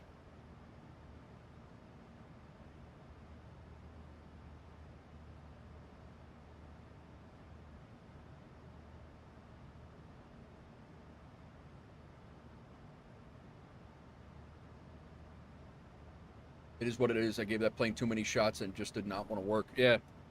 That's crazy. Center, yeah, 1491's where you go. One left at Kansas City.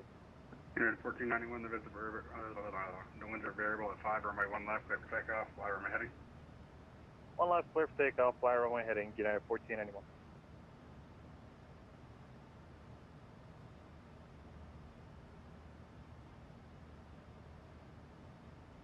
Center Southwest 762 on the ground, St. Louis, Whiskey, ready taxi. Southwest 762, runway 30 left, taxi via Charlie Golf. 30 left via Charlie Golf, Southwest 762.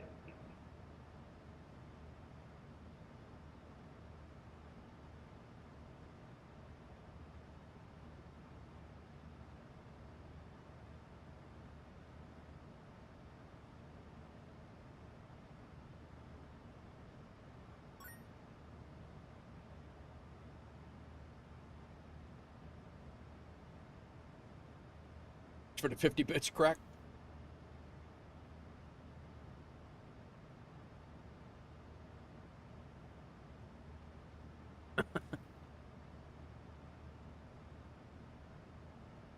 No pizza today. It's protein pasta. All right, fuel is run out in our center tanks. Pick those off. 360 is our flight level, but I have a feeling... Yeah, got this at 360. That's what we're planned for. We're doing fine.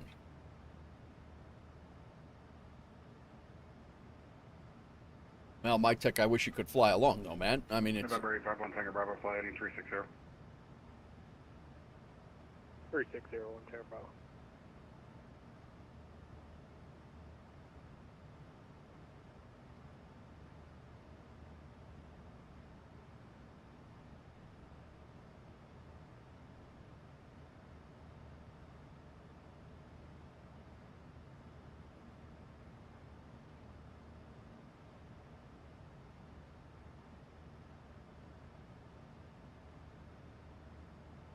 Center, or correction, United 1491 climbing 1,900. United 1490. United 1491, I apologize about that. Radar contact altitude is reported. Climb, maintain flight level 350, clear to right Bowden. Level 350, direct to Bowden for United 1491.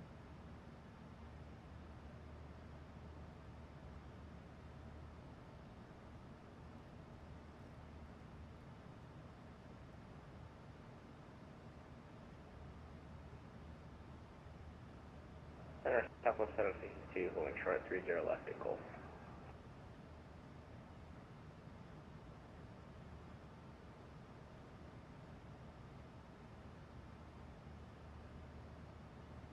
Southwest 762, winds are 340 at 7, runway 30 left clear for takeoff on FPM.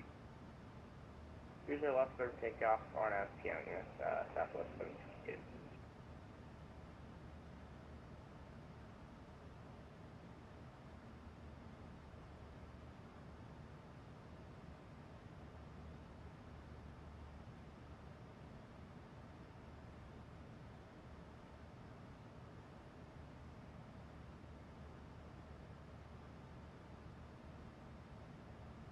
Number 851, Tango Bravo, descend and maintain 3000. 73000, 1 Tango Bravo.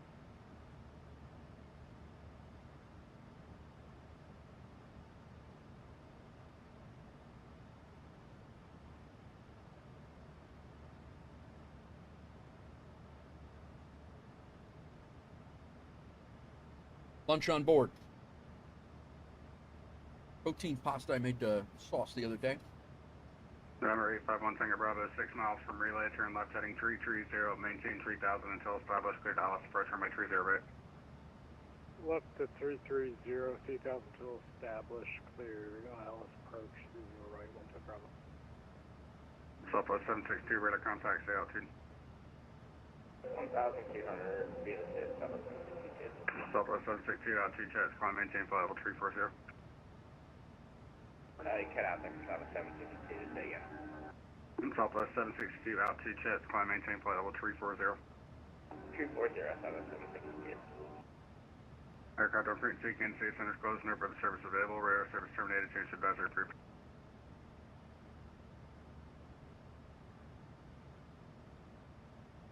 Oh, he just shut out. He just shut down. 9380, Mark 82.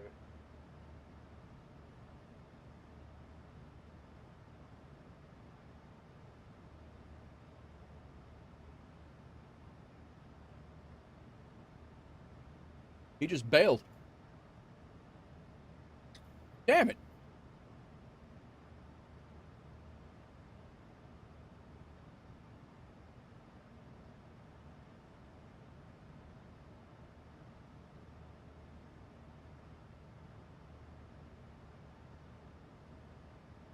We were literally just getting ready to check in. Like we're staying on Unicom.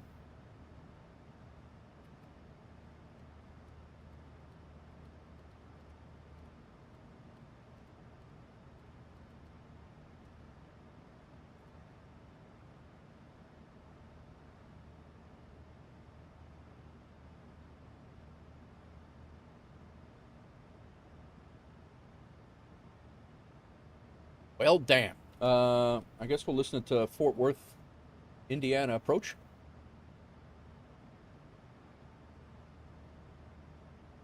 1272.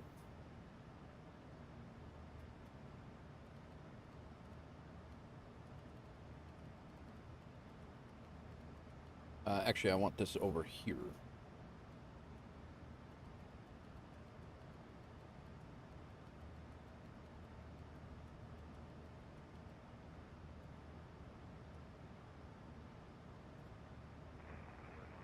Listen up, see if we can hear anything. Snowbird 1, Fort Wayne approach, click to the John Wayne Airport, add filed, maintain 4000, expect flight level 320, 10 minutes after departure. But did you die? He did. He just took off, he bounced.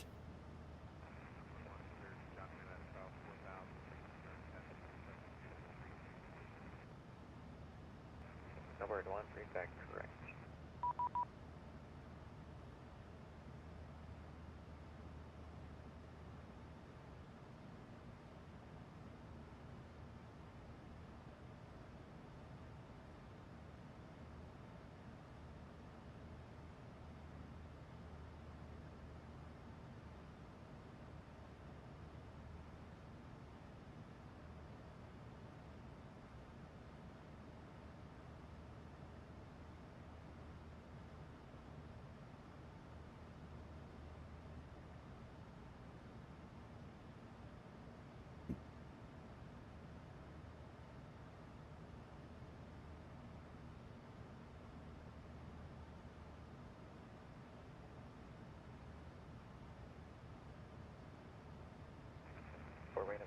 Hotel, now current altimeter 3008.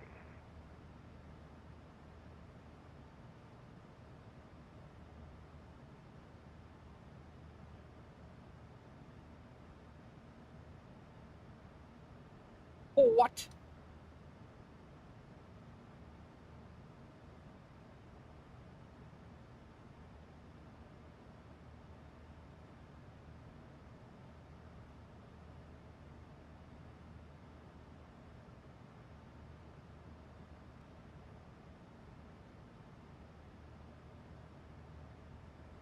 We got contrails, but no plane.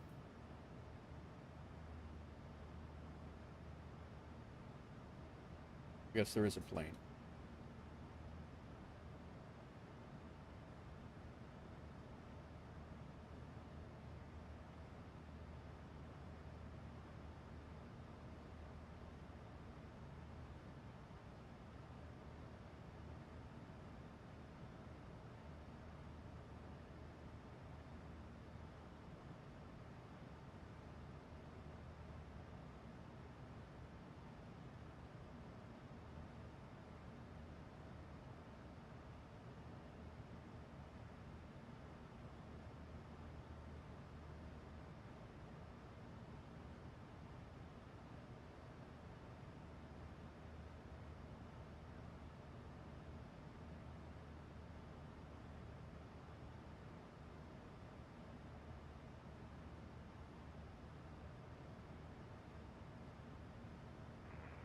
Go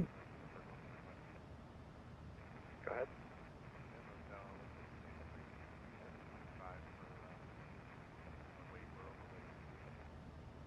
Snowbird 1, affirmative, you can expect runway pass.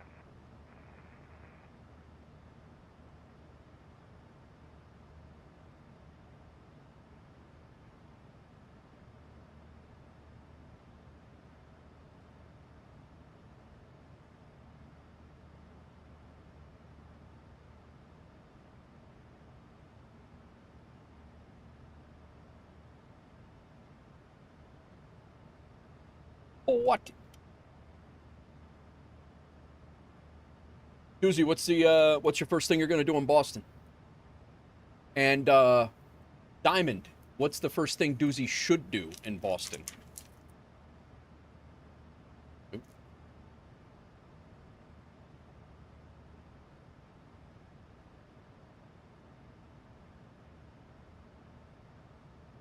Break time, gonna touch some grass. Sounds good, man.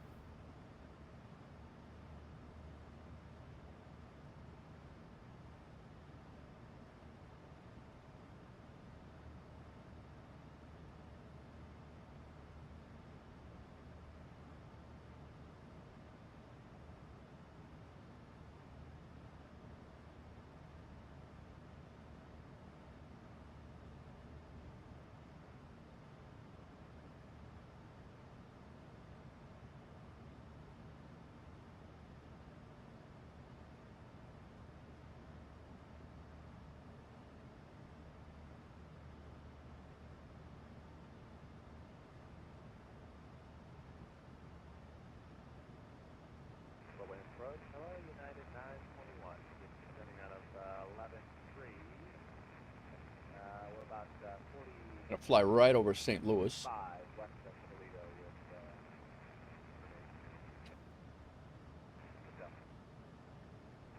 United 921, Fort Wayne approach, Fort Wayne altimeter 3007. Radar contact, say altitude. Altitude. 3007, we're just leaving out of 10-7 now. And United 921, I'm showing 9,400. Just want to confirm that's 1,000 different. Yeah, sorry, my bad. I'm in the wrong needle there. Yeah, we're at 9,300. United 921, roger. Expect visual approach, runway 32. Turn the left heading 260, approach to final. Okay, left turn heading 320.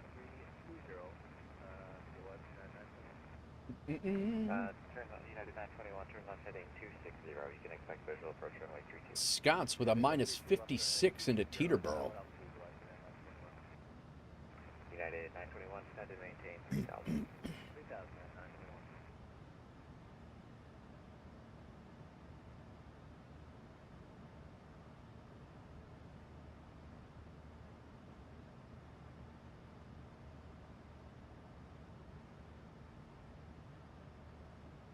Guys, remember landing rates as of July 1st. Landing rates anything over 500. We're gonna pull from the airline log.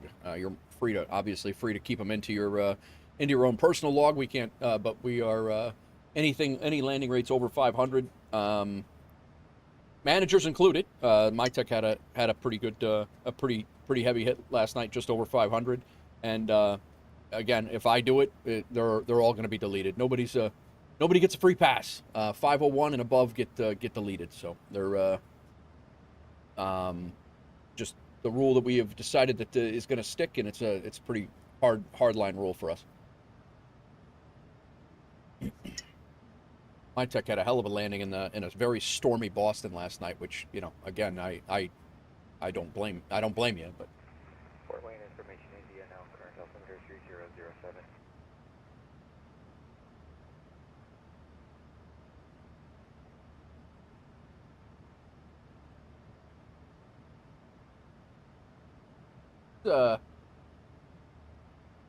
Memphis ground is on. I was wondering if it was our buddy Fatal and Fine.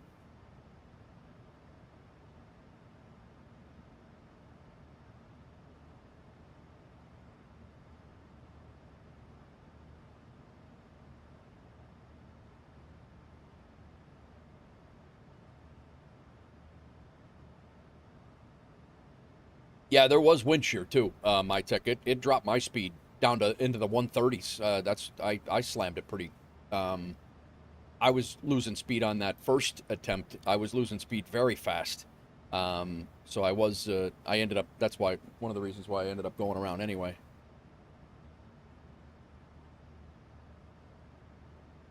There is no way.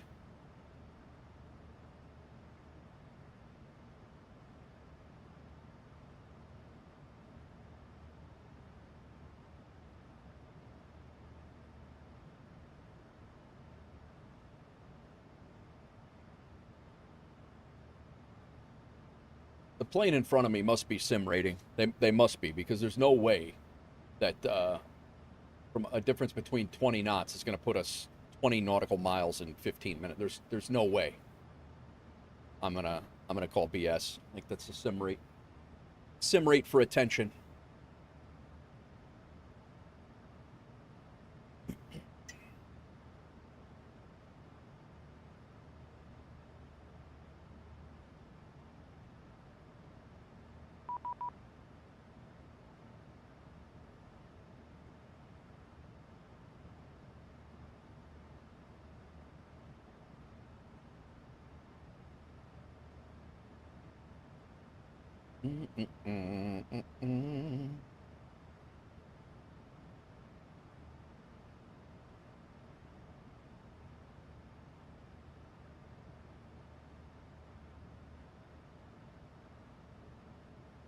Yeah, it's definitely my tech. Did you have any chance to would you have gone around, like any shot to go around? I know you were only a few hundred feet over the runway, but did you have a chance to do a go around, or were you committed to the landing? You were going to hit regardless.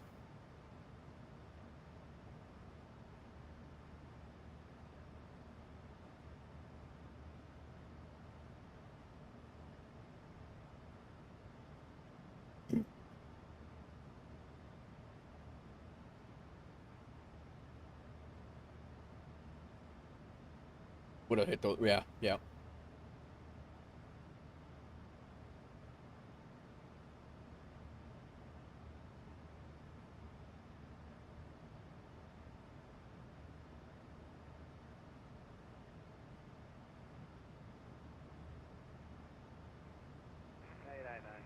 Getting ready to very framey.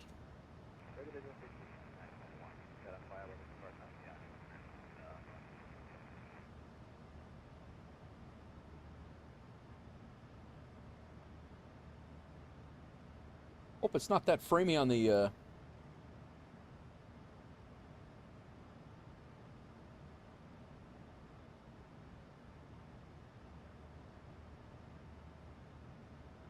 coming in.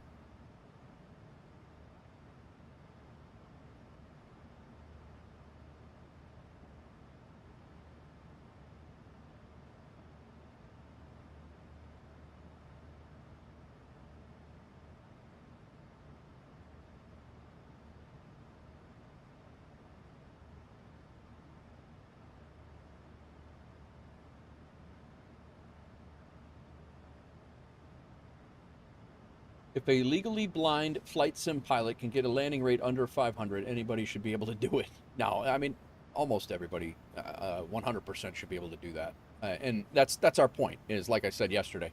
Our point being that we were, that we really only have to delete 4 or 5 flights a month from people who mistake that, you know, who get that sort of a landing rate.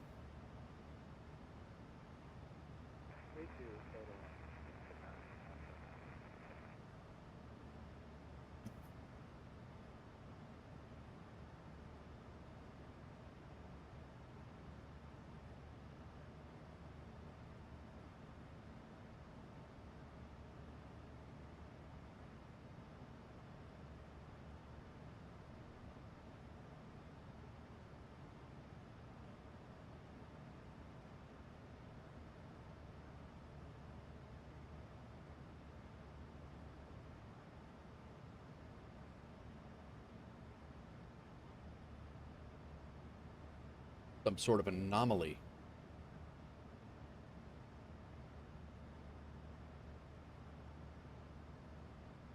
Drop flares.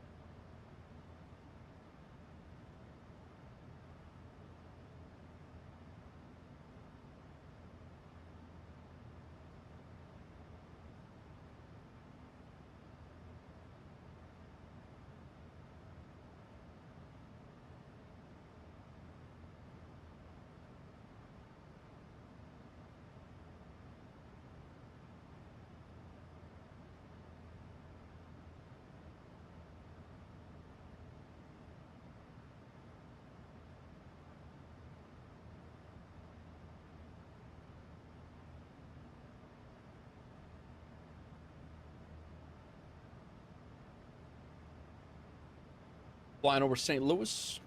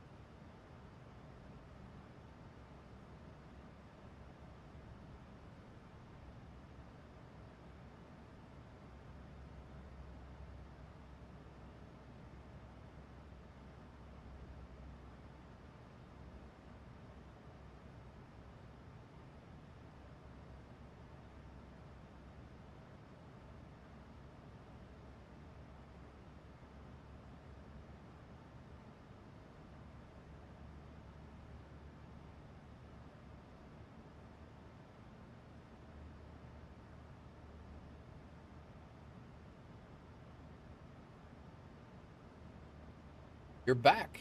Nice, to cry.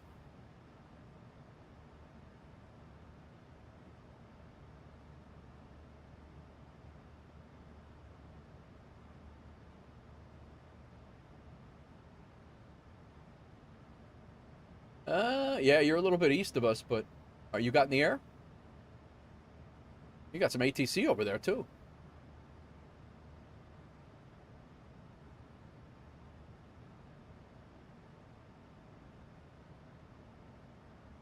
Sounds good.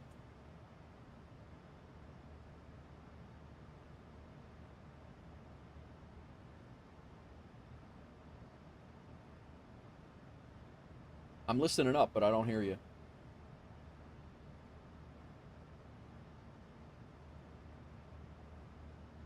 Oh, no, I'm listening to Fort Worth. Let me turn on Evansville. 124025.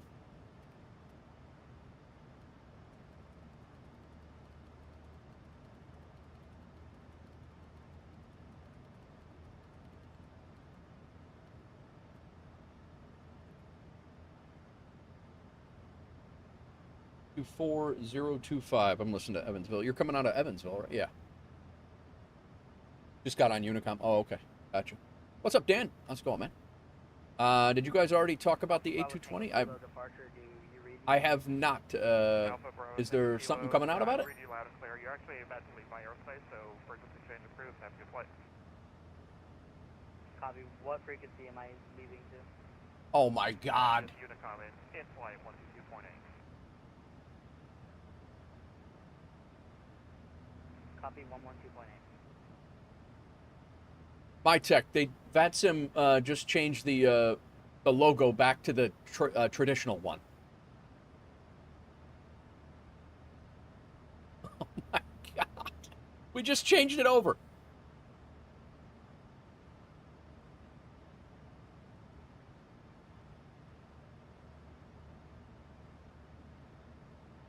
What was the new thing? What's the new thing about the A220? Was there anything new about it, or try to set his squawk for 10 minutes?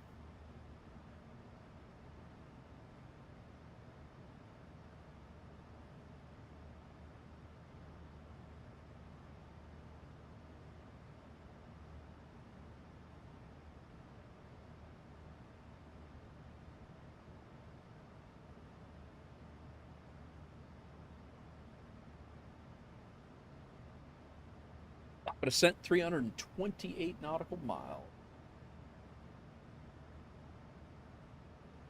I guess it would not register worldwide. TM is locally protected. Oh, gotcha. Yeah, I don't know. I just saw the Discord post about it, so we're gonna have to revert it back to the TM trademark. Official Inabuild's Instagram released a video of the A220 with the description, "Wait is almost over, so I thought let's rolling on speculations, releasing probably this month, maybe within the next 3 months." Well, they've always said that it was going to release Q3, Dan. That was, didn't they say that it was Q3? Maybe that's Bluebird. No, we were talking about the Bluebird earlier, the 7.5. Maybe that's what it was. But I don't know. I don't really care. When it comes out, it comes out. I've been waiting way too long for that plane.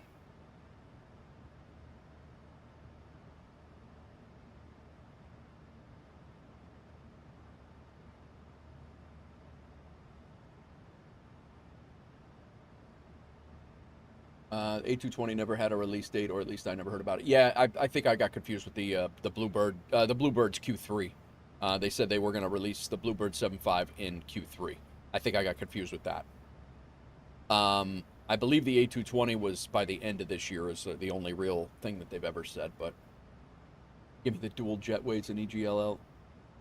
No, I think that's where I was getting confused.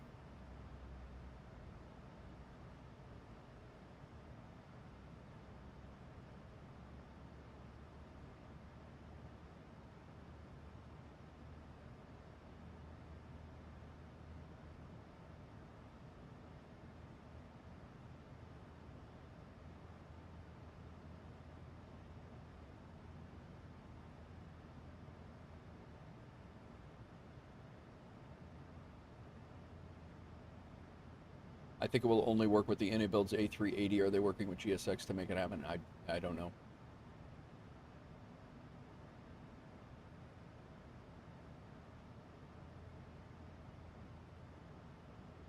Welcome in everybody who is hanging out. Appreciate you. You're lurking, just chilling, flying, wherever you're at. Appreciate you hanging out.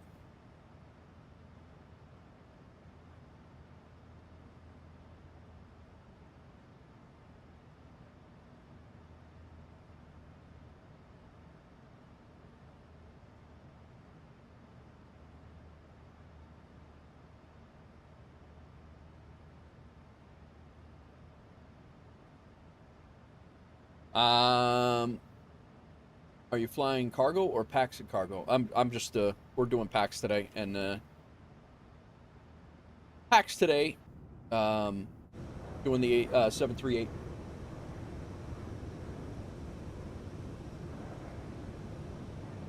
Dextro, how are you? Headed to California to fly in the sim with Sky Command. You can load cargo as well if you'd like, but today is passenger. Yesterday and today passengers. I think I'm gonna go into a week rotation. I think on planes and hubs. I think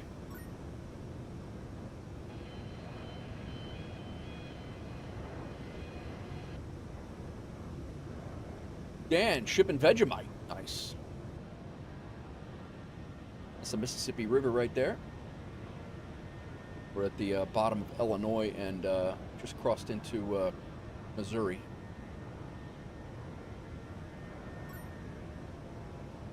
Dextro's boarding. Flying to Nashville to demand Hawksgirl 49 purchase Nate Wolf 49 and excavator. Very nice. Thank you, Dex. Appreciate you being on my side.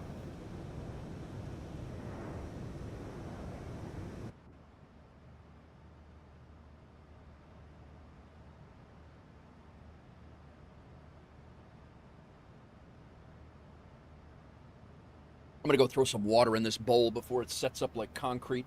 Give me 2 seconds, guys.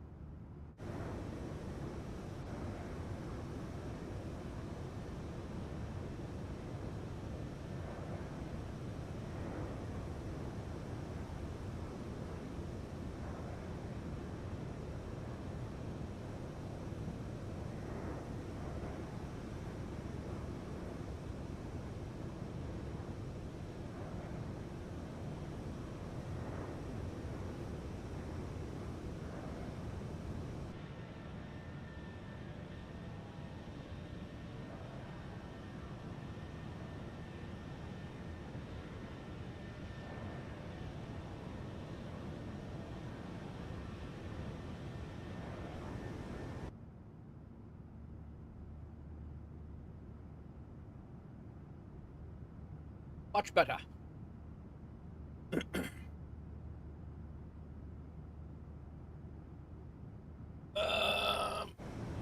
Yeah, I saw that. You are. I saw that they looked like they were looking to turn around, turn back.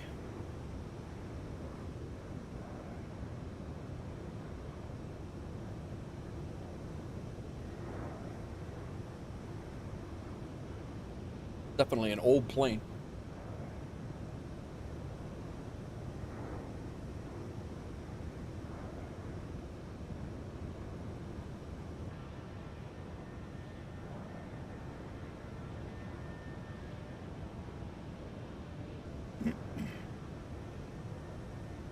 Saw that on one of my breaks. I pulled up the phone there, and I think it was on Facebook.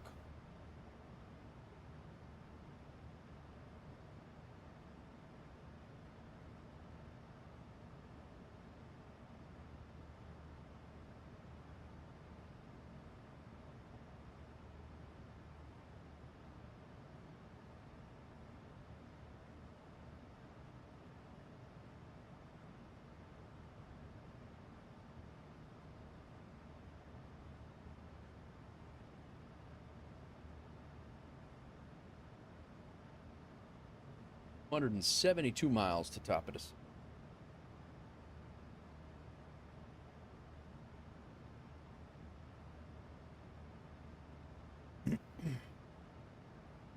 Mike Tech said VATSIM logo was updated to register logo from a trademark logo, but the thing with the registers, it can cause issue with local entities like VAT USA because they're all branches of VATSIM that operate individually as a trademark. They will only not. Oh, gotcha.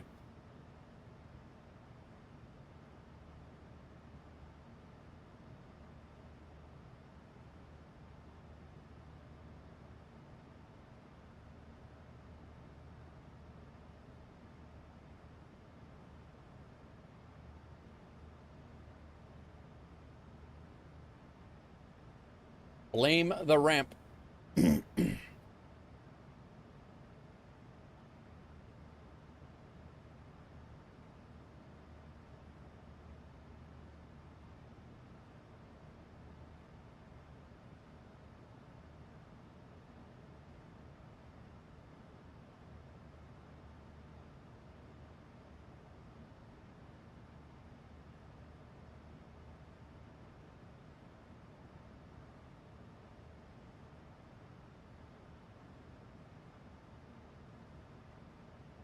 Do not blame the ramp. We didn't. Oh, you did everything. You did everything, though.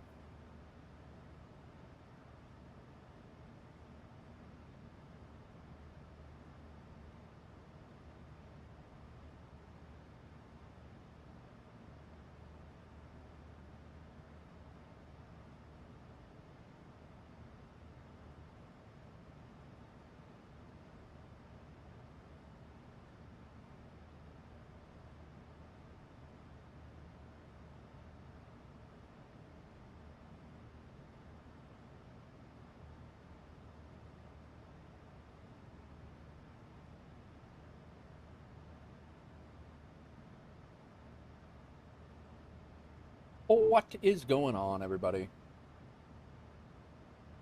Welcome in. We're about 250 miles from top of descent into Dallas, Fort Worth.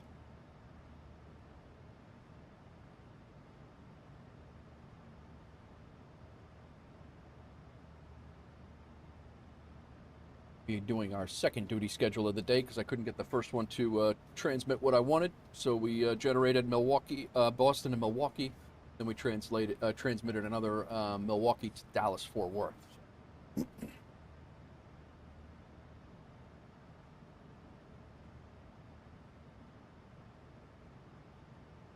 A muted zombie world.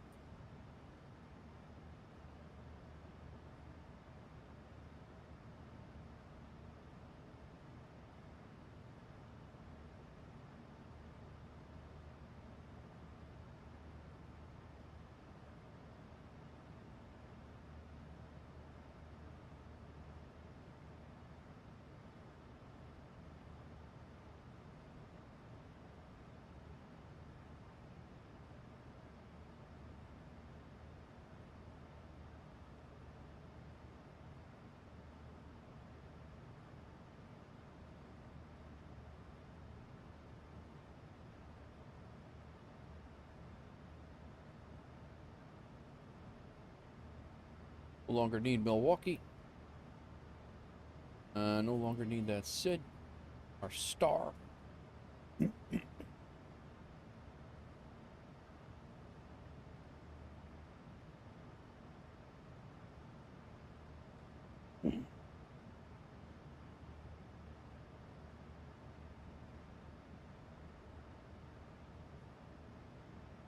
Switch is our first.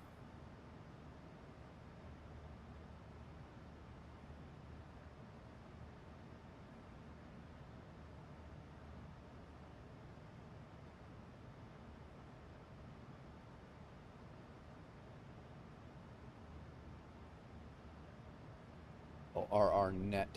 So right here, R net.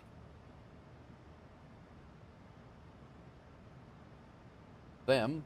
We got to be above 21,000. That's correct. Fever between 13 and 6. I think we're gonna want that to be 13. No, it's fine. 13 and 16 is good. Urge between 11 and 12. Nurse at 240, or NUS at 240 between 10 and 8. And then Yabit at 6. And we leave out this way, and we're gonna vector ourselves to the final and then come back. 6,000 at 230. That's all checks out. Our approach is going to be the RNP 13 right.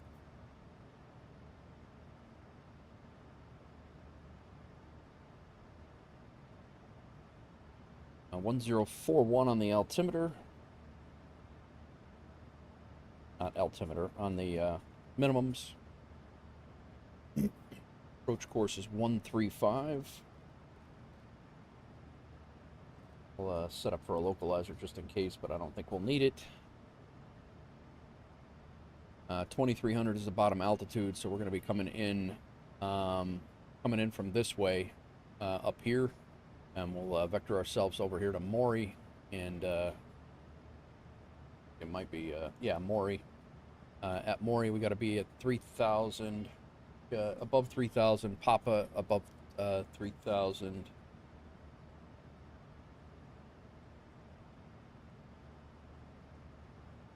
And Hodax above 2,300, and that is our finals. that a hard 2300.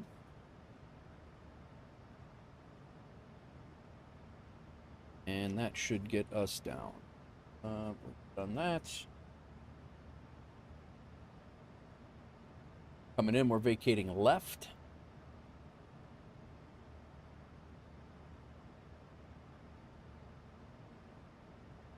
Coming in on 13 right. Vacating hopefully around Alpha 5, and we'll taxi over to the gate.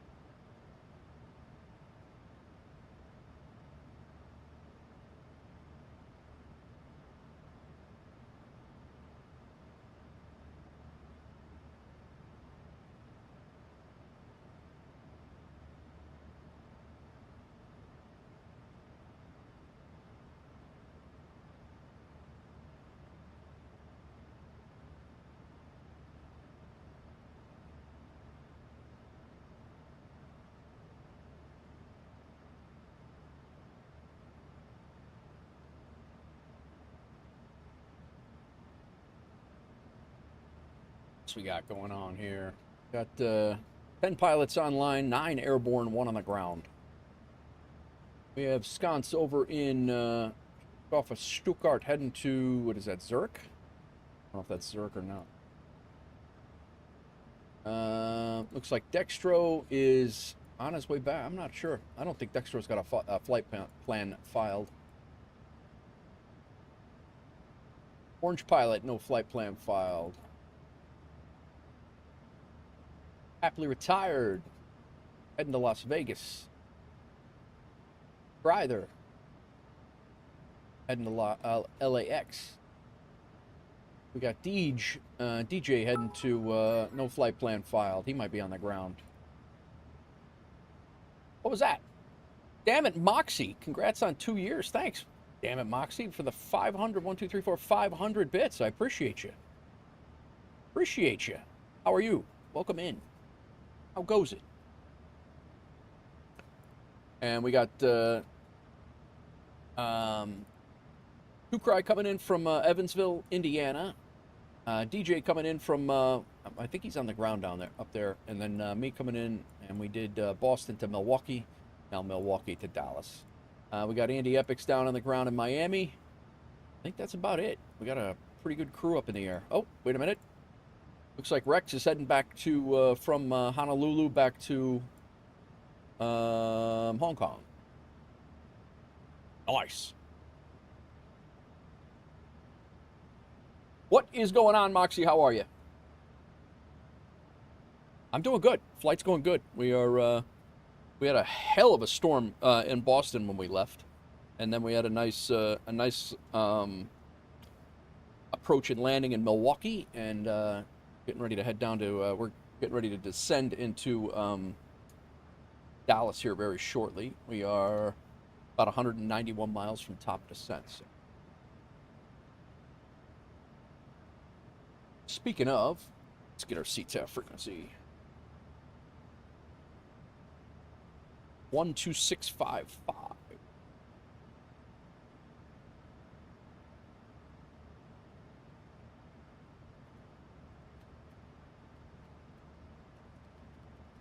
How was your stream last night, Mox? I was in there for a little bit, yapping and lurking. 12655. Was it last night? You streamed last night, right?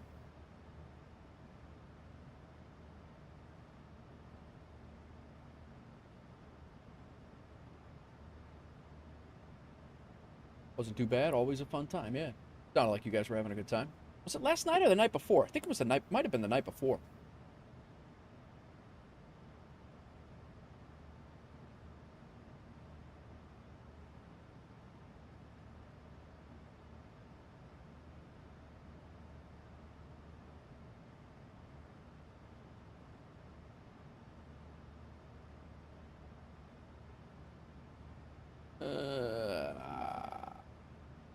We have scattered clouds at 6,500 feet, scattered clouds at 9,000 feet, broken clouds at 17,000 feet, broken clouds at 25,000 feet. Temperature's 37 Celsius, 3001 on the altimeter.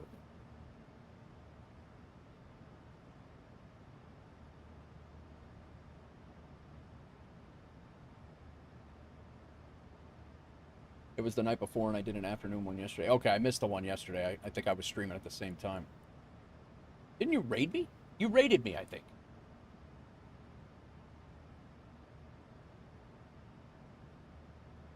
Now I'm so confused. I lost like a whole day. Yeah. I'm so confused. Sorry. I'll be 49 Thursday, so I apologize.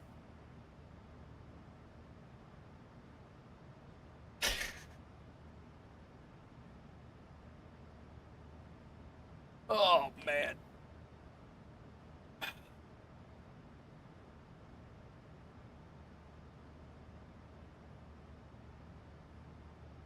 Hey, birthday. Thursday will be. I'll be doing a birthday stream on Friday. I'll be spending time with my daughter on Thursday, so we'll be hanging out and probably do the official birthday stream likely on Friday. It'll be my we'll be doing the whole weekend. We should be here all weekend long unless something changes. Nothing should be changing though. I do not have my daughter this weekend, and my wife left me.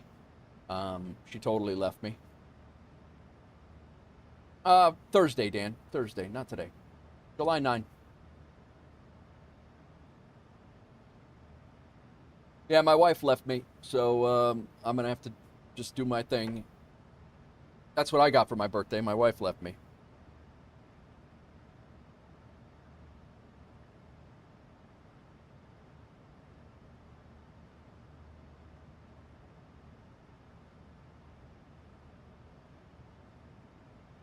Oh, talking nah, not really. We're just chilling. We celebrated it this past weekend. We kind of celebrated it. My wife, our middle son, and then our son, and then my daughter were all hanging out, and then one of my daughter's friends.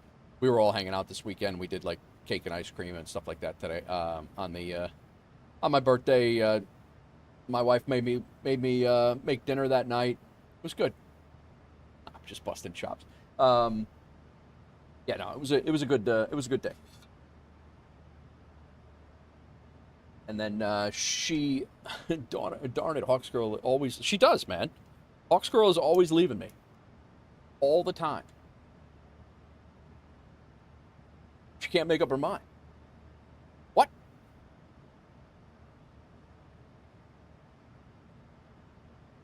All right, shh.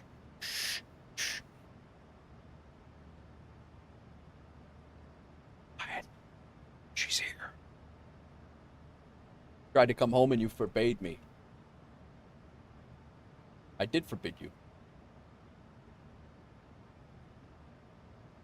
Girl wanted to jump back in the car after driving 8 hours, almost 9 hours to Tennessee to drop her son off and jump back in the car the next day and drive 8 hours back up here.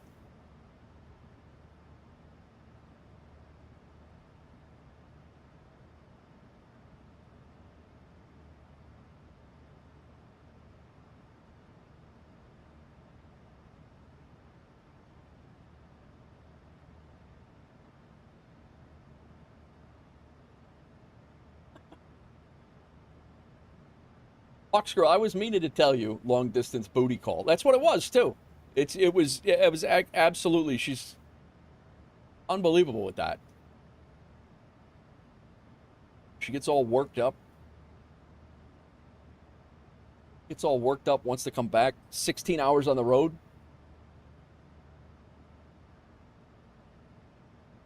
Keep telling her it's not.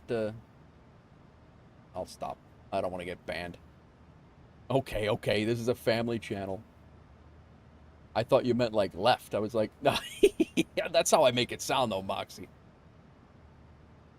The first time I said that, guys were like, what? Dude, what hell? What the hell? How are you so calm about this? I'm like, yeah, she left me. She's gone. We live in 2 states, Mox, so it's we have the house down in Tennessee, and then my daughter's up in Chicago. So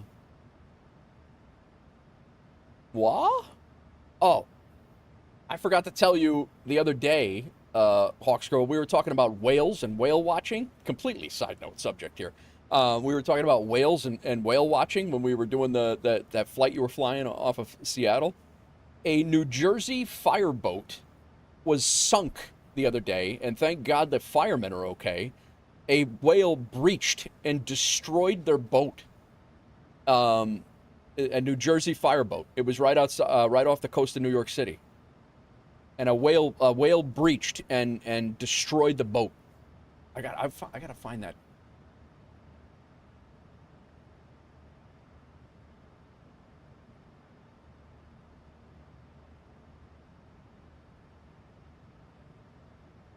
If I gotta see one more damn alert about this explosive diarrhea ridiculousness going around, like they're making this sound like it's, bro, calm down. We're gonna be okay.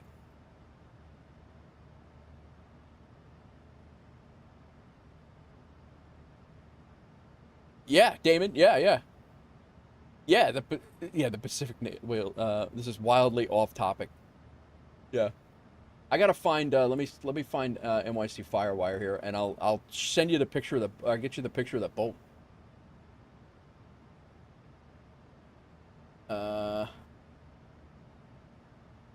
Here, it's right here. I mean, it's a terrible picture, but it's sunk the fireboat. Carteret, northern New Jersey, just west of New York City, on the water. Well, that's a good spot for a fireboat, on the water. Marine unit was heavily damaged Friday after being struck by a surfacing whale operating. The whale wasn't operating, the fireboat was.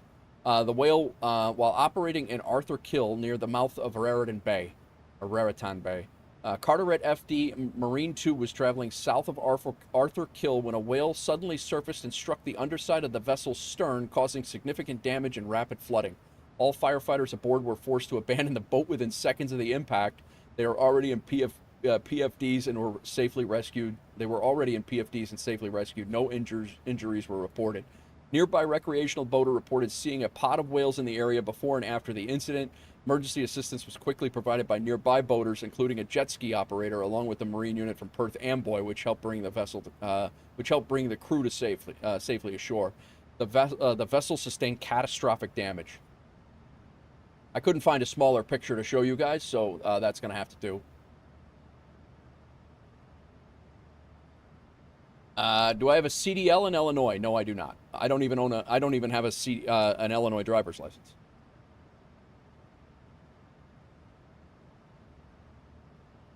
I was flying the other night down by AT-89, and there were northern lights over Antarctica. I didn't know they went that far south. Yeah, I didn't know that either. What can they expect? Nowadays, you go to someone's sidewalk and you can get shot. Imagine going to imagine to be in a boat on a whale's home. Hudson's too polluted for whales. Wasn't the Hudson.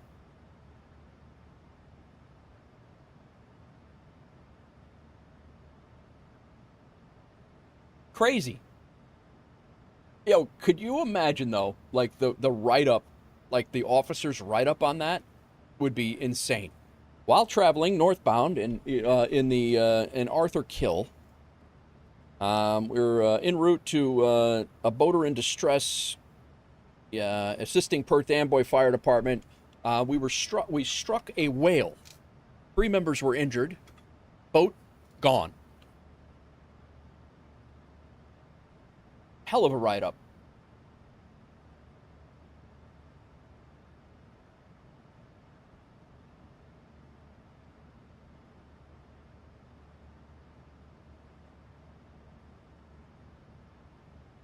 I forgot to tell you that the other day. That's crazy. Poor whale thought he was tiny. He was just trying to give him a little old razzle dazzle. Yeah, yeah. They thought he thought it was like a, oh hey, let's try. He's got that whale has the reverse of what our dog has. Our golden retriever thinks it's an elephant. This whale thinks it's a golden retriever. You saw the GA that wanted to do this. You saw the GA that wanted to do the Sully the other day. Yeah, that was underneath the Brooklyn Bridge, right? That was that was right there in South Street Seaport, essentially. That thing actually had floats on it, though, too. I'm telling you, man, there's so much stuff that happens in New York City people don't even understand. Like, today, they had a partial collapse. My Roddy thinks she's a lap dog. There's a partial collapse going on right now, or this morning when I started the stream. They had columns buckling of a high-rise building under construction. Actually, that's probably on the same website that I was just on. High-rise building under construction. They had columns buckling on the 21st, 2nd, 3rd, and 4th floors.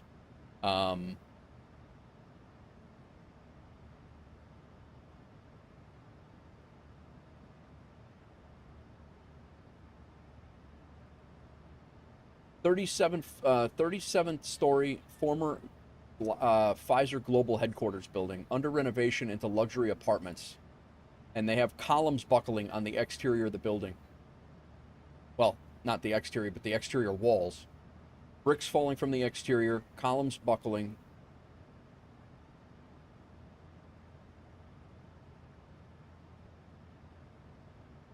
Gotta make sure the sound's off here. This is the, that's a column. That's a supporting outside column of a high-rise building in Manhattan.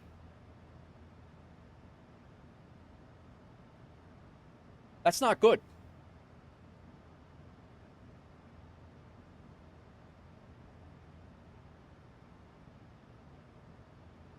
Those are supposed to be concrete wrapped. The concrete spalled off.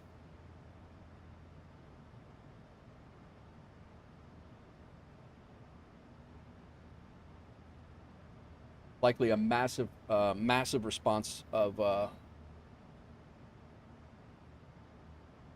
nope. Massive response from the fire department, I'm sure. 8 a.m. This is from the FDNY. 8 a.m. FDNY received reports of structural issue at an active construction site on East 42nd at 2nd, between 2nd and 3rd.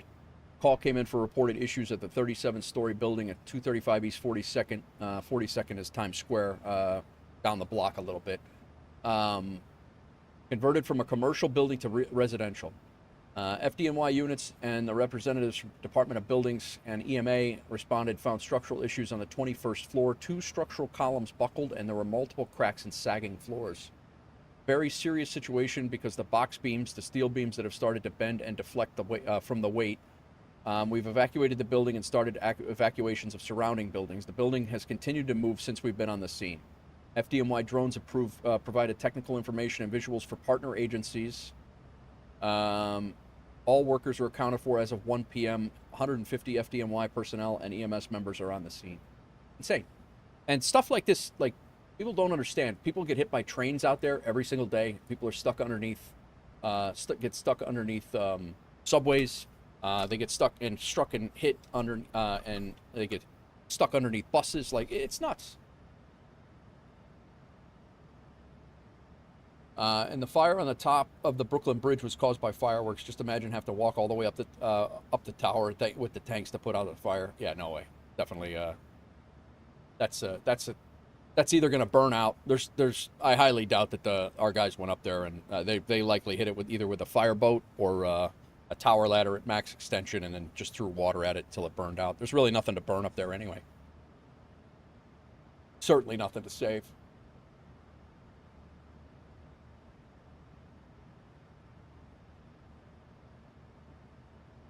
.73 nautical miles. So we're going to go ahead and get our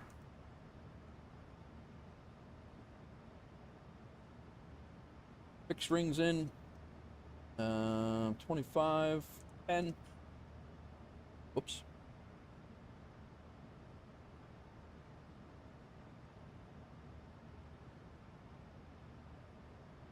and 5. We're coming in on runway 3 right.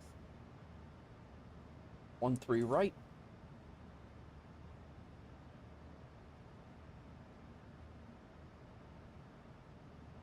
How does it happen with the columns? I don't know, man. That's they pay engineers big bucks to come up with that solution. I just go there and if I were to go there, I'd be shoring up the floors just to make sure that it wouldn't collapse further. How it happened or why it happens is not my concern. I just fix the problems as presented.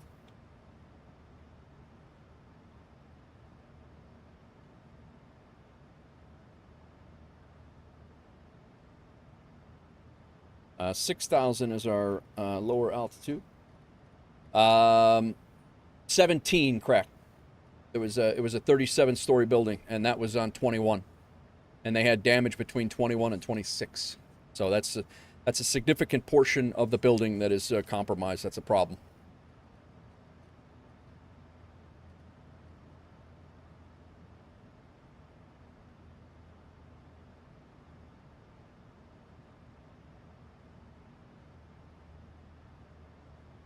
Yeah, 17 floors of the top with it leaning, you know, that could be a problem. It could be a big problem. That's that's almost 200 feet of building above the damage that could topple over like a tree in Midtown Manhattan. Not good.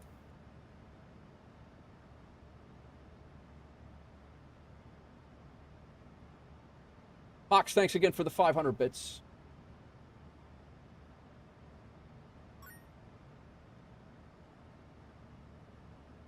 To be fair, do you all pack supports long enough to hold part of a story of a building? Yeah, Theta, we the special units out there, the rescues and squads are trained for structural collapse, and they would have shoring, vertical shoring in this case.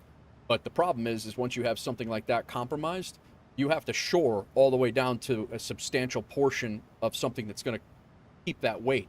So in this instance, if you had to replace a column, a load-bearing column, you would have to shore down every floor for 21 floors to keep that down to the ground, to keep that, to make that shore 100% strong for emergency shoring.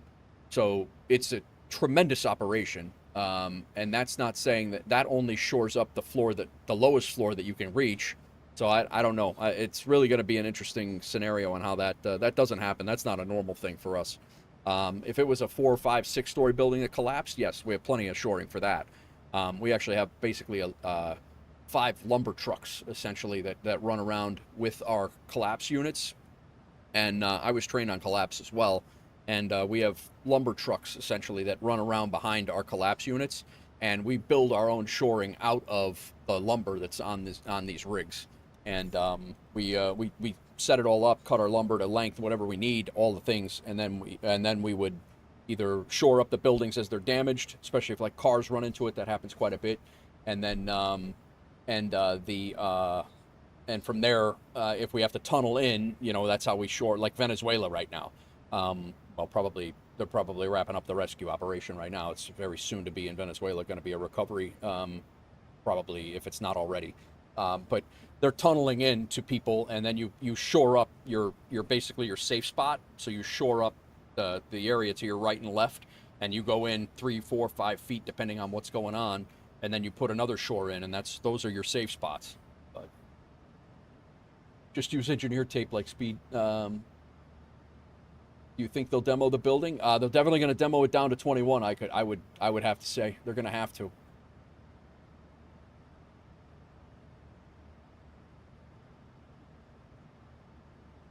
Tukrai, I'm expecting 13 right.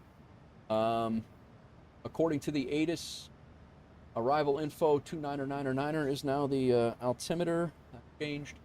Simultaneous visual approaches to 13 right, 18 right, 17 center, and 17 left. So I'm going to shoot for 13 right.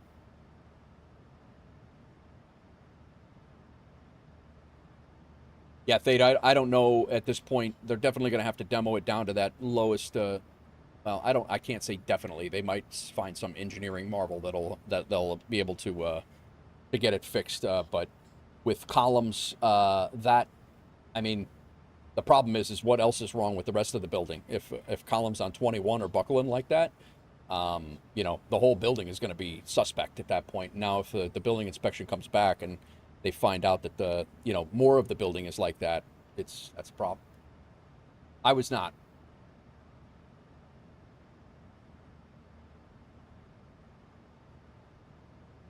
Was I in the city for 9/11? No, I was a fireman in Illinois during 9/11. I lost a lot of friends on 9/11, but that are firemen. But I did not. I was not on the FDNY during 9/11. Two Cry, what do you mean, ATIS? What? ATIS question mark? Huh? What do you mean? Yeah, the ATIS for the real time. Do you use Navigraph?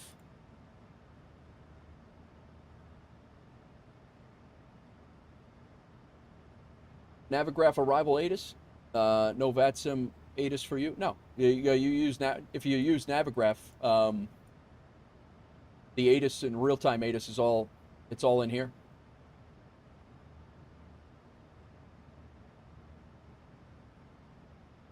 Information Alpha, clouds at 7,000 feet, clouds at 1,000 feet, 11,000 feet.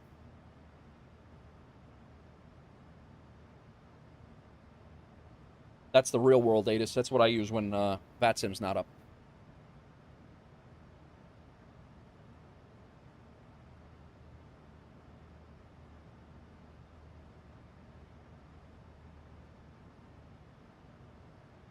Information Alpha. Very good. Crack, thanks for the 25 bits. If I missed that, I don't remember if I said that or not. Thank you very much. All right, 1313 right. I was getting our runway heading and got sidetracked by a story about multiple stories being unstable. 315.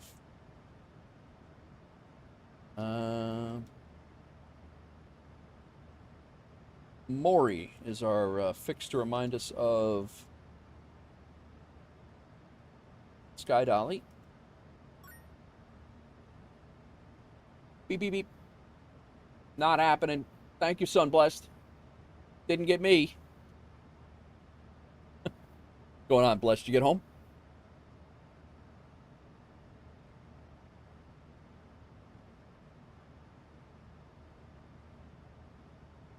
Very good, very good. Are you working now, Blessed, or are you out doing things?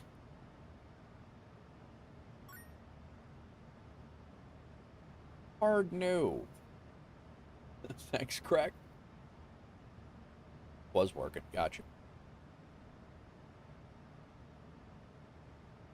Hard no. We'll go auto brakes 2.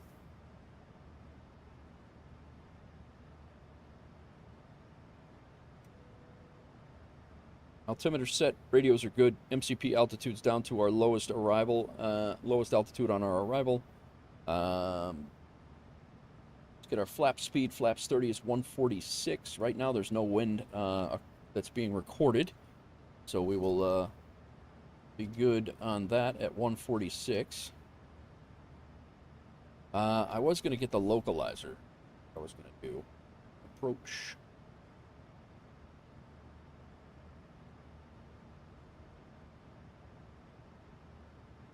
13 right. ILS 135 109.5. 135 109.5. Shouldn't need it. Should have plenty of visibility, but just in case.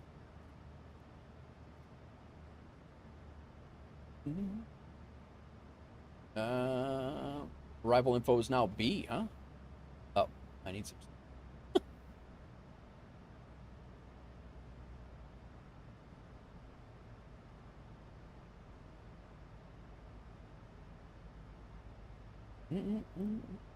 We are in the descent.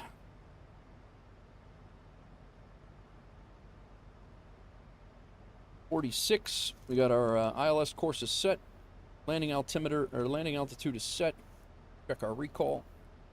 We're all good. Auto brake is set to 2. Radio minimums are set to 1140. Um,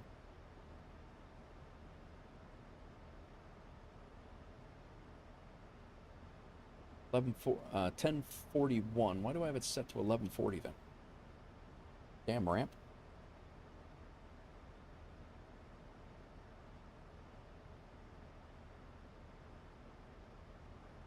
All right. All right, guys. I'm gonna go use the restroom real quick. I will be right back. All these hydrates got me having to pee. I'll be right back.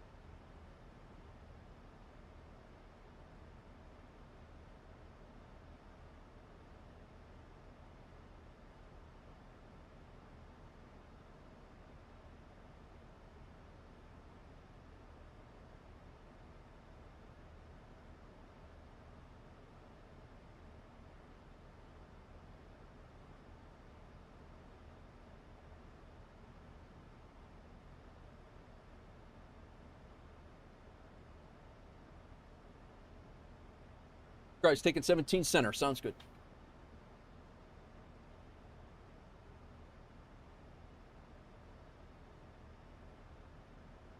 We're on the slow descent down.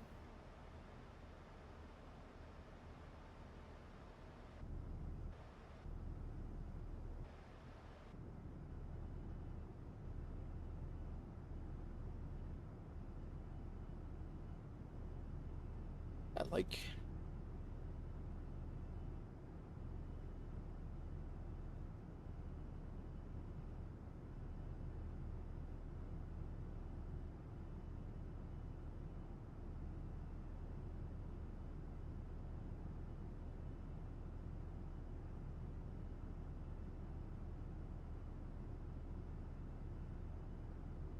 Ian Fisher, how's it going? Welcome in.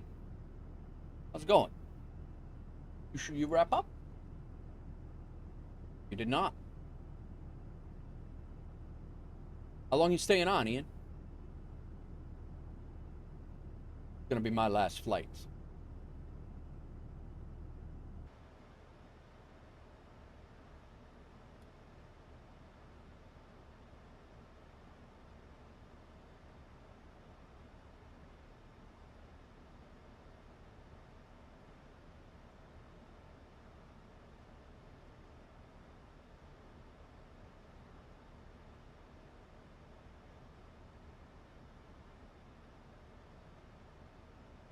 Passing through flight level 290. See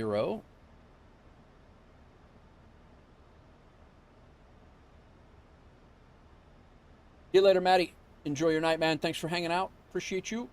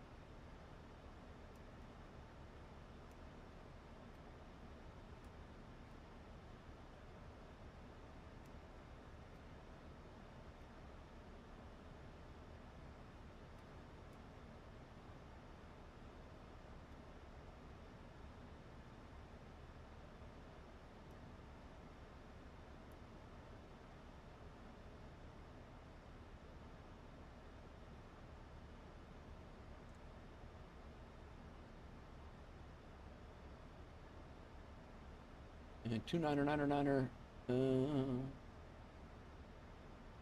We do have a couple of aircraft. Actually, I think we're good.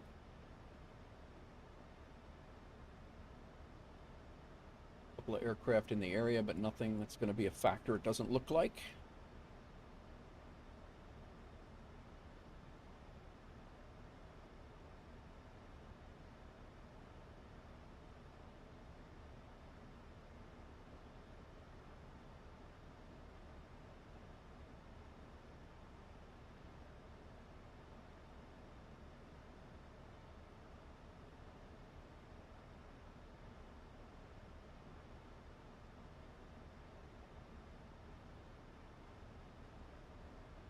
All right, seatbelts to auto.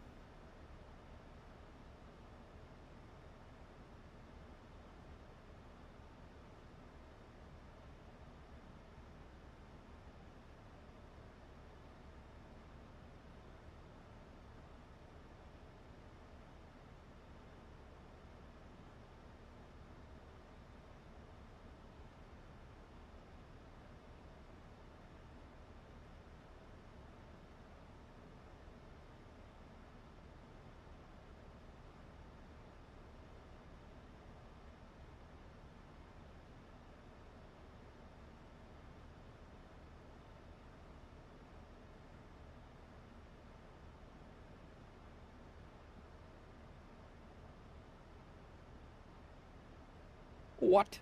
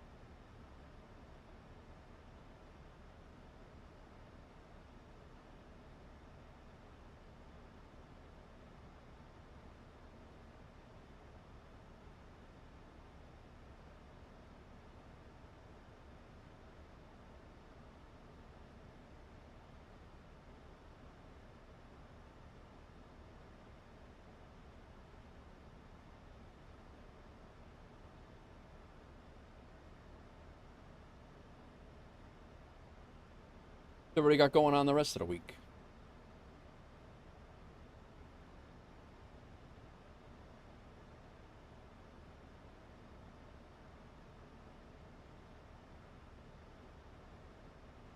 We're well into our star here, and we'll be leaving 265. Leaving Yabit at 265. 265. Traffic in 892. 46 from wind map for 35 traffic.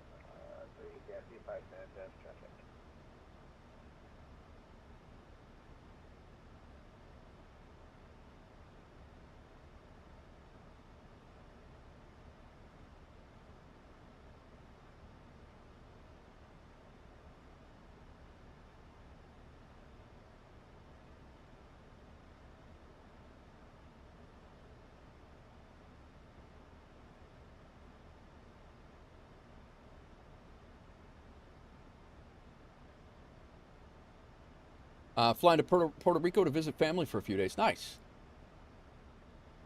Very nice, Dex. How long are you going to be gone? Like I said, I'll be streaming. I should be streaming most of the weekend. I'll be, I have my daughter Wednesday and Thursday. Like I said, birthday is Thursday, chilling with her. We'll be hanging out. And then likely on, there's a possibility that there might be a stream Wednesday a little later on. We'll see what happens. But Friday for sure, I should be back. As long as everything goes copacetic at the doctor tomorrow, I should be fine. And then, yeah, Friday, Saturday, Sunday, Monday, Tuesday, all streams. I don't think I have anything else going on this weekend, and I do not have my daughter, so. And my wife left me. 10 days, wow. Yeah, you're out of commission, Dex.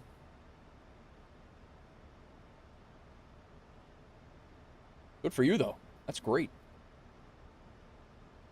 18,000 feet, we're already a local altimeter.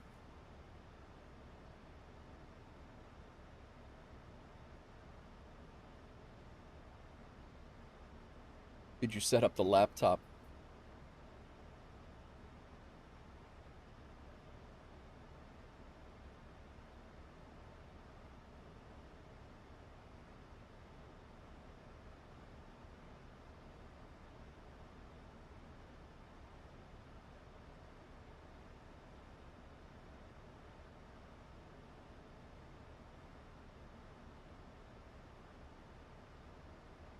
Taking my laptop with me so I'll be able to fly on your downtime. That's awesome. Yeah, I have the capability of bringing a laptop that will run 2024. The problem is my peripherals. I have some peripherals that work down in Tennessee, but yeah, just I usually end up working on background stuff. It's typically what I end up doing.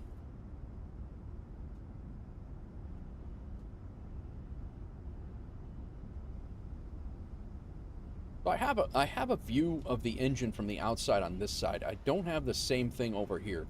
Odd. So this is right outside the window. WolfAir and the winglet. Get that set.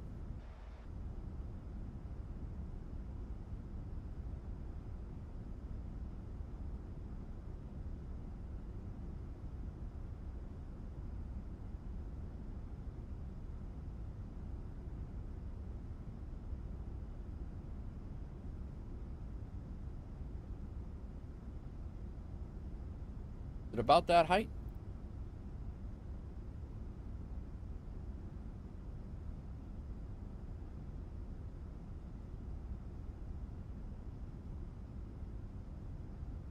And we're calling that right engine, I'm gonna call it left engine.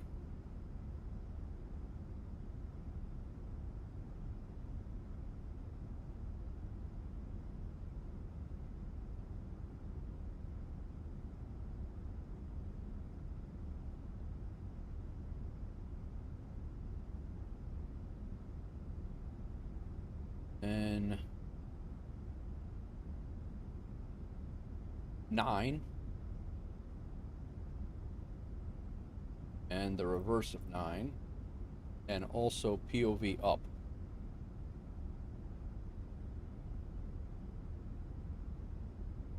So 9 and then POV up as well. Save.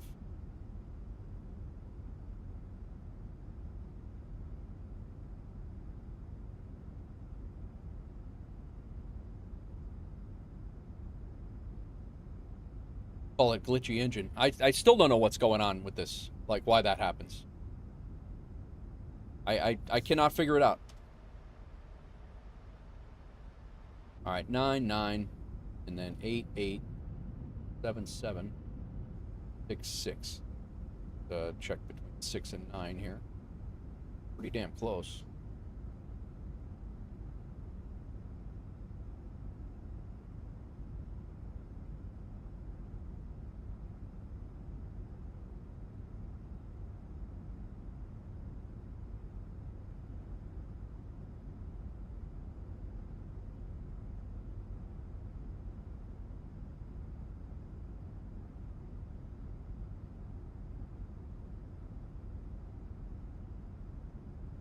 Has to be driver issues.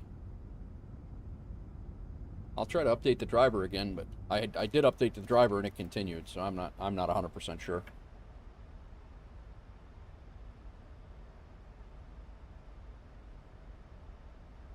What's going on, Gadget? How are you, man? Travel with my good old school SciTech joystick. Very nice. Outdoor Tori, how are you? Welcome in. It is like if frame gen is failing to generate the amount of frames. Gotcha.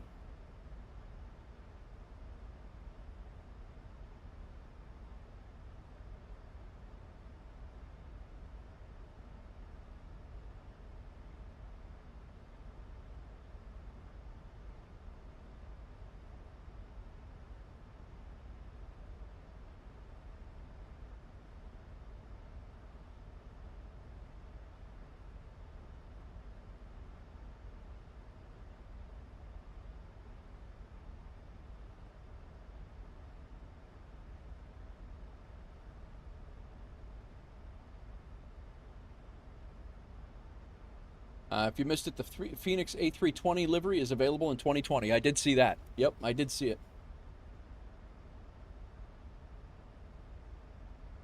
Right, 10,000 feet. Go ahead and go lights on, ignition up, and we're all set here. Seatbelt signs on. Let them know. 12655.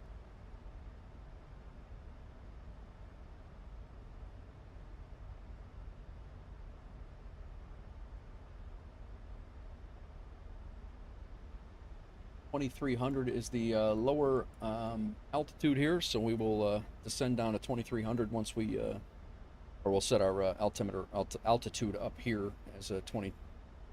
What did I say? 2,300. Coming off, we'll leave Yabit at 6,000. We fly out, and then we'll be coming back around, intercepting Maury out here at 3,000 or above. I have it set for at Papa to be at 3,000 and 2,300 at Hodax. Then we'll land. 3-degree glide slope, minimums 1041.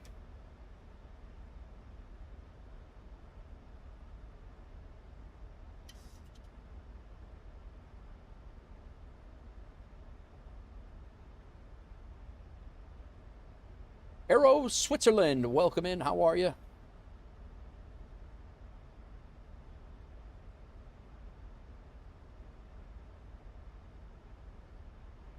And Dallas traffic, WolfAir 74 Kilo passing flight level 300, descending via the Caesar 4 arrival, expecting ILS 17. I'm good, man. I'm good. Thanks for asking. My tech's working on getting all of the liveries available for 2020. Guys are flying in 2020 still, and I want them to be able to use the livery. JX is one of them that is in 2020. Yep. Spent on that 7.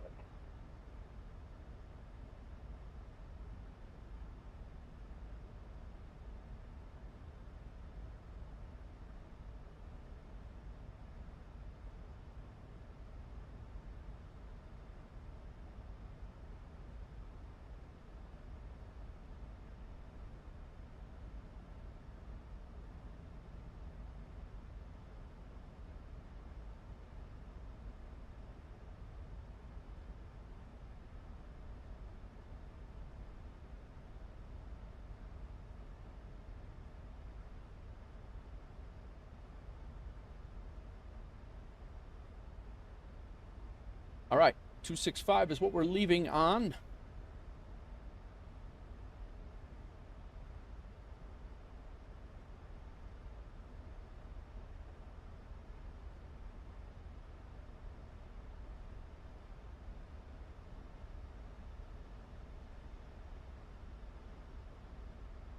Go ahead and select.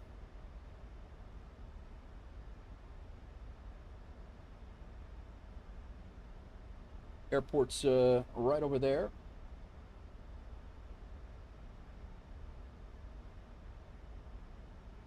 I'll do a few per week. We got close to 30 liveries. Had to create an app just to rename the files and make my life easier instead of doing them one by one. That's awesome. Yeah, we still got quite a few 2020 pilots to cry.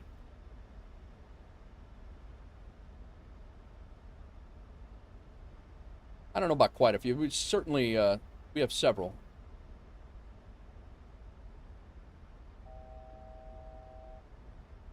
We're going to stay at 6,000 feet.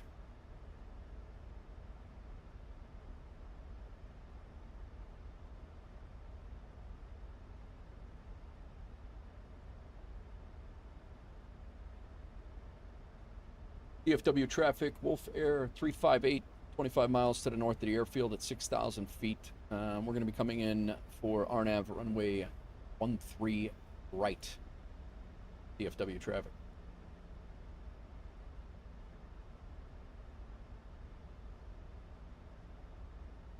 Paul, what's going on, man? Welcome in.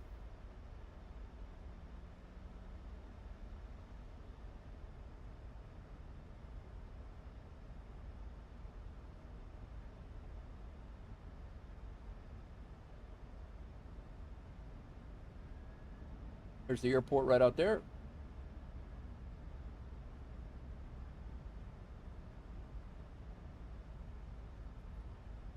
We're going to hold 220. I don't think we're going to need the speed brake any longer. Actually, I didn't even realize it was still out. Got it armed now.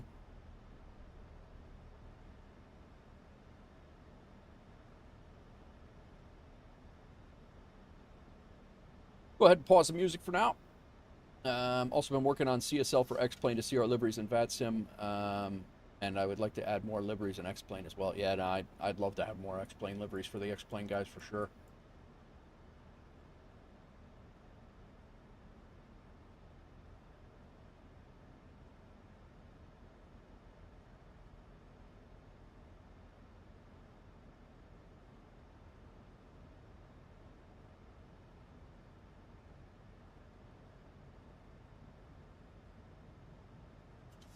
I don't think I got any screenshots.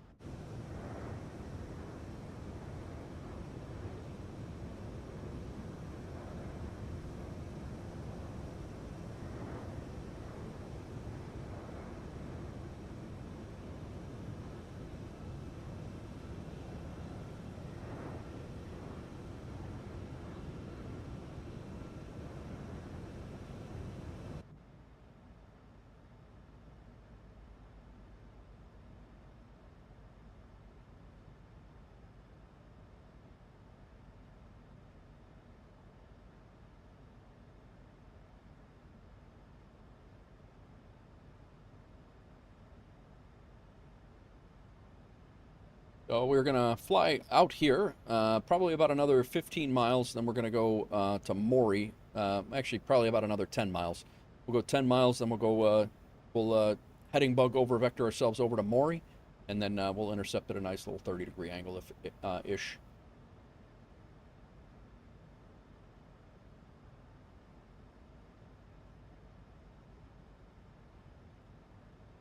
Thanks for all that work, my tech.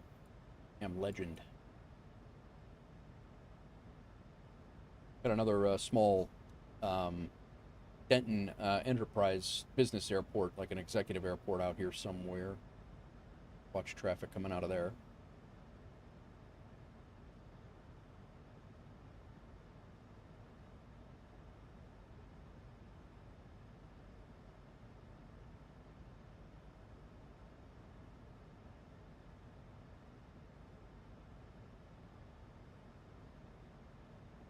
Mm-hmm. 2,300 feet again is our lower. Traffic 992 BK to basic center, 5510.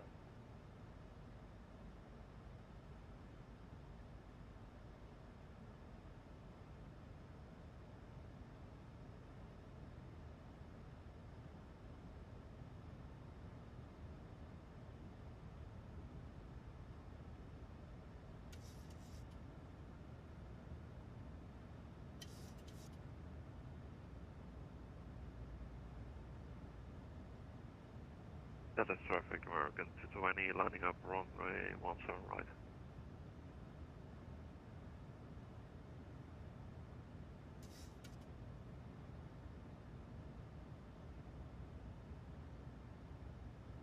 That's traffic and I'm going to cross and C5 left at Echo Kilo?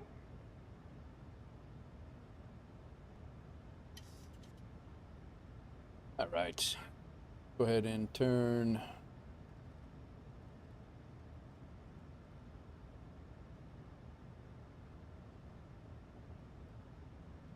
To 0. We'll go direct to Maury. 2,300 feet we can put in here. 26 left, okay, that.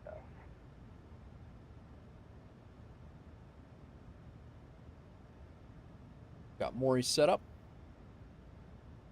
Give it a little bit more time here and start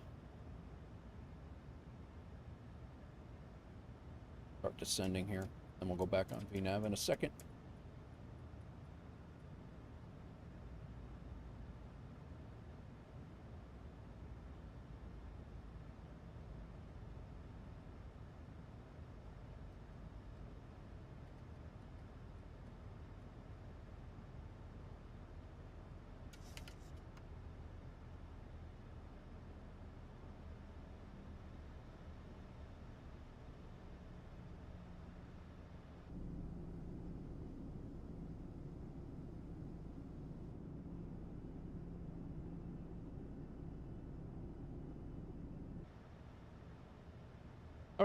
LNAV, VNAV.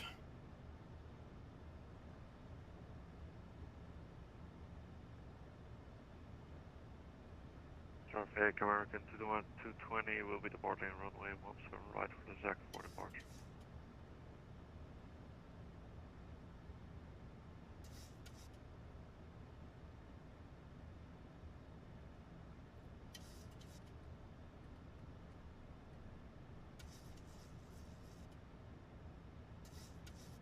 And DFW traffic, WolfAir 358. We're inbound to the initial approach fix from runway 13 right, RNAV. About 20 miles to the west of the airfield. DFW.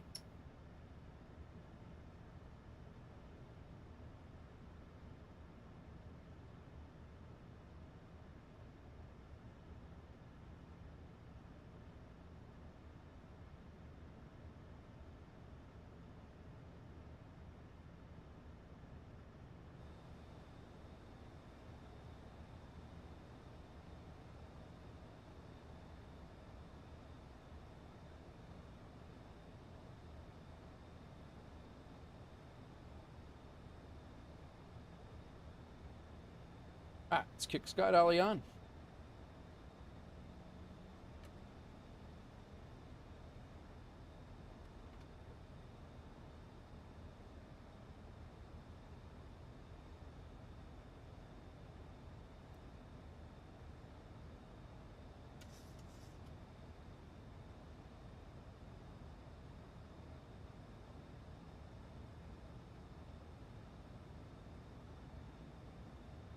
Airport's right on the other side of that lake, or right at the,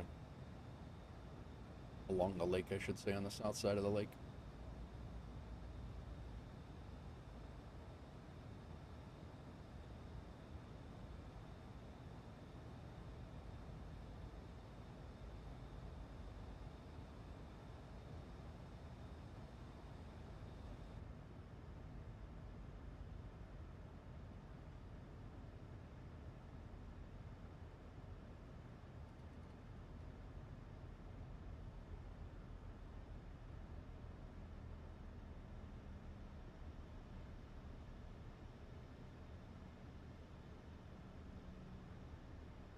DFW traffic, WolfAir 358, about a 12-mile final, runway 13 right, DFW.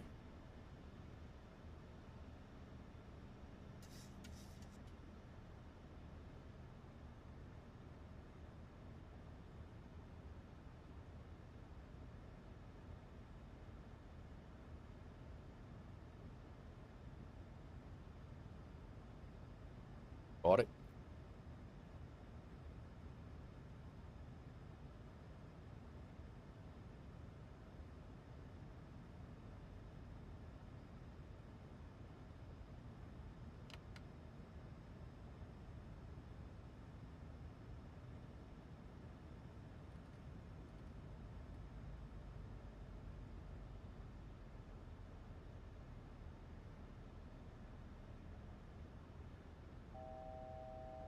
Sounds good, Damon. Enjoy, man. Thanks for hanging out. Appreciate you.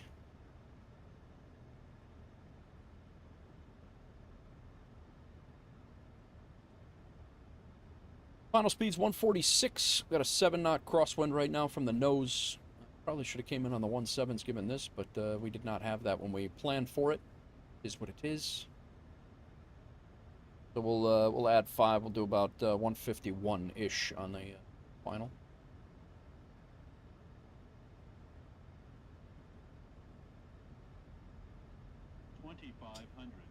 You're down.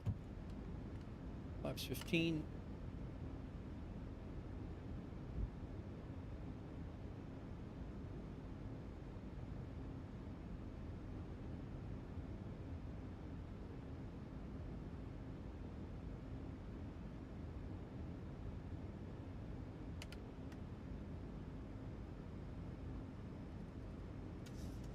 Slowing to final approach speed. 530.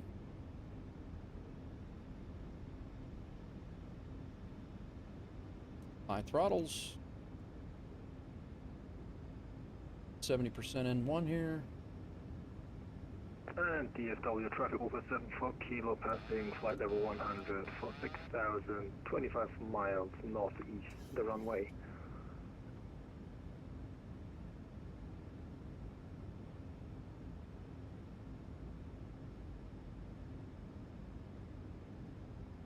And we're still expecting the ILS 17 center over 74 kilo DFW traffic.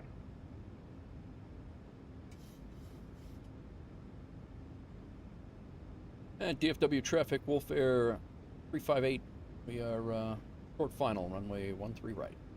DFW.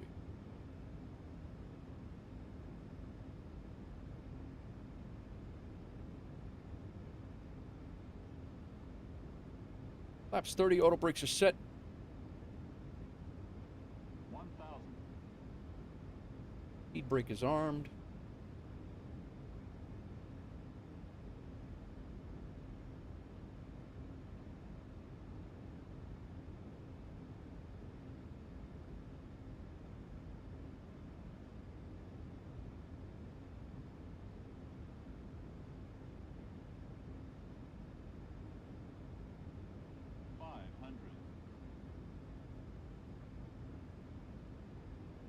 Approaching minimums. Minimums. Ping. 300.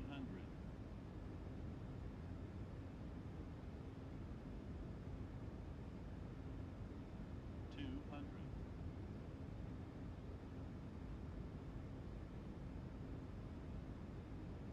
100.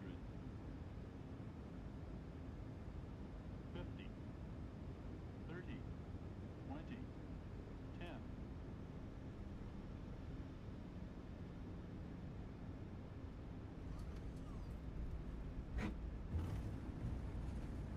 Flared a little too hard on that again. Caused a little float, but we were legal.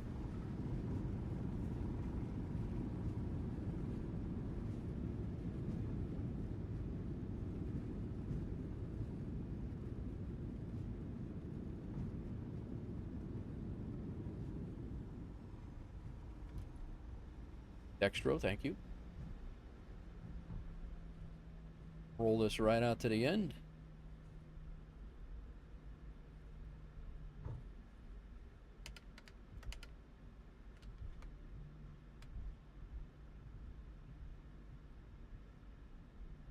I thought there was another line over there. But brake de-armed. Landing lights off. Taxi light on. APU on. Off. Strobe light off. DFW traffic, WolfAir 358. We have vacated runway 13 right at Alpha 6. And we'll continue to, we'll taxi over to the gates. We'll taxi to Delta 20 via Bravo and Fox, Bravo and Golf, DFW. Flight director's off, and auto brake off. Minus 185 is what LRM gave me. It's amazing what happens with the no FS realistic.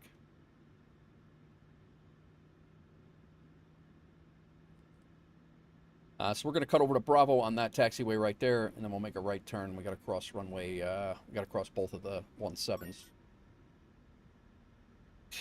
Correct. And the 25 bits. Over 74 kilo, turning left for a 15-mile final, 176 degrees for 6,000.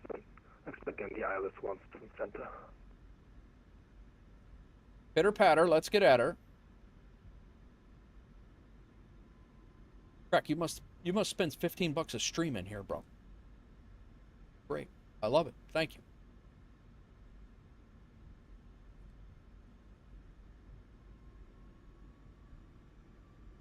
I love you, man.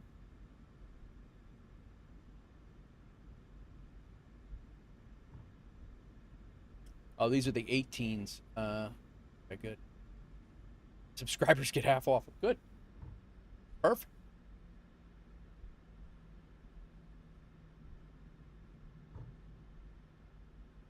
This airport is absolutely huge. Another Inabuild's phenomenal airport, by the way.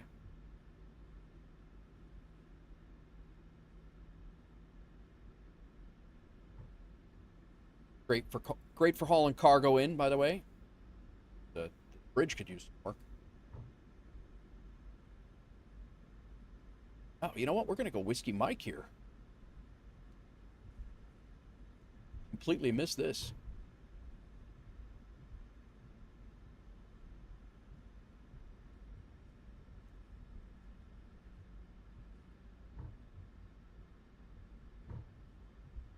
I haven't heard anybody calling out on the 1.8s, so, or the 3.6s.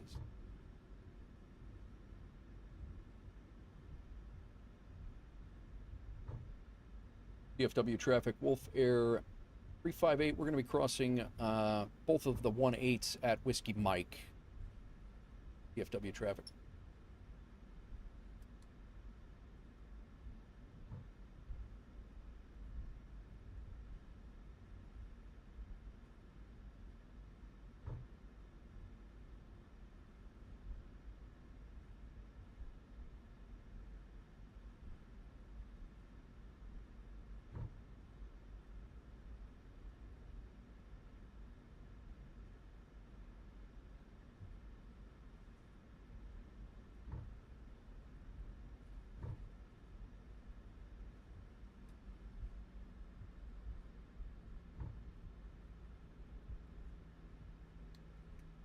Clear both runways. And DFW traffic, WolfAir 358. We're clear of both of the 1.8s, 1.8 left and 1.8 right. Continuing taxi, Whiskey Mike, Foxtrot to the Delta gates.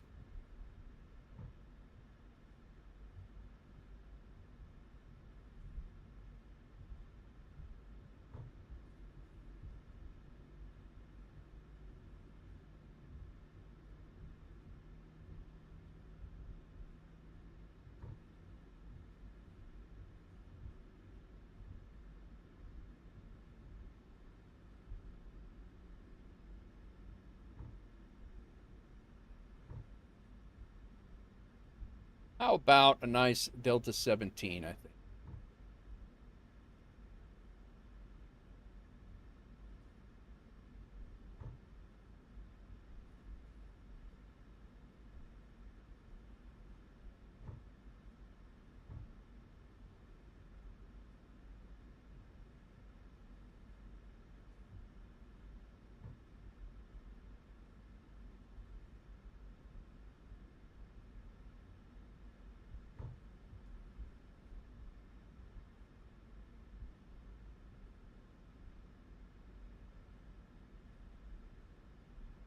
And DFW traffic, WolfAir 74 Kilo fully established on the ILS 17 center on a 8-mile final, clear to land. WolfAir 74 Kilo.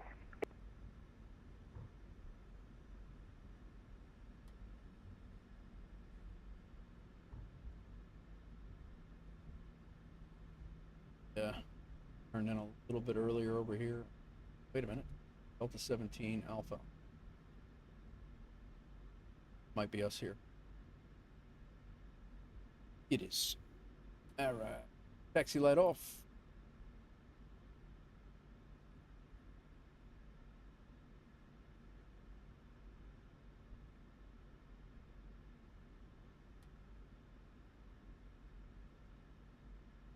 What? Okay.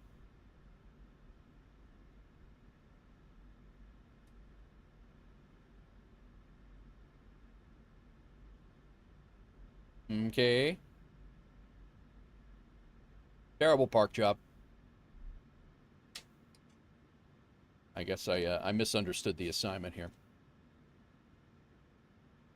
Misunderstood the assignment. Let's get our APU gens on.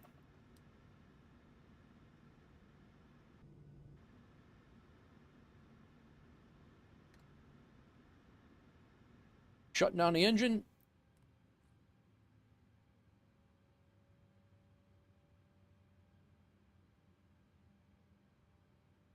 %N1. We can go beacon light off. And APU on.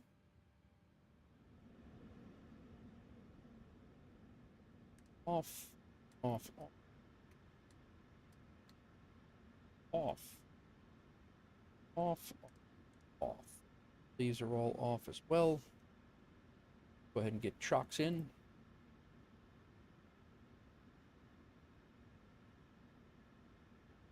West ground power.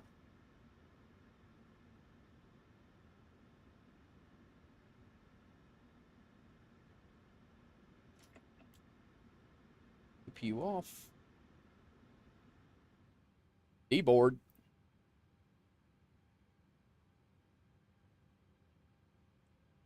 Sorry about the terrible park job. Damn ramp. Weather off, and traffic off, and terrain off. Traffic off. Well, damn. Brutal. Actually, it doesn't look nearly as bad as what it seemed it was going to look like, but we were supposed to be... Yo, welcome in. We were supposed to be on that line. Yo, thank you for the follow. But now, instead, we're not on any line.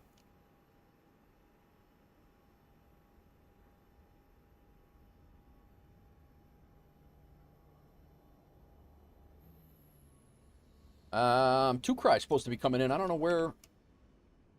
Where's he at? He's way over there, I think, coming in. Is he already down?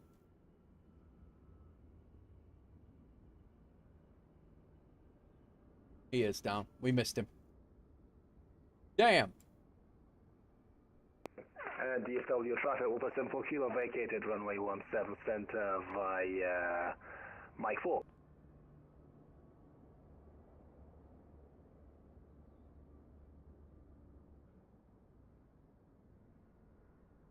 Where in the hell is he?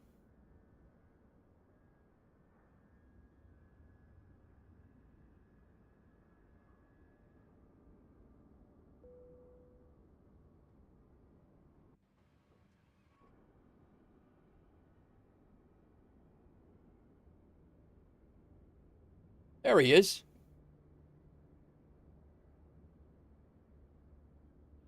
You haven't vacated yet, sir. Not past that stop bar.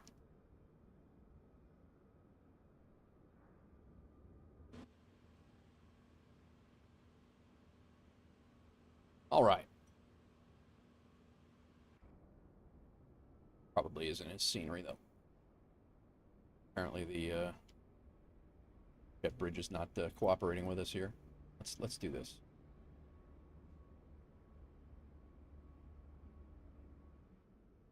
Oh, look. We're fixed now. The flight attendant standing outside. We're fixed now. Disarm the doors. Open the left. Open the cargo.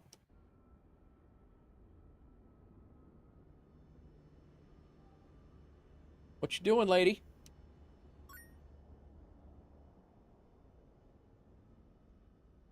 Stretch. And DFW traffic, WolfAir 4 Kilo taxiing via Mike Echo Lima, cross runway 35 left, continue taxi on Echo Lima, Kilo Bravo Golf into the Delta stance. He made it. He flew out. He had a little bit of a. I think he had a little bit of a sim hiccup on the other end. But he did make it.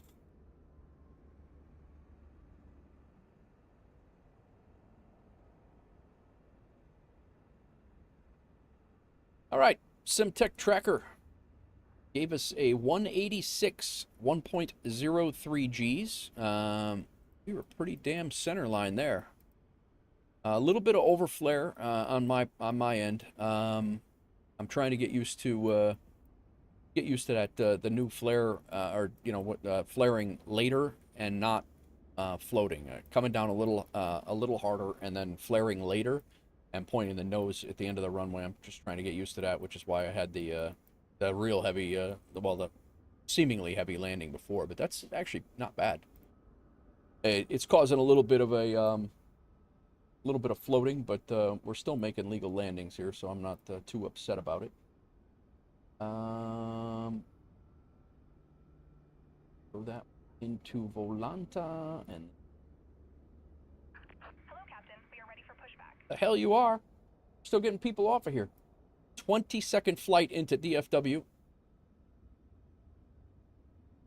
You need a stretch, and I need some Z's. Goodbye, everyone. Want to see some pics of a B777W? We'll probably work on Emirates tomorrow. Absolutely, man. Anything you have IRL, you're more than welcome to throw in there. Thank you for the stretch, and enjoy your night, Dan. Thanks, man. Appreciate you. And I think you resubbed today. Thank you very much for that as well. Nice little climb out of Milwaukee. We were on a heading, and then we turned direct to Fonzie. See ya. Flew right over Chicago, right to the west. I actually live out there. And then we flew straight south. My hometown's right there. And then across Illinois, down over Missouri. Caught a little piece of Arkansas, Oklahoma, and then into Dallas, Fort Worth. Again, went on heading mode here, and then intercepted. This was all self vectors, basically from right here. Self vectors, and we hand flew it in from probably about 8 miles out, I guess, maybe 6 miles out. Got the gear down and got ourselves stable and came down, and that might be a contention for pretty center line right there. We're gonna have to look at the FSHub. Minus 182. We were in the zone, and 1.2 Gs is what they gave us here. But yeah, very nice, very nice. Couple of screenshots taken. As soon as we get Tukrai over here, if he's going to park by us, I'll wait for him. We'll get another screenshot as well. But screenshots up here. This was coming into DFW, flying over O'Hare in my house, and then was Tukrai before he had his little warp crash, whatever that was. That's crazy. And then myself pushing back. My tech was back there, but he had sim issues too. So a couple of sim-nanigans going on for peeps.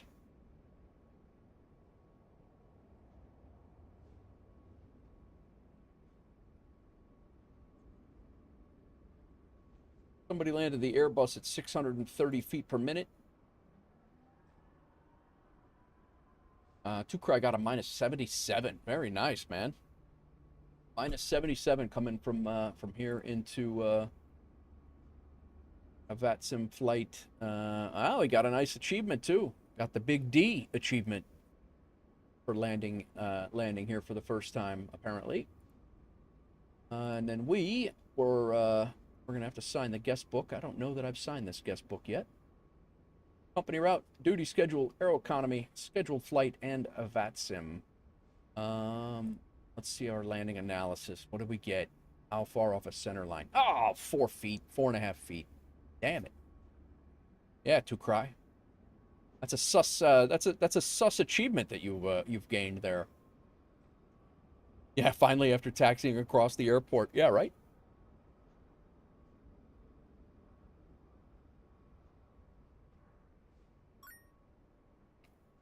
Yeah.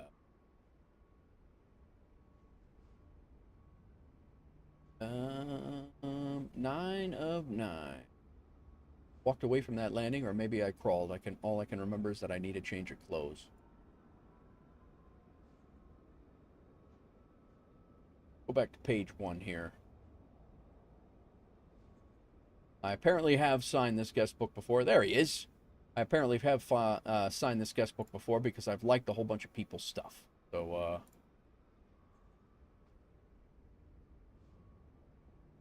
yep.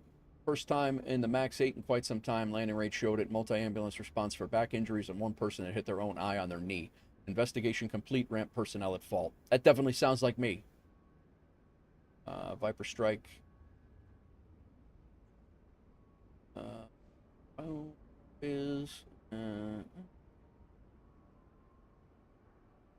Big D award. DJ Marco. KGW plays. Plane is intact, he says. Firefly Air Heavy flight.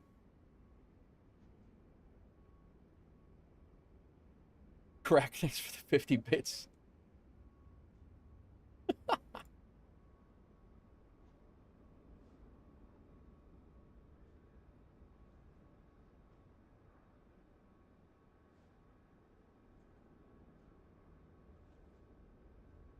Climbed out of runway 21.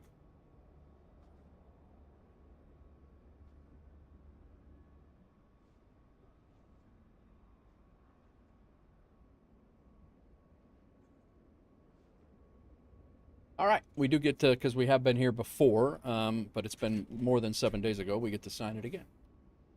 My tech is here. You made it? You out of here, Crack? My tech is here.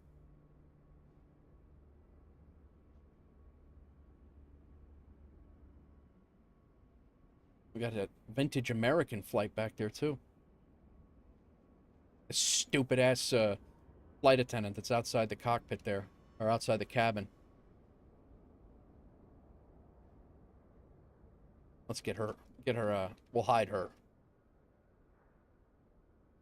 Oh, 738 cargo. Oh, you're an X-plane, gotcha.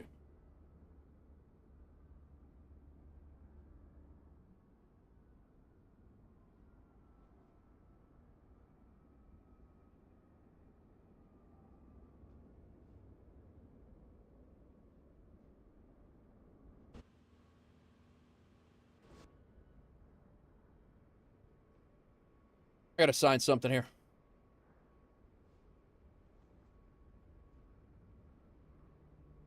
Back to the WolfAir,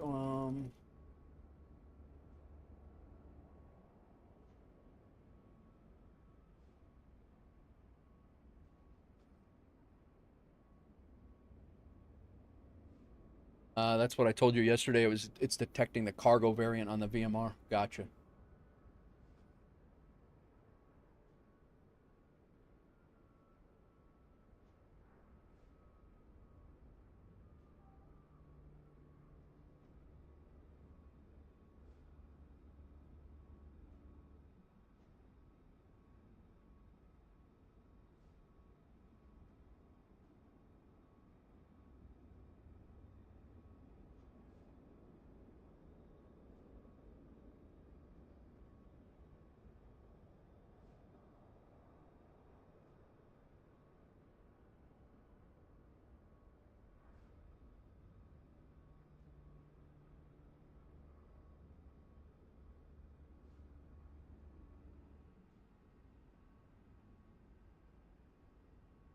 All right. I was hoping for a centerline perfection, a tag on the centerline perfection, but clearly that's not going to happen on that one.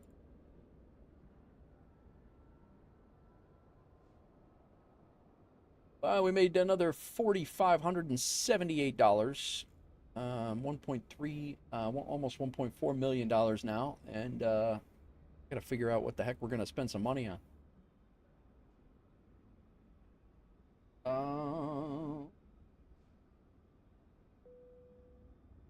You got to figure it out.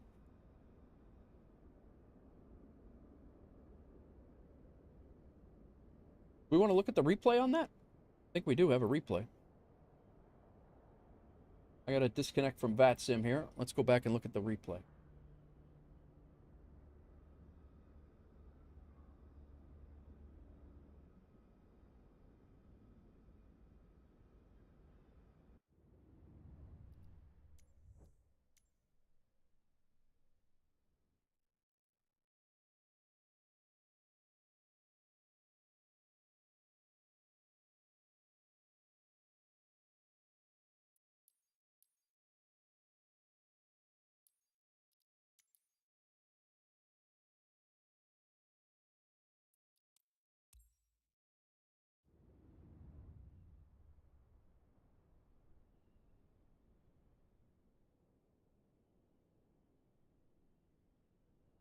Yeah, Two Cry, thanks for flying along, man. I appreciate you. My Tech, thank you for attempting to fly along.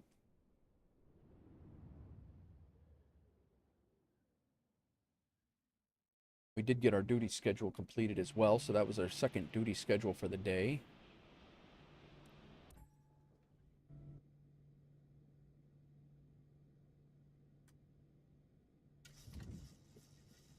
Come on, guy.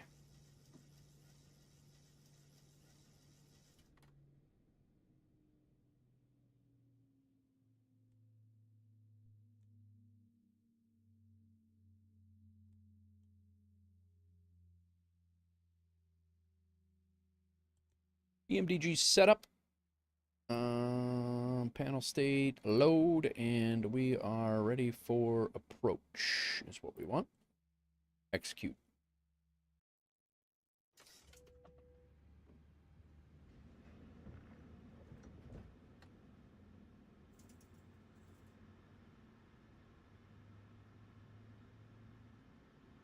Go ahead and load into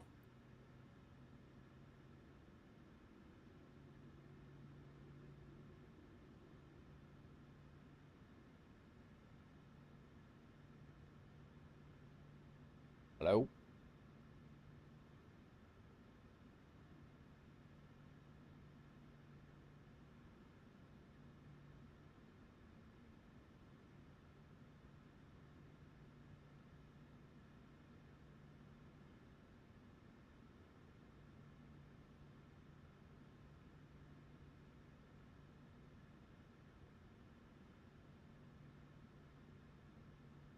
Well, I thought we had one. One is not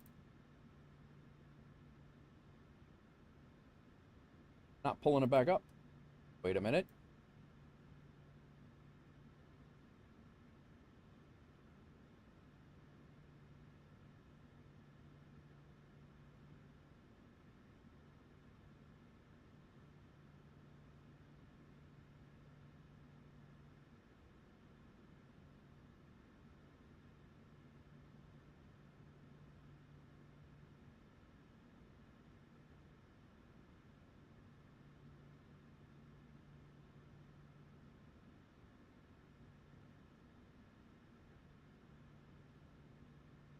I don't think I stopped the recording before I think we have a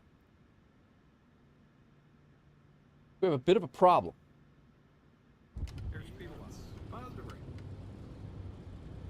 Yeah, this is climbing out of Milwaukee, or the landing in Milwaukee, I think. The other one won't load. We're kind of ski-rooed, I think.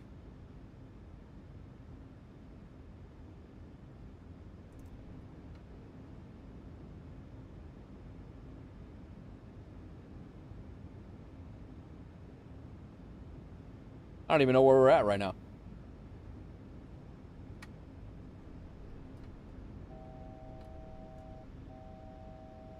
Yeah, this is the Milwaukee landing. I guess we can watch this. 2500.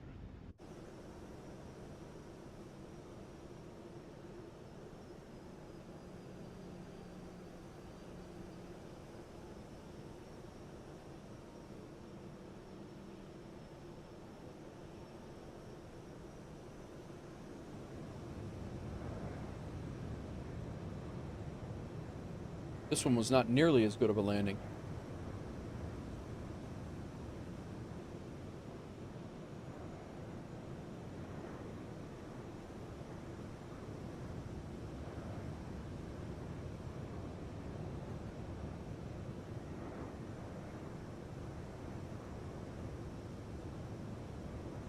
I think you'll see my overcorrection on the flare here.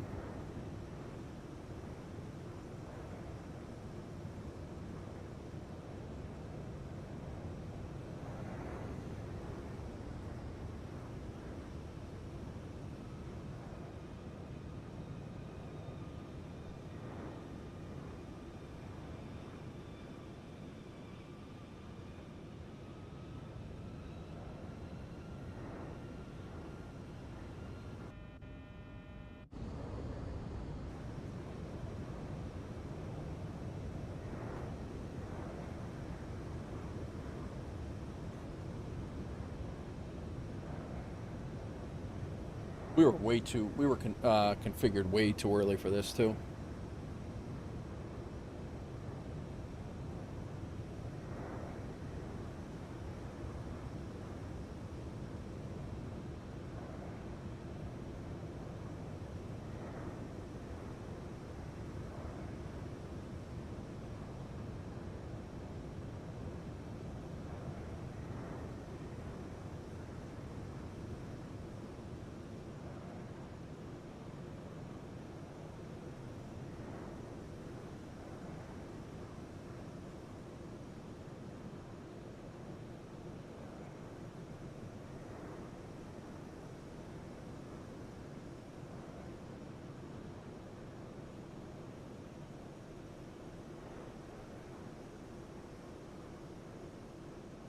We're nowhere near this in the sim. That's why the that everything looks crappy, because we're nowhere. We didn't load in the right spot.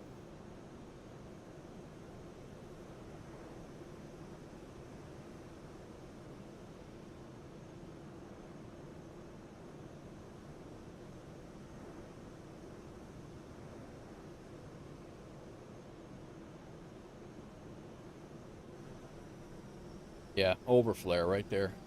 Caused the float. At landing again, it was a 280. They said it was a 285. I don't buy it.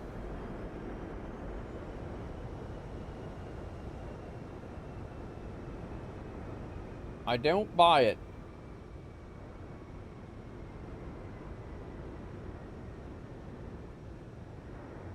Do one more as we wrap up out of here. And take a look at it from the wing view.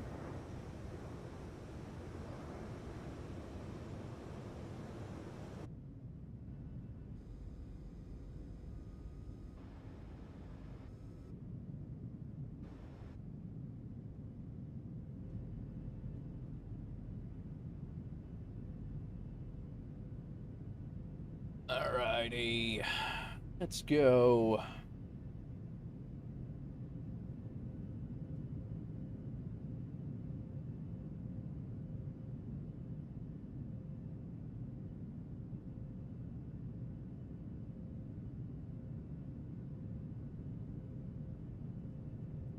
All right, guys, got a few thank yous to say.